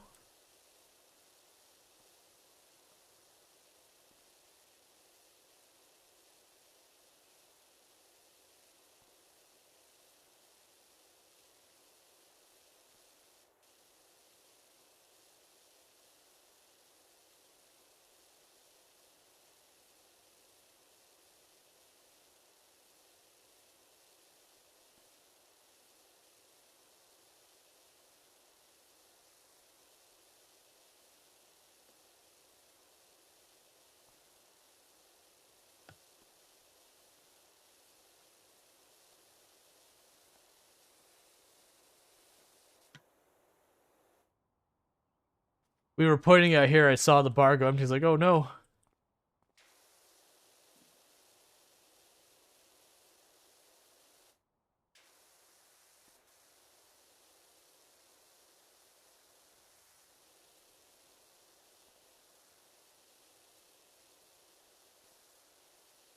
This achievement feels weird. The fact that I'm deliberately not doing a good job so I can make sure to get that 95% without finishing anything. So just like, all of it's just like skipped corners, really just not well done.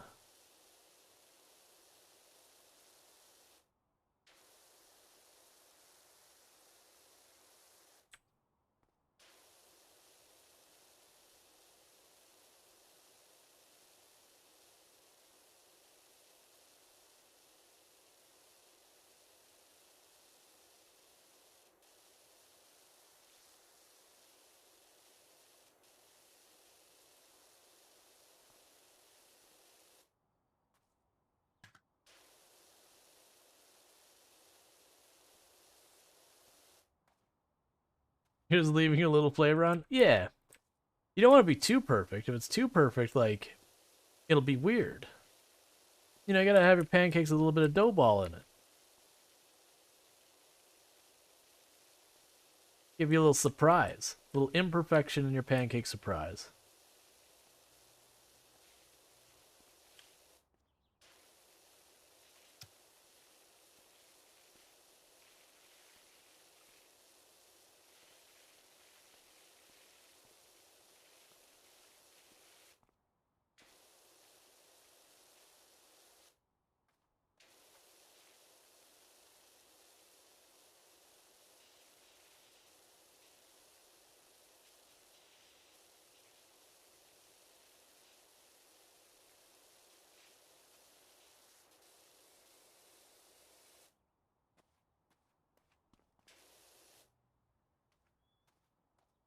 Alright.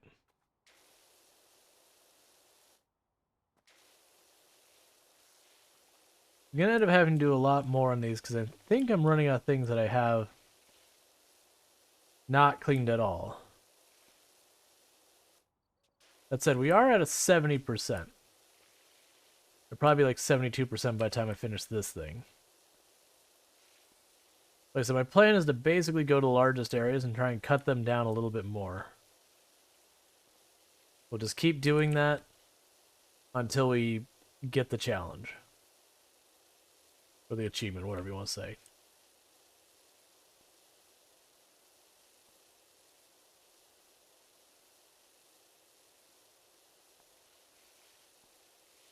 They call this a fun box.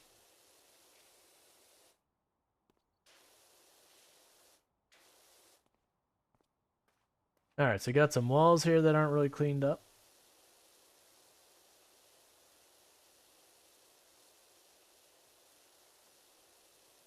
This is so deeply upsetting.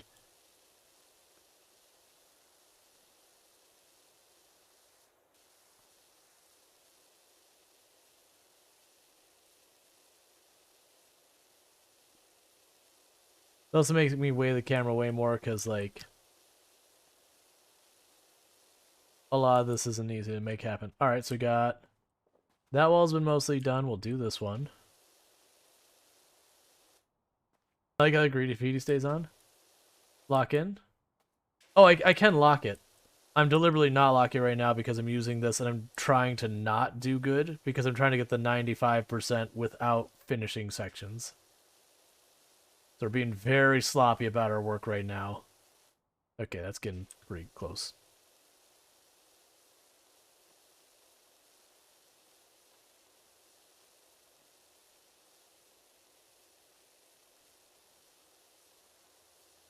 Yeah, because I can just do this. I'm not going to. I'm also deliberately leaving the graffiti for the time being. Because that's, you know, like filth. I don't have to worry about accidentally, you know, I'm washing some bench or something, like snagging it. Are you eventually gonna finish it? Yeah. The thing is I have to get to 95% clean without technically finishing any part of it.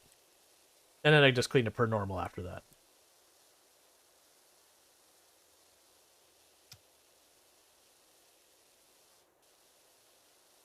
Which the good news is, with as far along as things are, it should be just going to like each spot and giving it like little spritzes here and there to finish it down. Now, like the only exception being like the floor.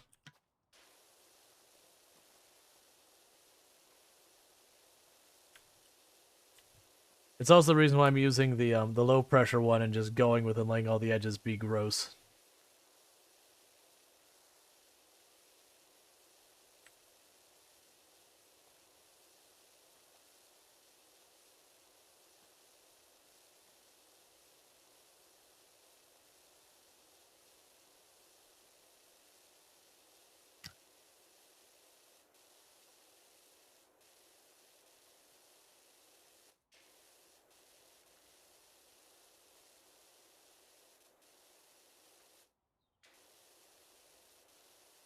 Because the real bummer would be getting really far in this, getting to like 90 something percent, and then accidentally, you know, finishing a spot. Like before you get the achievement or whatever. They're only 20% off now. Which of course the bummer is the closer I get, the more I'm gonna have to take stuff I've already done some and like try and push it a little bit far without actually finishing it.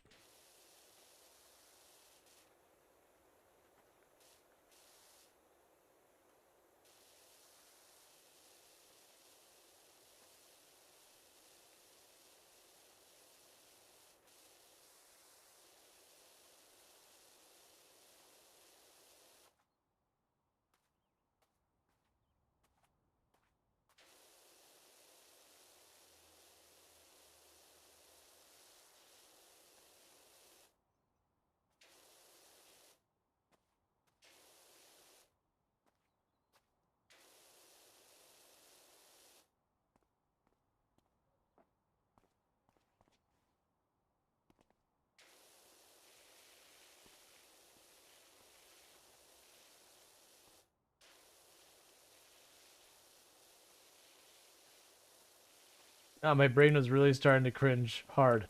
Good to know, thank you. I don't have to rage quit. Oh yeah. No, so it's like where this game is like so cathartic, or it's like this particular thing of like leaving stuff deliberately only partially finished, like, doesn't feel good. My brain's like, there's a couple times I caught myself like going autopilot and be like, no, we're not supposed to finish this. Like, good progress, no finish. Not till we're ready. Achievement first.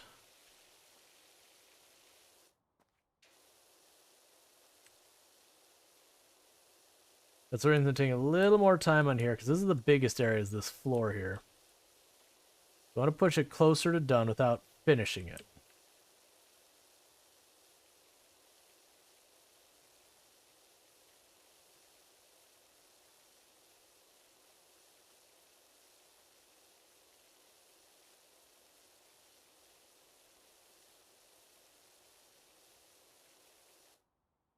Alright, let's go to one of the other areas and start working on that, because that's getting me a little stressed to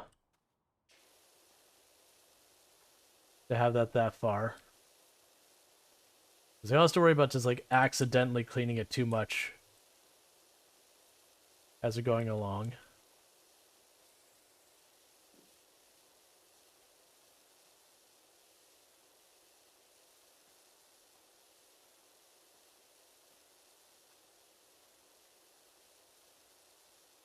Need to be careful, that bench is pretty far.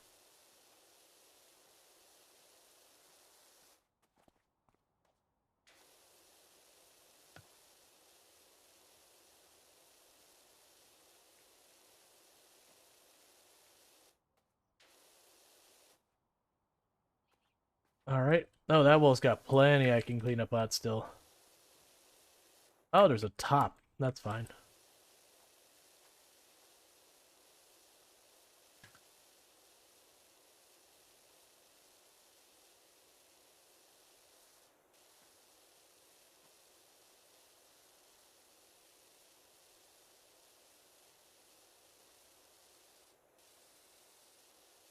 Oh, I gotta be real careful. That rail is like just on the edge of being done.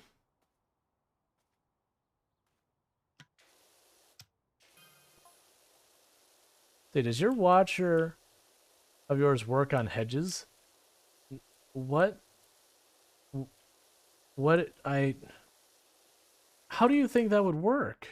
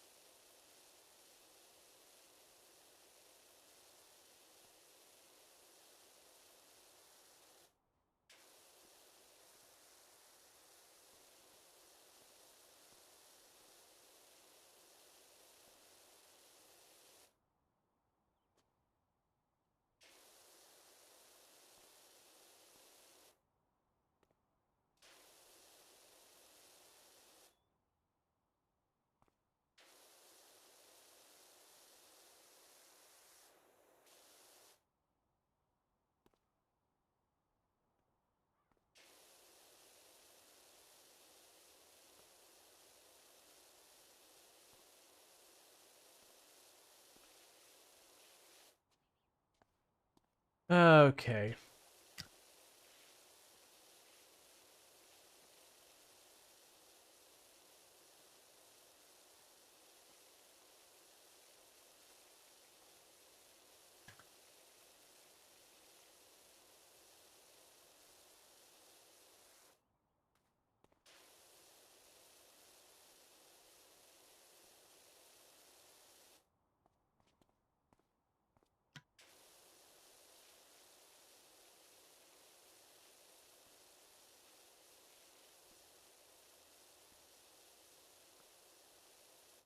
The check if there's anything you haven't major you haven't gotten yet. I mean, about the worst I have is the rails, and the rails stress me out because they go fast.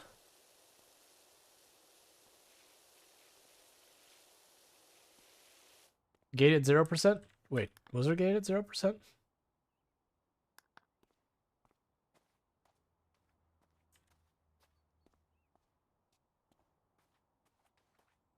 Okay, gotta be careful. That probably cleans up quick.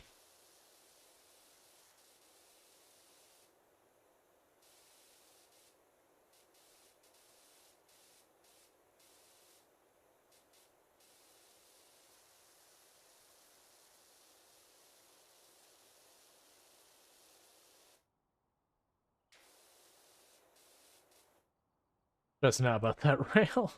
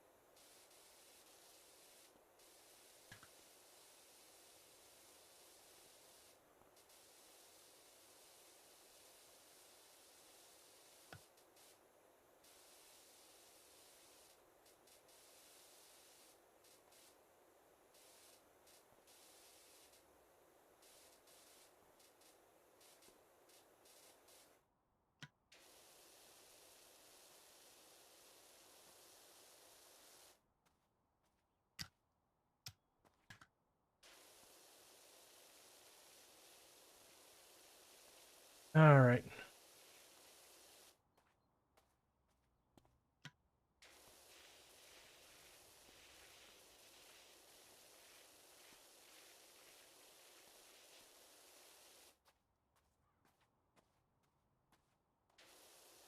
Oh, that's quarter pipe. Don't keep doing that.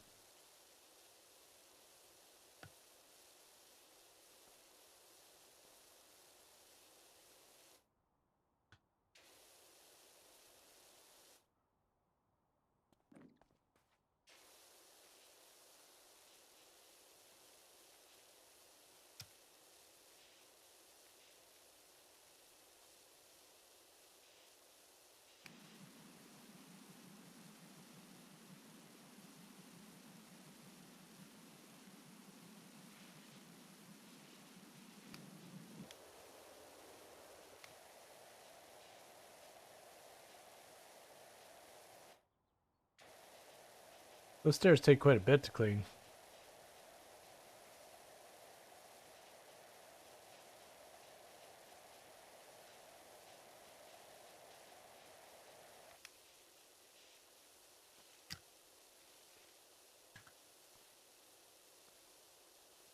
Okay.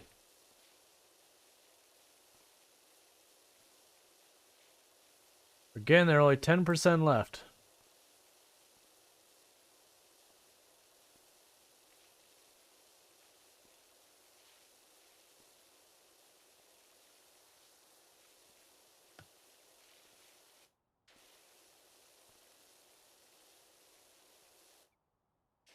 And the wall's fine still.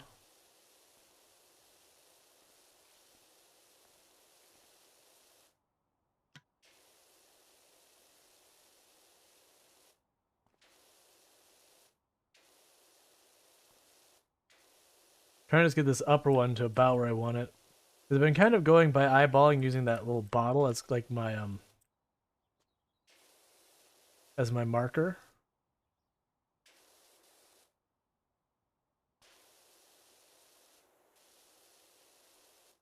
That's quarter pipe. Don't keep pushing that. Like once I get a little bit over like the bottle, I stop. Yeah, it's kind of pushing like a little bit farther each time. So I want to get up here.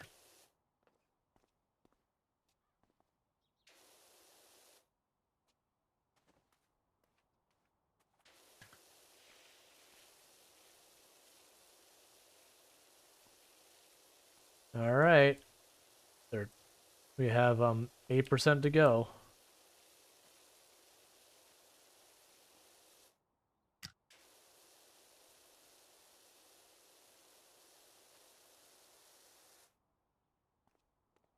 Well, there's one of these that had a lot. You have a lot.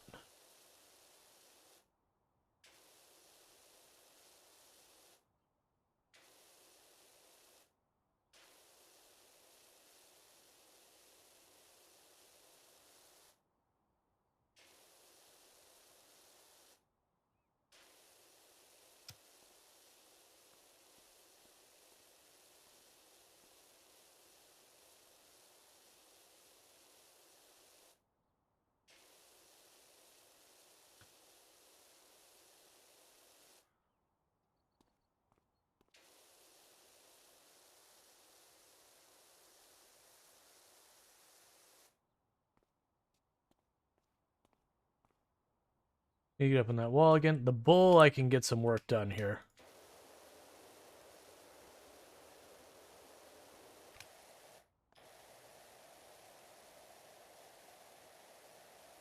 Okay.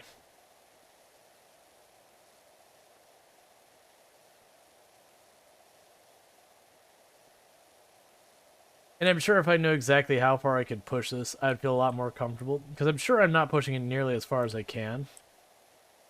But the problem is once, I fail at all. I have to like start over. Well, I mean, we'd finish the skate park, we'd do another map. But you get the idea.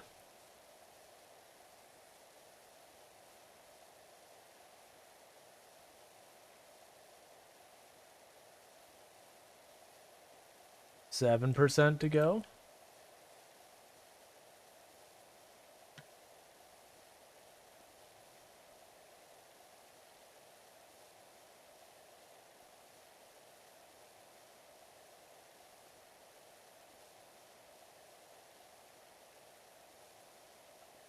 6%.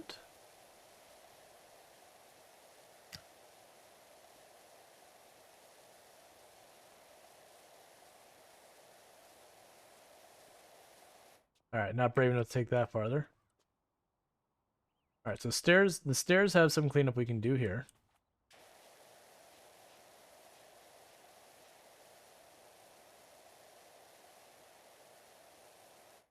Check the bowl for what's set. Check for what it says the bowl's at now. 94%.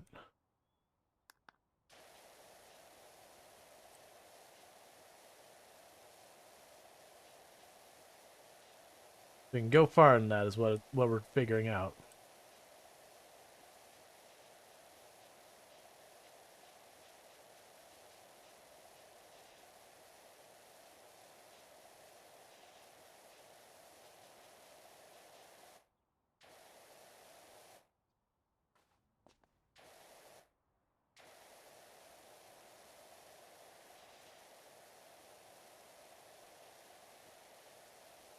It means an average any pet set. Yep.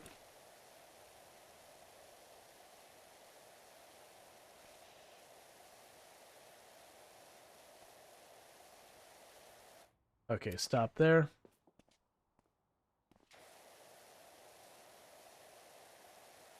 I hate it. It's so stressful.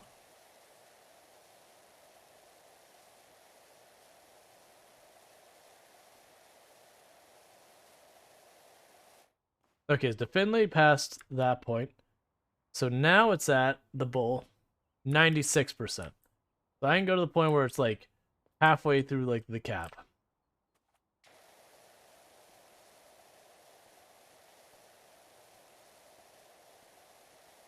%. I said before, but it's wrong.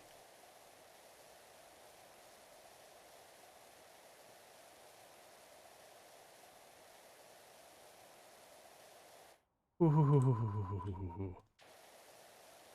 It's getting there.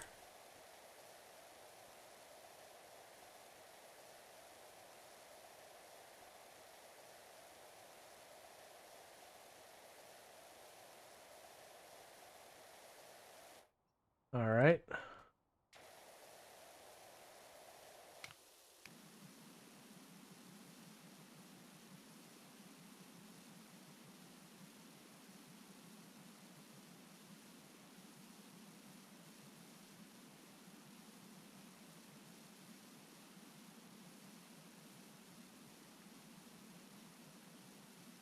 The graffiti doesn't seem to meaningfully reduce how much the wall is considered dirty.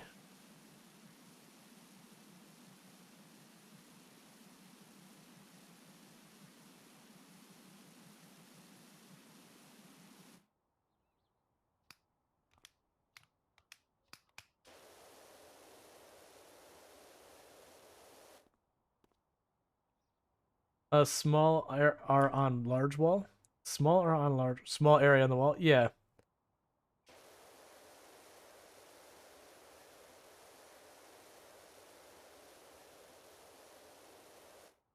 That upper floor is way too low for me to feel comfortable. Same with that wall there.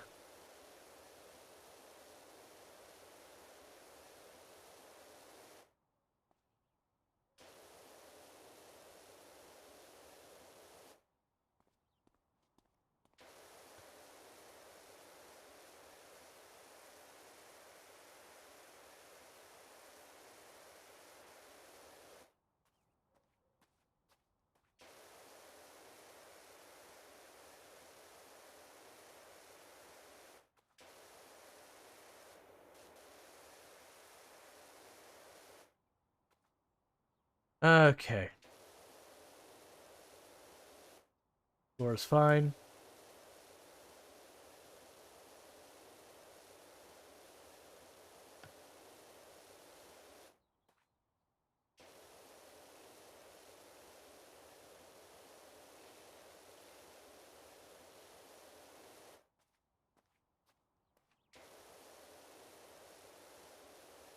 %. All right, let's go and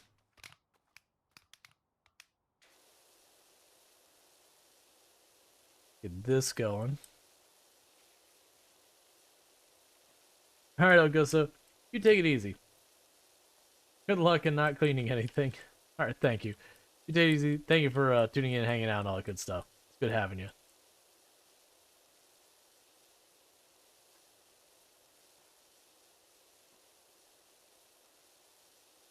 Bring this in a little farther because this is the big thing. Don't feel good about this. Okay, 91%, and I'm scared to touch that floor at all. Up corner ramp. I can get more off the corner ramp.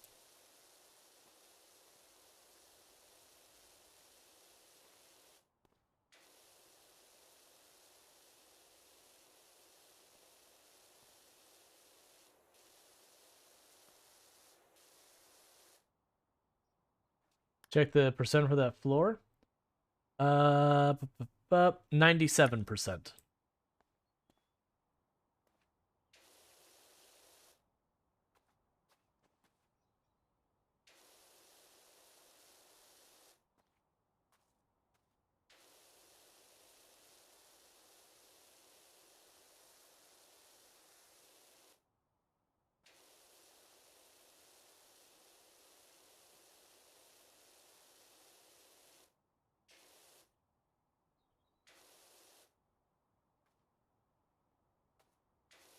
Okay, bench is still mostly okay.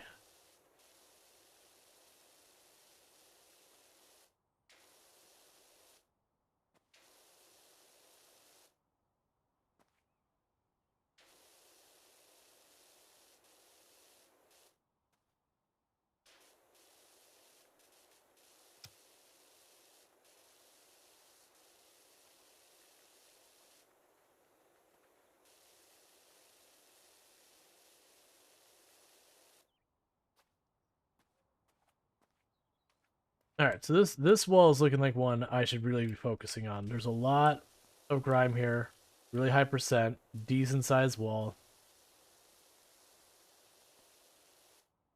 And I am worried about the gallery floor though.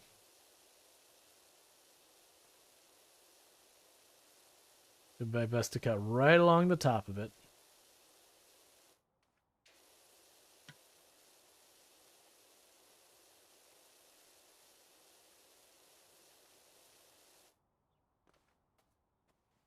So that's dirty on the top. I probably have to move the ladder. Probably have to get the ladder.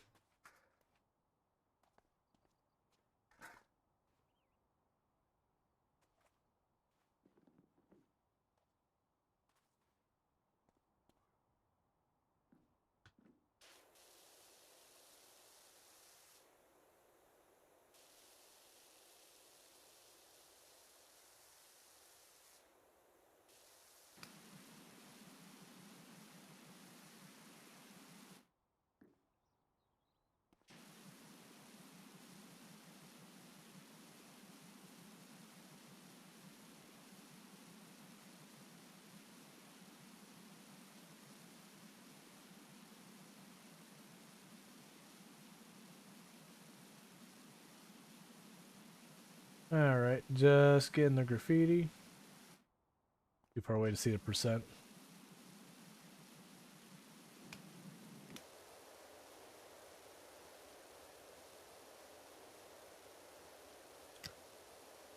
Oh, good. The yellow one's got enough pressure now they can actually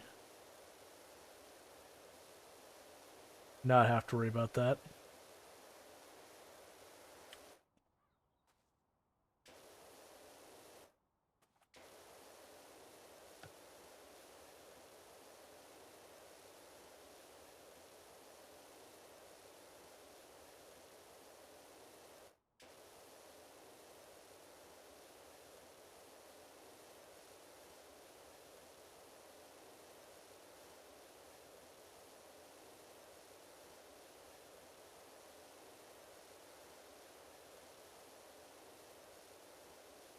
Okay.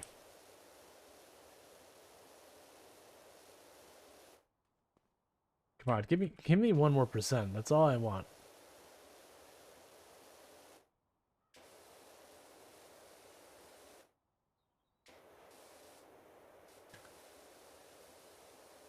Just little by little, give me more and more.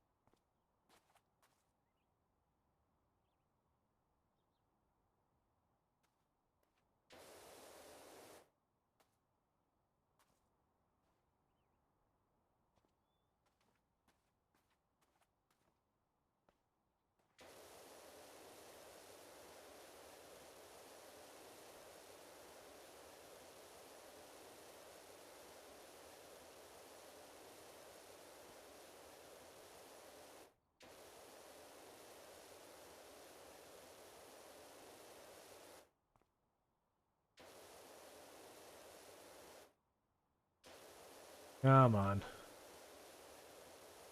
3% to go. We're real close.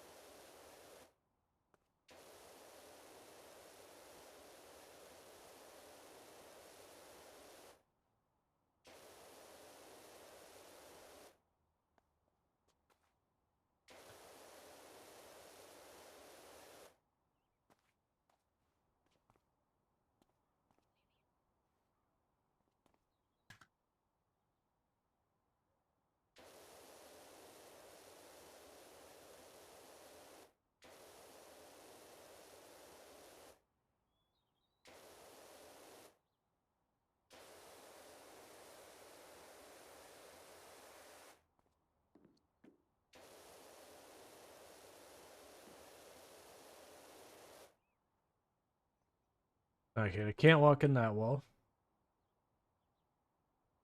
Show me the dirt.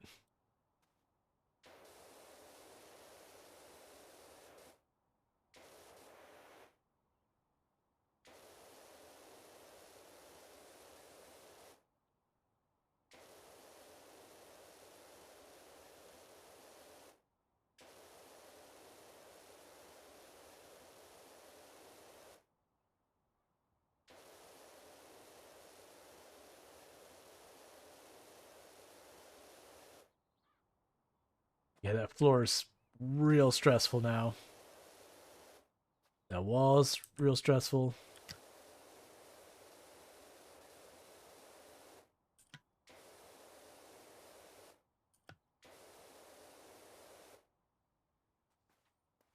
Okay, we can do more on this wall, definitely. This wall is perfect. Give me that extra couple percent.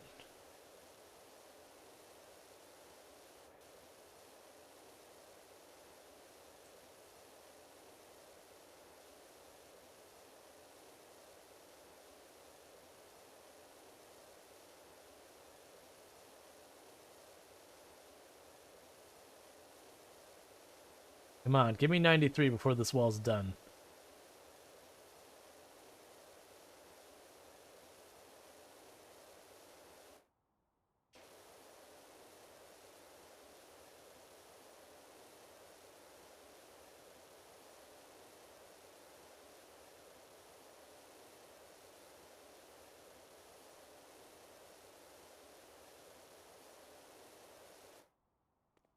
Alright, we got this one.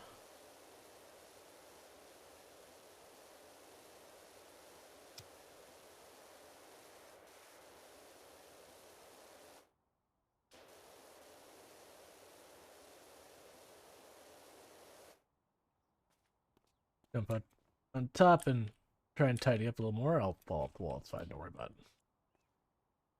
Nope, we already did that. The railing can use a little cleaning.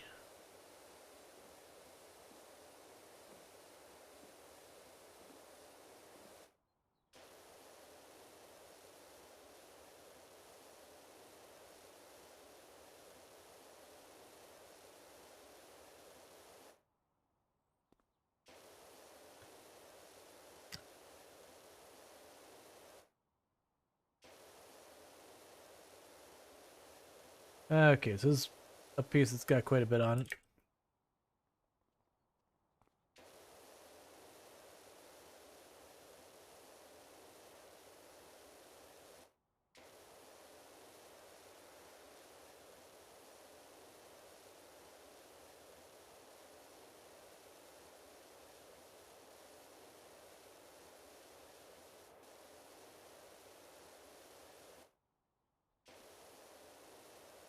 %93.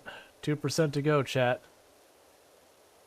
Does not need to not complete anything in the next, slightly less than 2%. Alright, so that one I gotta grab my ladder for. That'll probably get us most of what we need, if not all of it. I'm stuck. There we go. Huh.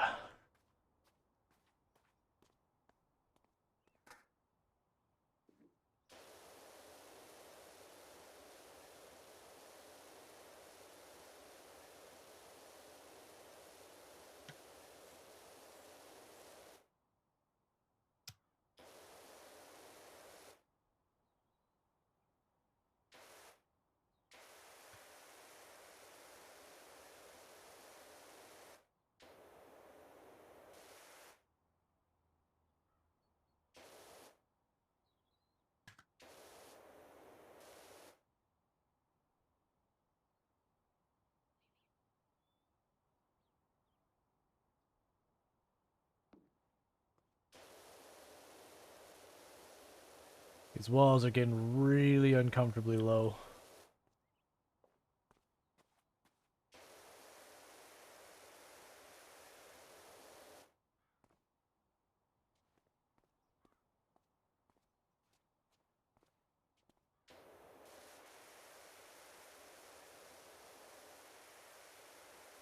Fix this again? I will in just a moment. See, I got this one spot I can tell I...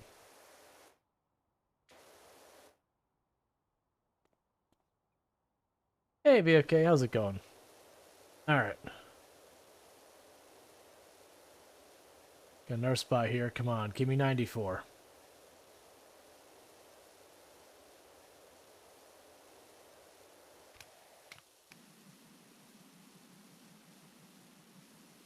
I'm doing pretty good. We're just trying to do an achievement real fast where I have to get 95% clean for the entire place without actually technically completing any part.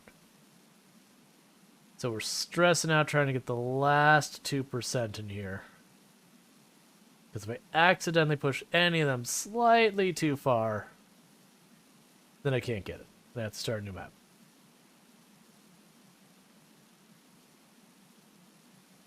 We've been having a good time with this. And as a reminder, tomorrow we'll be starting off some Project Zomboid, getting back into Venus's run. But after that, around midnight, we'll be switching over to do some State of Decay 2 with Sui for some co-op, which would be fun.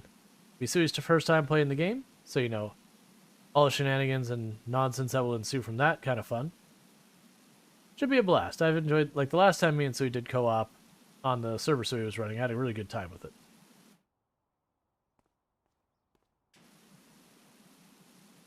So I got more places I can get some work done.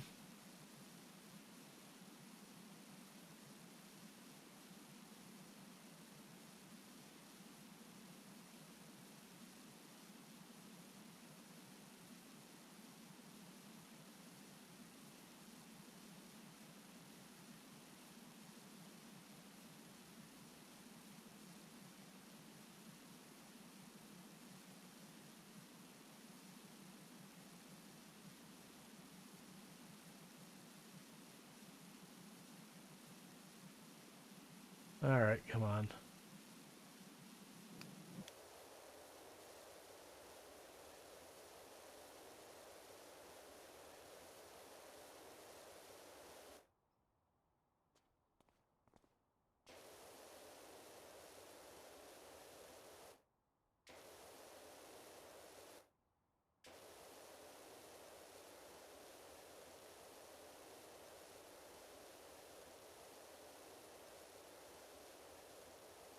Pretty big wall, so I'm actually getting a decent amount without gaining too much percent for on the wall itself.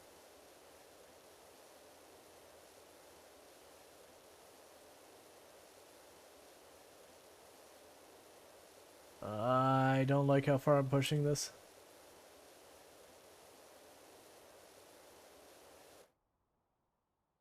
All right.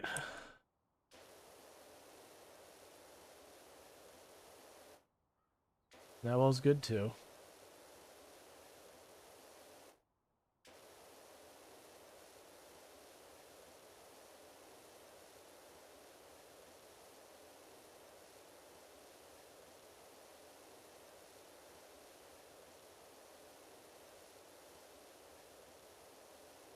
I haven't played Project Zomboid in like a more than a year. Yep. Yeah, no, there's like that's one of the things that's come up in the channel is like I do mostly variety nowadays with Project Zomboid mixed in here and there. But I mean that's a big reason why is like you look at Project Zomboid and like the people still playing it. It's not that many. Oh, it looks like it tried to censor the day. I can see the year, but I see it ends with a C. Wonder why that is. I wonder what it was. 30th December? Gotcha. Oh, it was probably like 30 period DEC and it probably was like, well, that's definitely a link, which it's not, but you know. Bot gonna do what bot gonna do.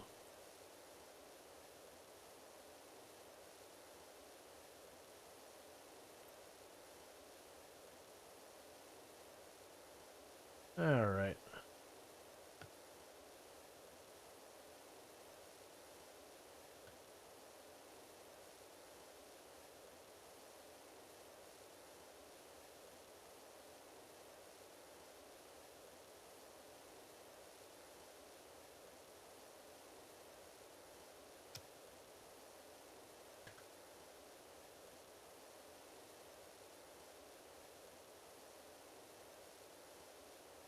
Please go to 94%. Come on.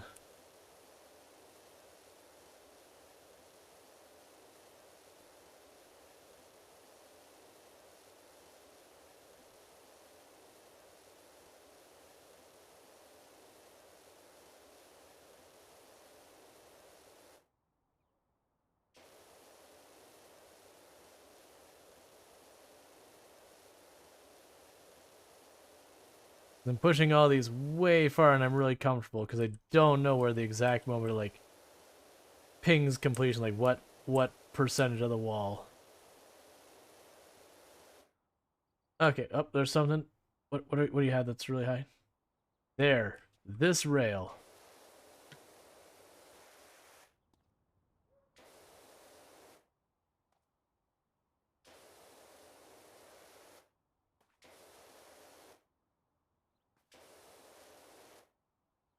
$94.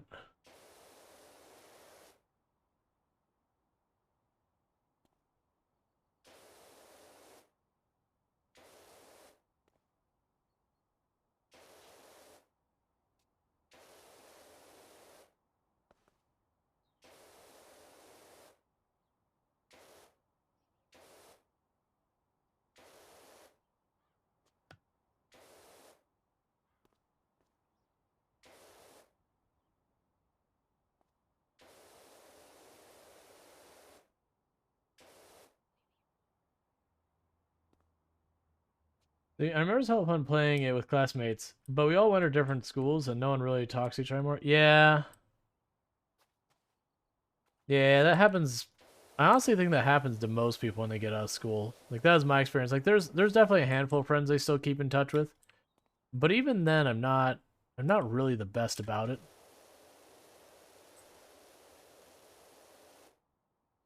Like I'm actually pretty bad in keeping up with friends in general.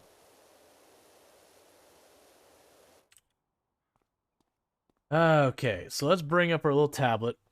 All right, so I've got some rails that are low percent. Yeah, it's the rails and railings that are the really low percent. I've got some walls. Unfortunately, it's hard to pick out. The fun box. We can do the fun box. And do more here.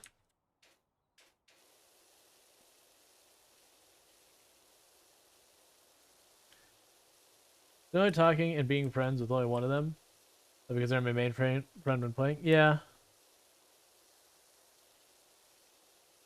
Like, not even like the Project Zomboid thing, just like in general when you leave school, a lot of people drift. Because like when you're in school, you don't have to try really hard to keep up with people. They're like all right there. You wake up, you go to school, and they're there.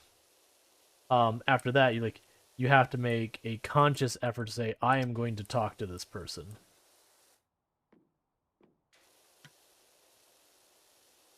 Oh, I'm so stressed with some of these rails and all that.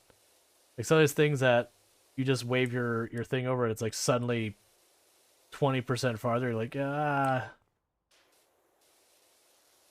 Especially with this last percent.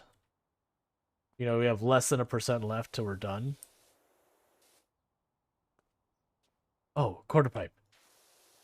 Yeah, quarter pipe. You got some room to clean.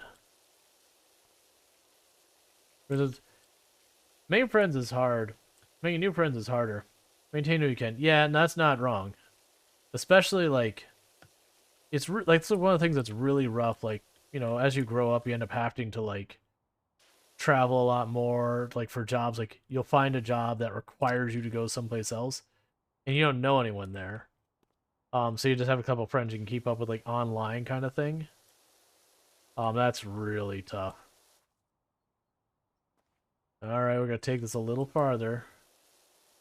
I hate it. I hate it. I hate it. I hate it. Okay. All right, stairs, ramp, and get a little bit more out of the ramp.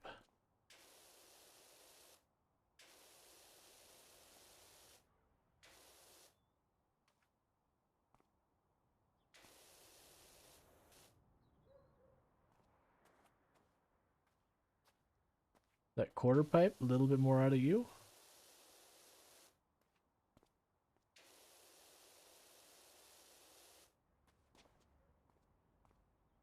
Get a little bit more out of the bull.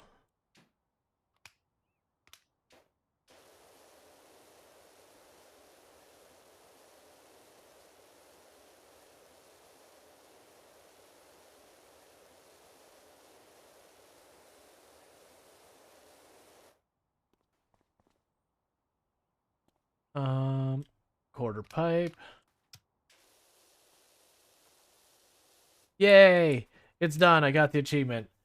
All right, now I can stop being stressed the heck out by this.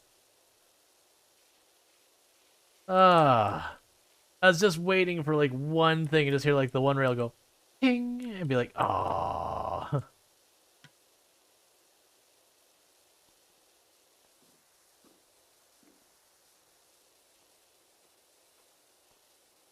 How long were you sitting on that burning sun? There we go. There's those tings we've been longing for.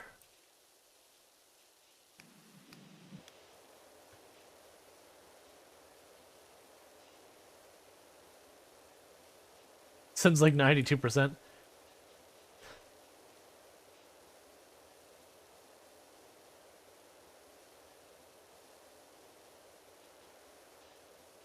I needed my satisfying tings and they've been gone for too long.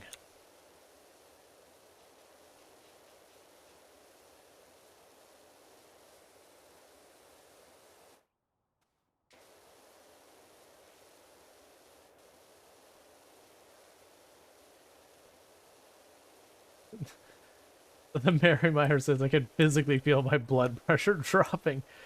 Oh, it's so awful that we had to like sit there and just you want to finish. Your brain's like, no, but it's not done. You don't understand. You haven't finished. Like, but I know, brain. Like that's the point. That's the point, brain. We haven't finished. It was a deliberate decision. Okay, the ramp's done.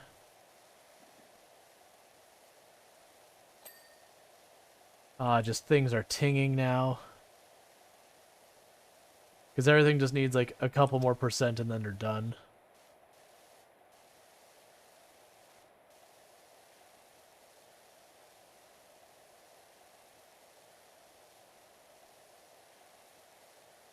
That generally felt more stressful than like Project Zomboid, like you've taken a laceration and you're just waiting to know the bad news. Like, this is more stressful, because, like, Project Zomboid, you kind of, like, just resign yourself to dying. Like, you know that's coming. Like, you hope it doesn't happen. But you know there's only so much you can do about it. But, like, this, like, no, I don't want to start over. I don't have to start over. I can finish it. I could be done with this place and never come back. It'd be like getting a laceration at, 97,000 on your first 100,000 run. Like, you go, okay, I don't think I can realistically push out the last 3,000 before this kills me. So I do have to survive it. Like, I can't just, knock out the last 1,000 real fast.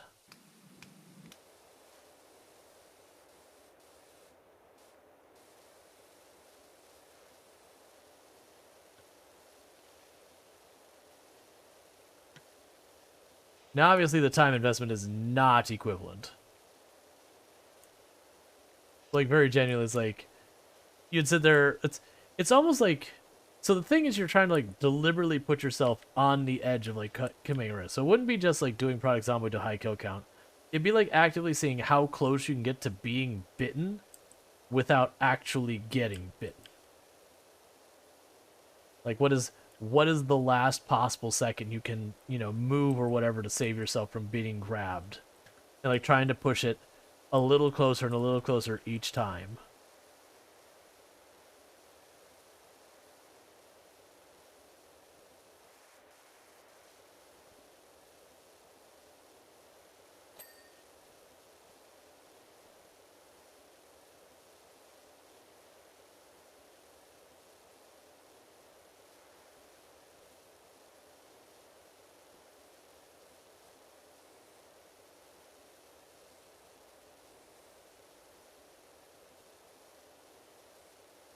And for all those things he pinged, we've only gone up another %.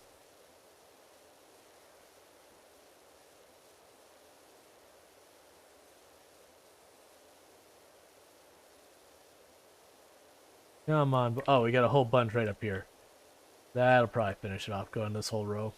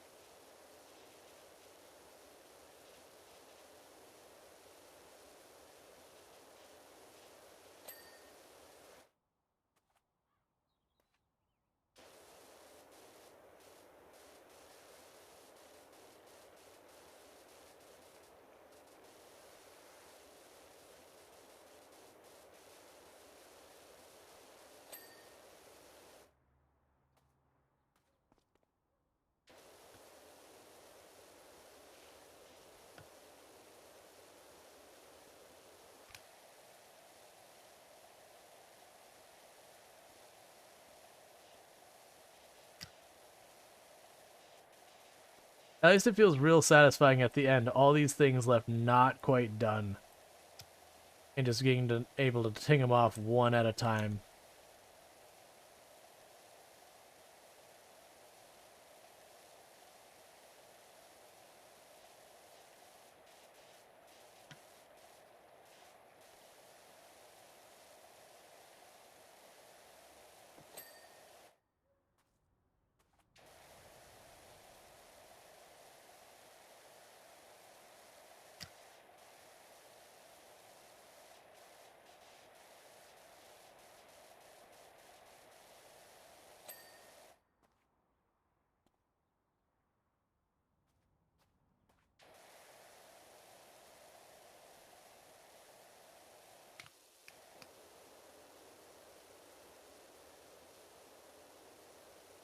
Okay.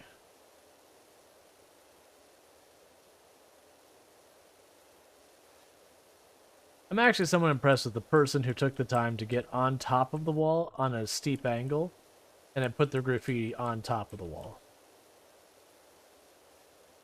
Like, these people never clean this off.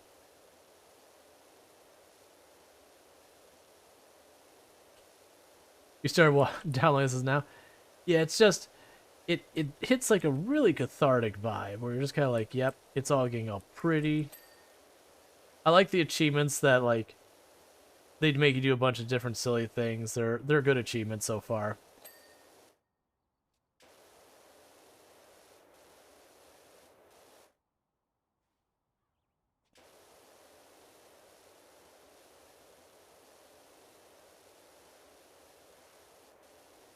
Like, Han had an achievement that's like, do this in 5 minutes, where you feel like super frenetic and everything. Because that's just asking to just kill your wrist and all that.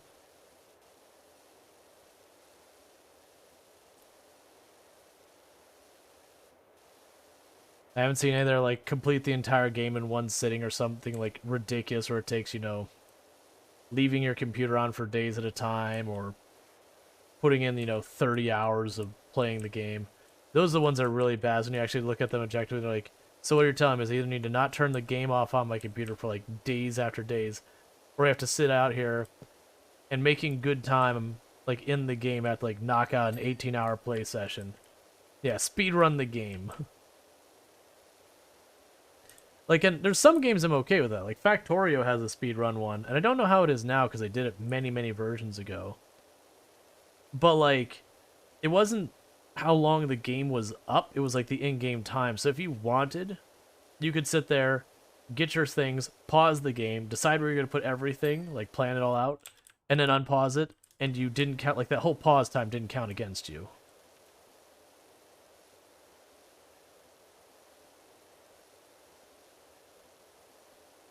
That said, I still think some of my favorite achievements in Factorio were like the ones where it goes, okay, you know, build your entire, like, launch a rocket with something like you can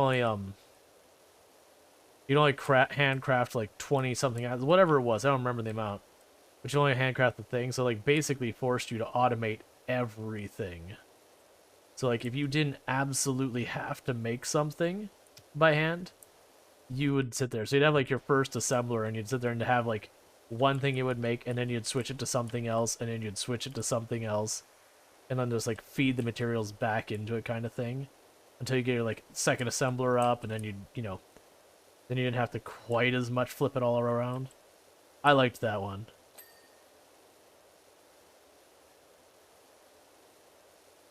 They also had one about number of buildings that you personally built, like make the robots do all the work. That was a fun achievement. I liked that one as well.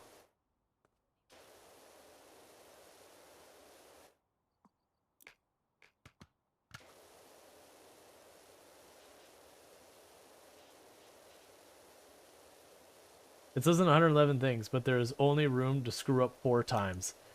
Yeah. Like, it's a really fun achievement. So it's those things you have to, like, you very particularly don't click on, like, almost anything that you're not playing and building. Like, you don't, it's not too bad to do. You just never carry, like, iron or stone or anything on you. And if you're not carrying the materials, you can't accidentally make stuff with the materials you don't have. But it's very counter to what you do. Like, most of the time in Factorio, you're running around, you got like a couple stacks of iron, a couple stacks of steel, a couple stacks of plastic. That way, when you're running around, you need like one thing, you just knock it out real fast.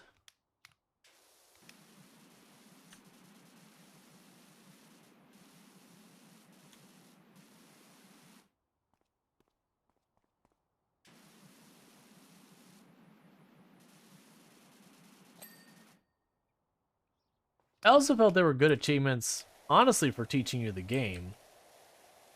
Because, like, I found early on in Factorio, I was really bad about handcrafting tons of things and not automating it. Like, I automated stuff constantly, but, like, I wasn't good about automating, like, making the assemblers and the buildings and the inserters and all this. I was handcrafting that way too much. And then when they start doing the achievements, you realize, like, how much better it is to just make your factory, make your factory, make your factory, make your factory. You get the idea. Because the simple thing of really easy, just click the button and the thing appears in your inventory slowly.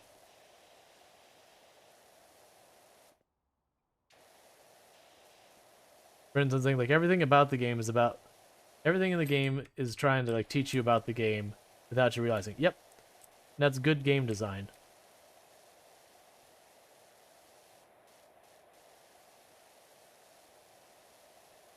And a lot of it is also does a good job, like in game design for that kind of stuff, is the show don't tell. Like you don't good games like they don't sit there and say, beware, that enemy can jump. You better stand back. They'll put a position where the enemy can jump but not quite reach you, so you see the enemy jump at you, and you go, oh snap, that enemy can jump. And the game doesn't have to talk you through it. You just go, oh crap, that's the scary jumpy one. I should be careful about the scary jumpy one.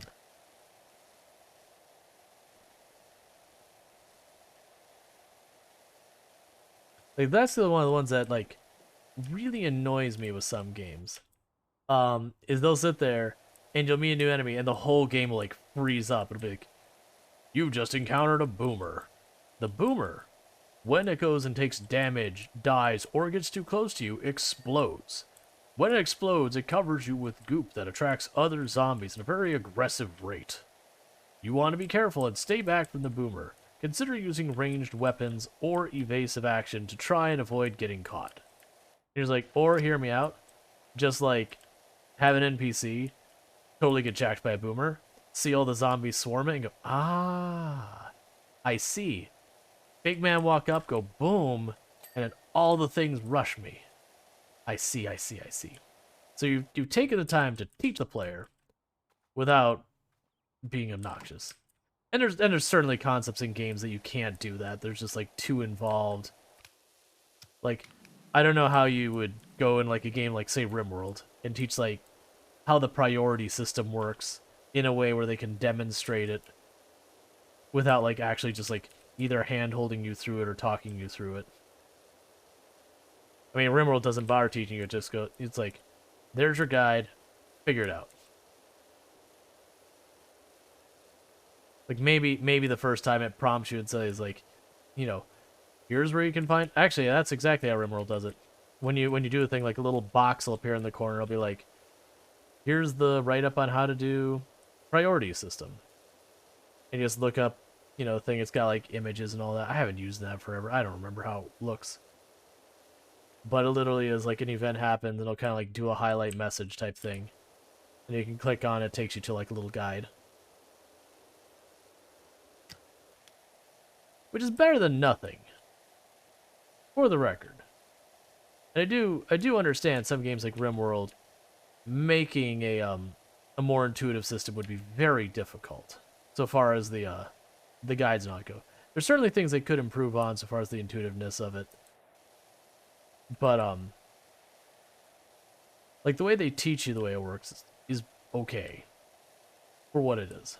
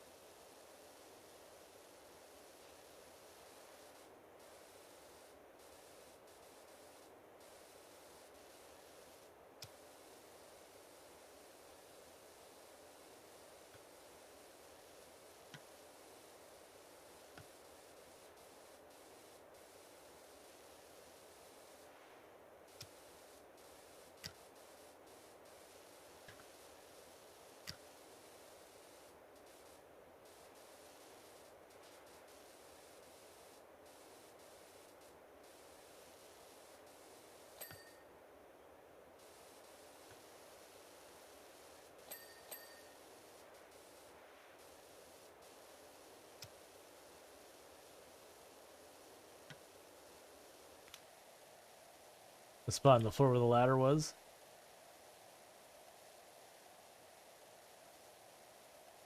There's a few games who did a really good job about teaching you. Like some of the old school like Castlevania and Mega Man games are really good about teaching you, and Metroid for that matter.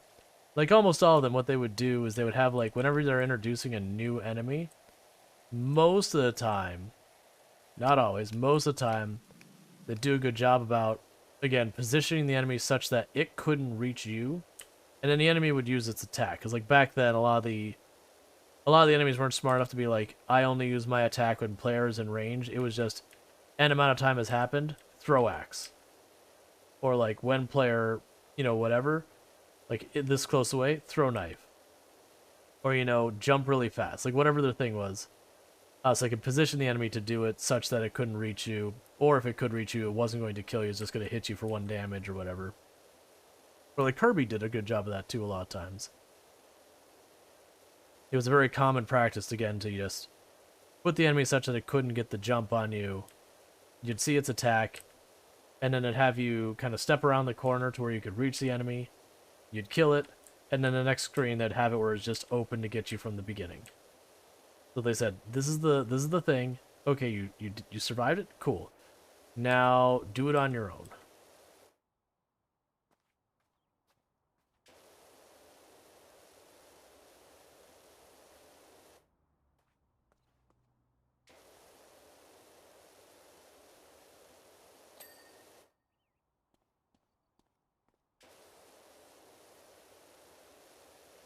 And don't get me wrong, there's certainly games where figuring out the enemy is like a big part of the game. Like you're supposed to approach a new enemy with a great deal of caution, going, I don't know what to expect. Let me stand back. To a certain degree, that's what a lot of Souls-like games. They do some BS stuff once in a while, but they're not usually too bad about it. But a lot of Souls-like games, you get to the boss, you can, if as long as you're standing back and ready to dodge, most of the time, it's very unlikely the boss will be able to hit you, where you don't stop and try and attack the boss in some manner. At least consistently. You can kind of stand back, watch the boss, maybe get occasionally hit because you're still learning what the tells are. But you can kind of sit back and like figure out what's happening, then engage the boss. And you still will get caught by surprise by like an attack you didn't see because just RNG didn't decide to do it because you weren't close enough, or there was some condition had to be met for the boss to use that attack that wasn't met. It's always like one of the things the boss is kind of standing back, let the boss kind of initiate, see what it does, see where it goes.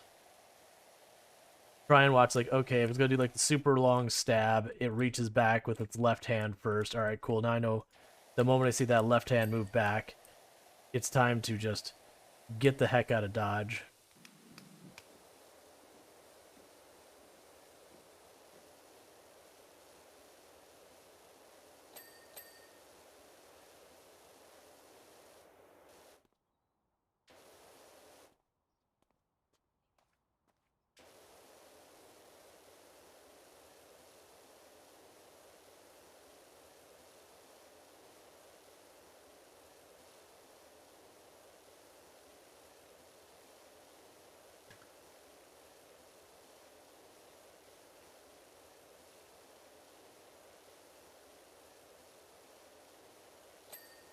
I also liked, he brought up the conversation in the past about, like, games and tutorials. Like, you'll have a game that's, like, one of these ones with a complex system, like, oh, this game really could use a tutorial, or this tutorial could be better, or whatever.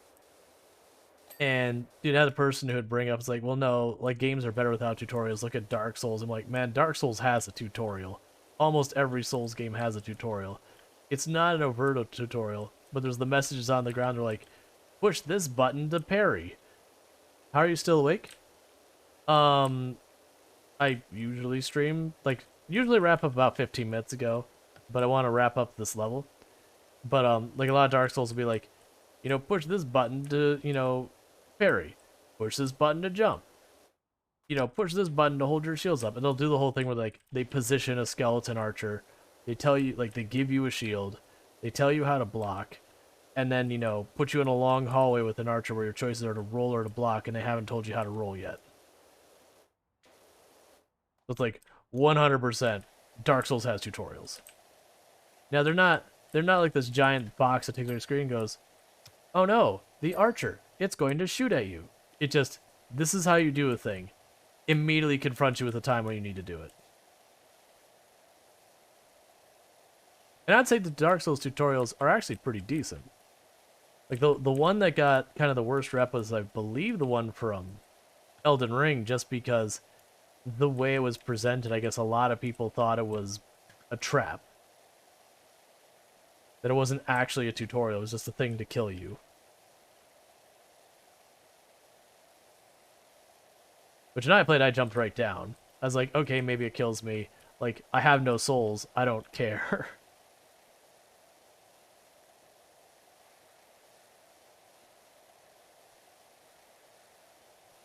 Like, it wasn't me outsmarting, because, like, I have nothing to lose, so... Sure, I'll jump down to the pit.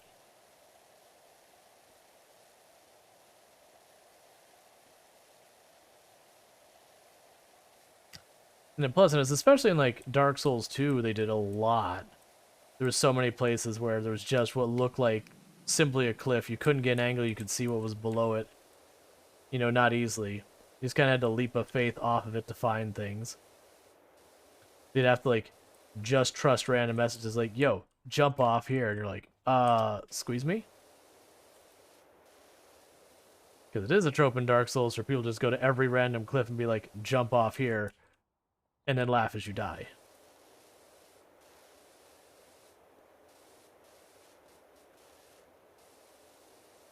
And it only works because Dark Souls does put those random jump off here places. If they didn't, no one would fall. Well, I mean, people would fall for it, but not many people had played for more than 15 minutes would fall for it.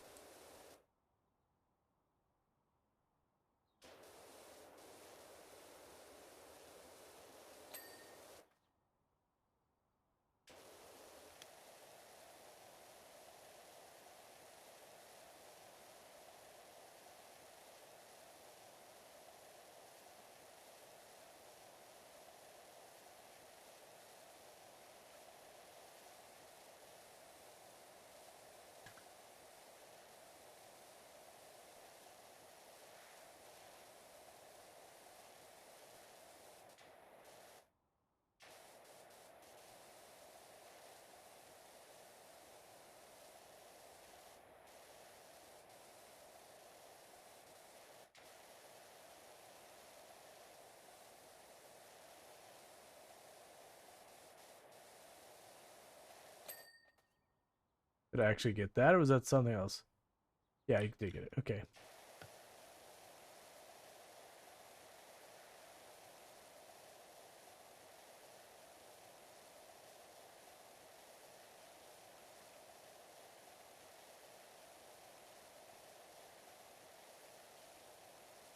Okay.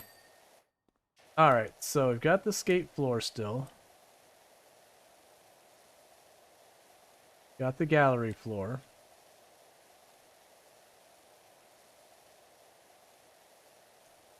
Got the gallery bench.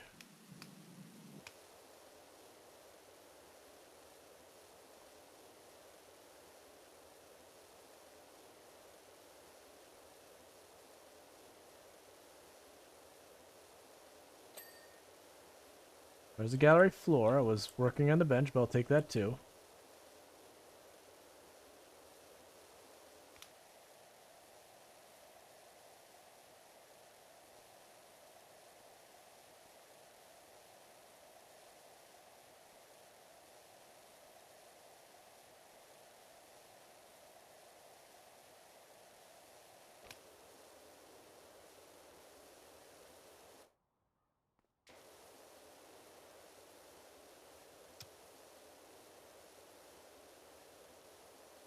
Alright.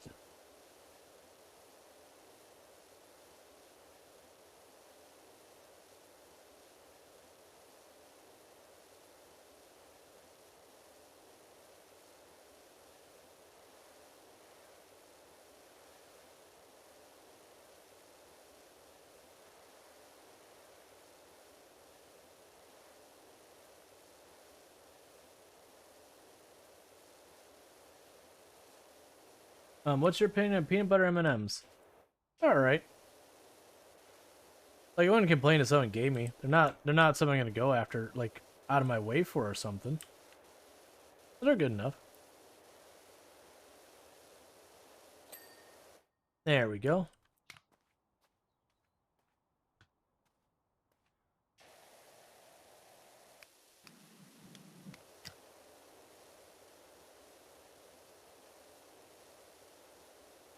You gotta keep in mind, I'm not a huge person when it comes to sweets.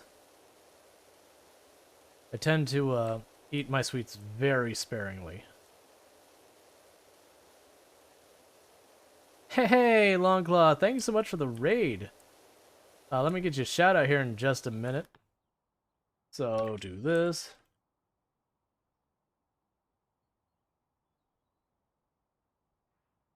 Shout out for Longclaw.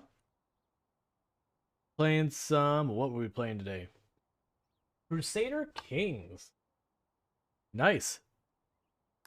Hope you had yourself a good stream. And for those who aren't familiar with Longclaw, Longclaw is an absolutely fantastic content creator. Definitely worth someone checking out. I'd highly recommend. Plays a variety of games. You know, has played Project Zomboid, Crusader Kings, a bunch of other good stuff. And that sounds like your jam. Absolutely worth checking out. We are playing some Powerwash Simulator. No, we're playing Stellaris. Maybe I still have... This was my Monday game, though. Maybe. Oh, is that what's going on? Yeah. It's kind of weird that we, like, now we have to kind of actually pay attention to our schedules and all that, because that's what that tool uses. But yeah, Stellaris is an excellent one. Stellaris is also good. For those who haven't played, that's, like, grand strategy game space. It's kind of, like, one of the things that's really kind of cool about Stellaris, though, in my opinion, when it comes to grand strategy, is the game actually has mechanics. So, like, if you... It's like one of the problems you run with, like Civilization, for example, is if you just, like, take off running in the lead, the only way the AI can do anything against you is, like, fully bully up on you, and there's a point where you're just kind of riding out the rest of the game. Like, you've effectively won, you're just kind of bullying them down one by one. So Stellaris actually has 2 times during your round that the game actually basically throws a monkey wrench. That kind of... It's not a reset situation, but it throws in a third, more, really dangerous situation to cope with. So it's really kind of a good way that, like, if you... Because, like, another thing that happens, like, say if you start off a run and if you mess up and you, like, fall behind, like, catching up can be really hard. But, because of those mechanics, what ends up happening is people be opportunistic and take the disaster stuff that happens and try and make a move on you. But, you know, the possibility is that by doing so, they just straight up lose because, you know, everybody dies.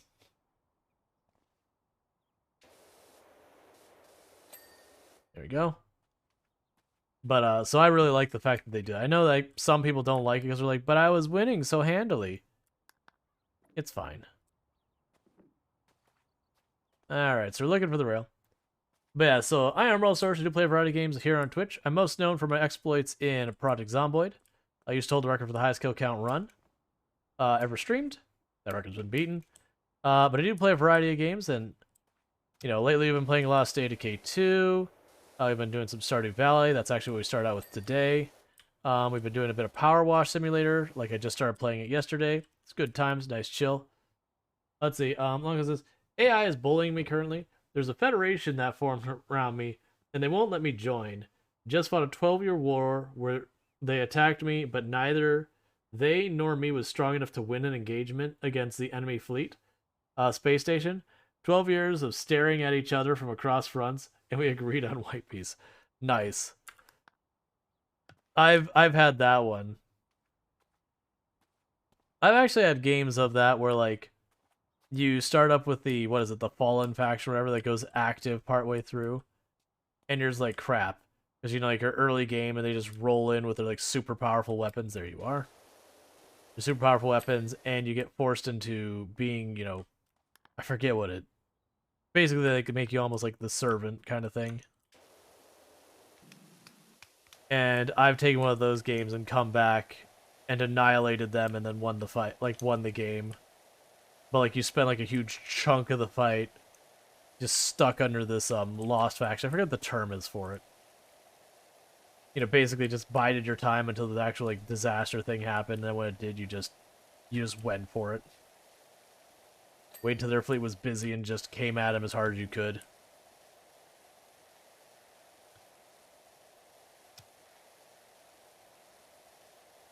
I'm sure I'm way behind in the rules of the game, because I know one thing with Stellaris is they actually like to meaningfully change the game with major updates.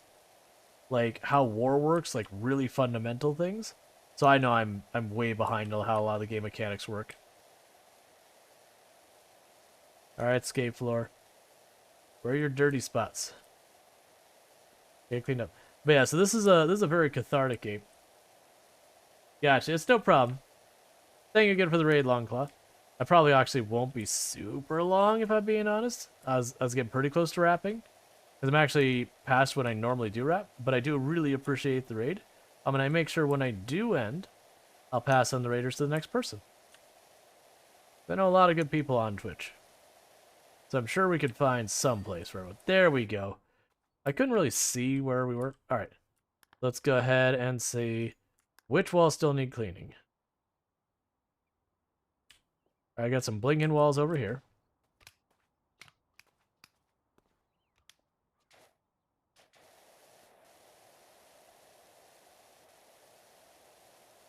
They'll be up top. Yeah. Let's take off our extension. And even though this is not the best way of doing it, what I'm doing.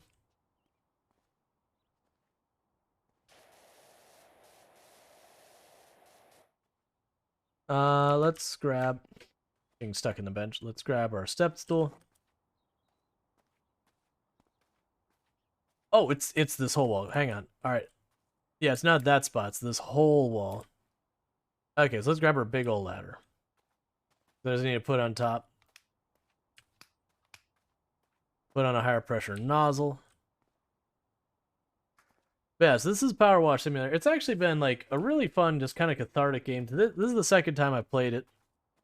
But it's just kind of a nice jam because you sit here. The play starts out like unreasonably disgusting. Like before we raid, I'm not gonna play through a whole extra level, but I will show you what a level looks like. Yeah, so I'm gonna have to move the ladder. That's been annoying.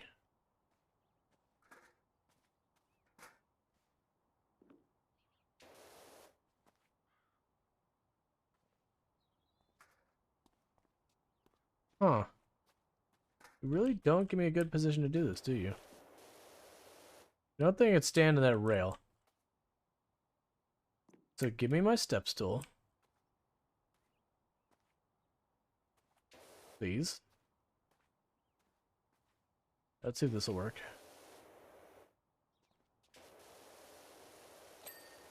There we go. I just need a little spritz anyways. Yeah, down to like the last little bit, so it's the top of all these walls. I think I can get over this wall from over here.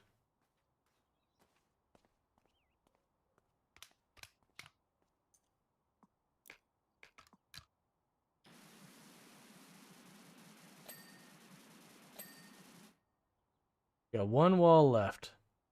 Where's the blinking wall? There you are.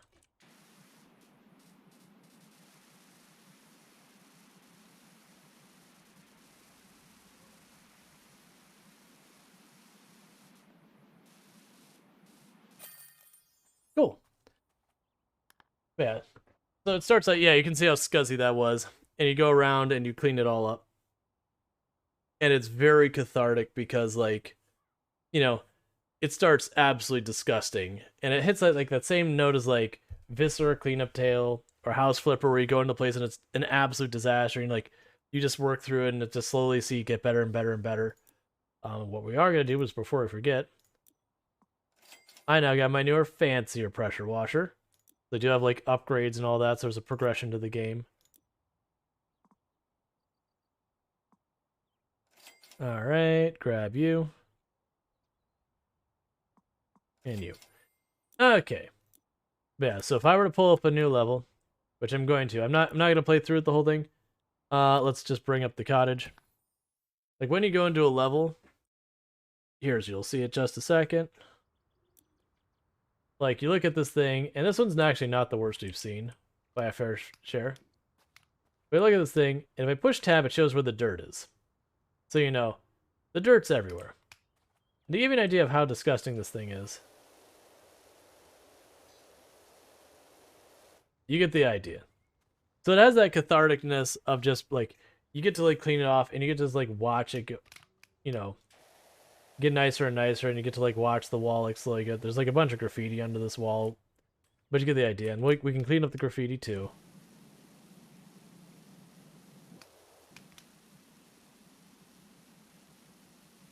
But yeah, so you get to like clean up everything and all that. They give you money, and it's just kind of a fun, chill game where you get to see like the progression.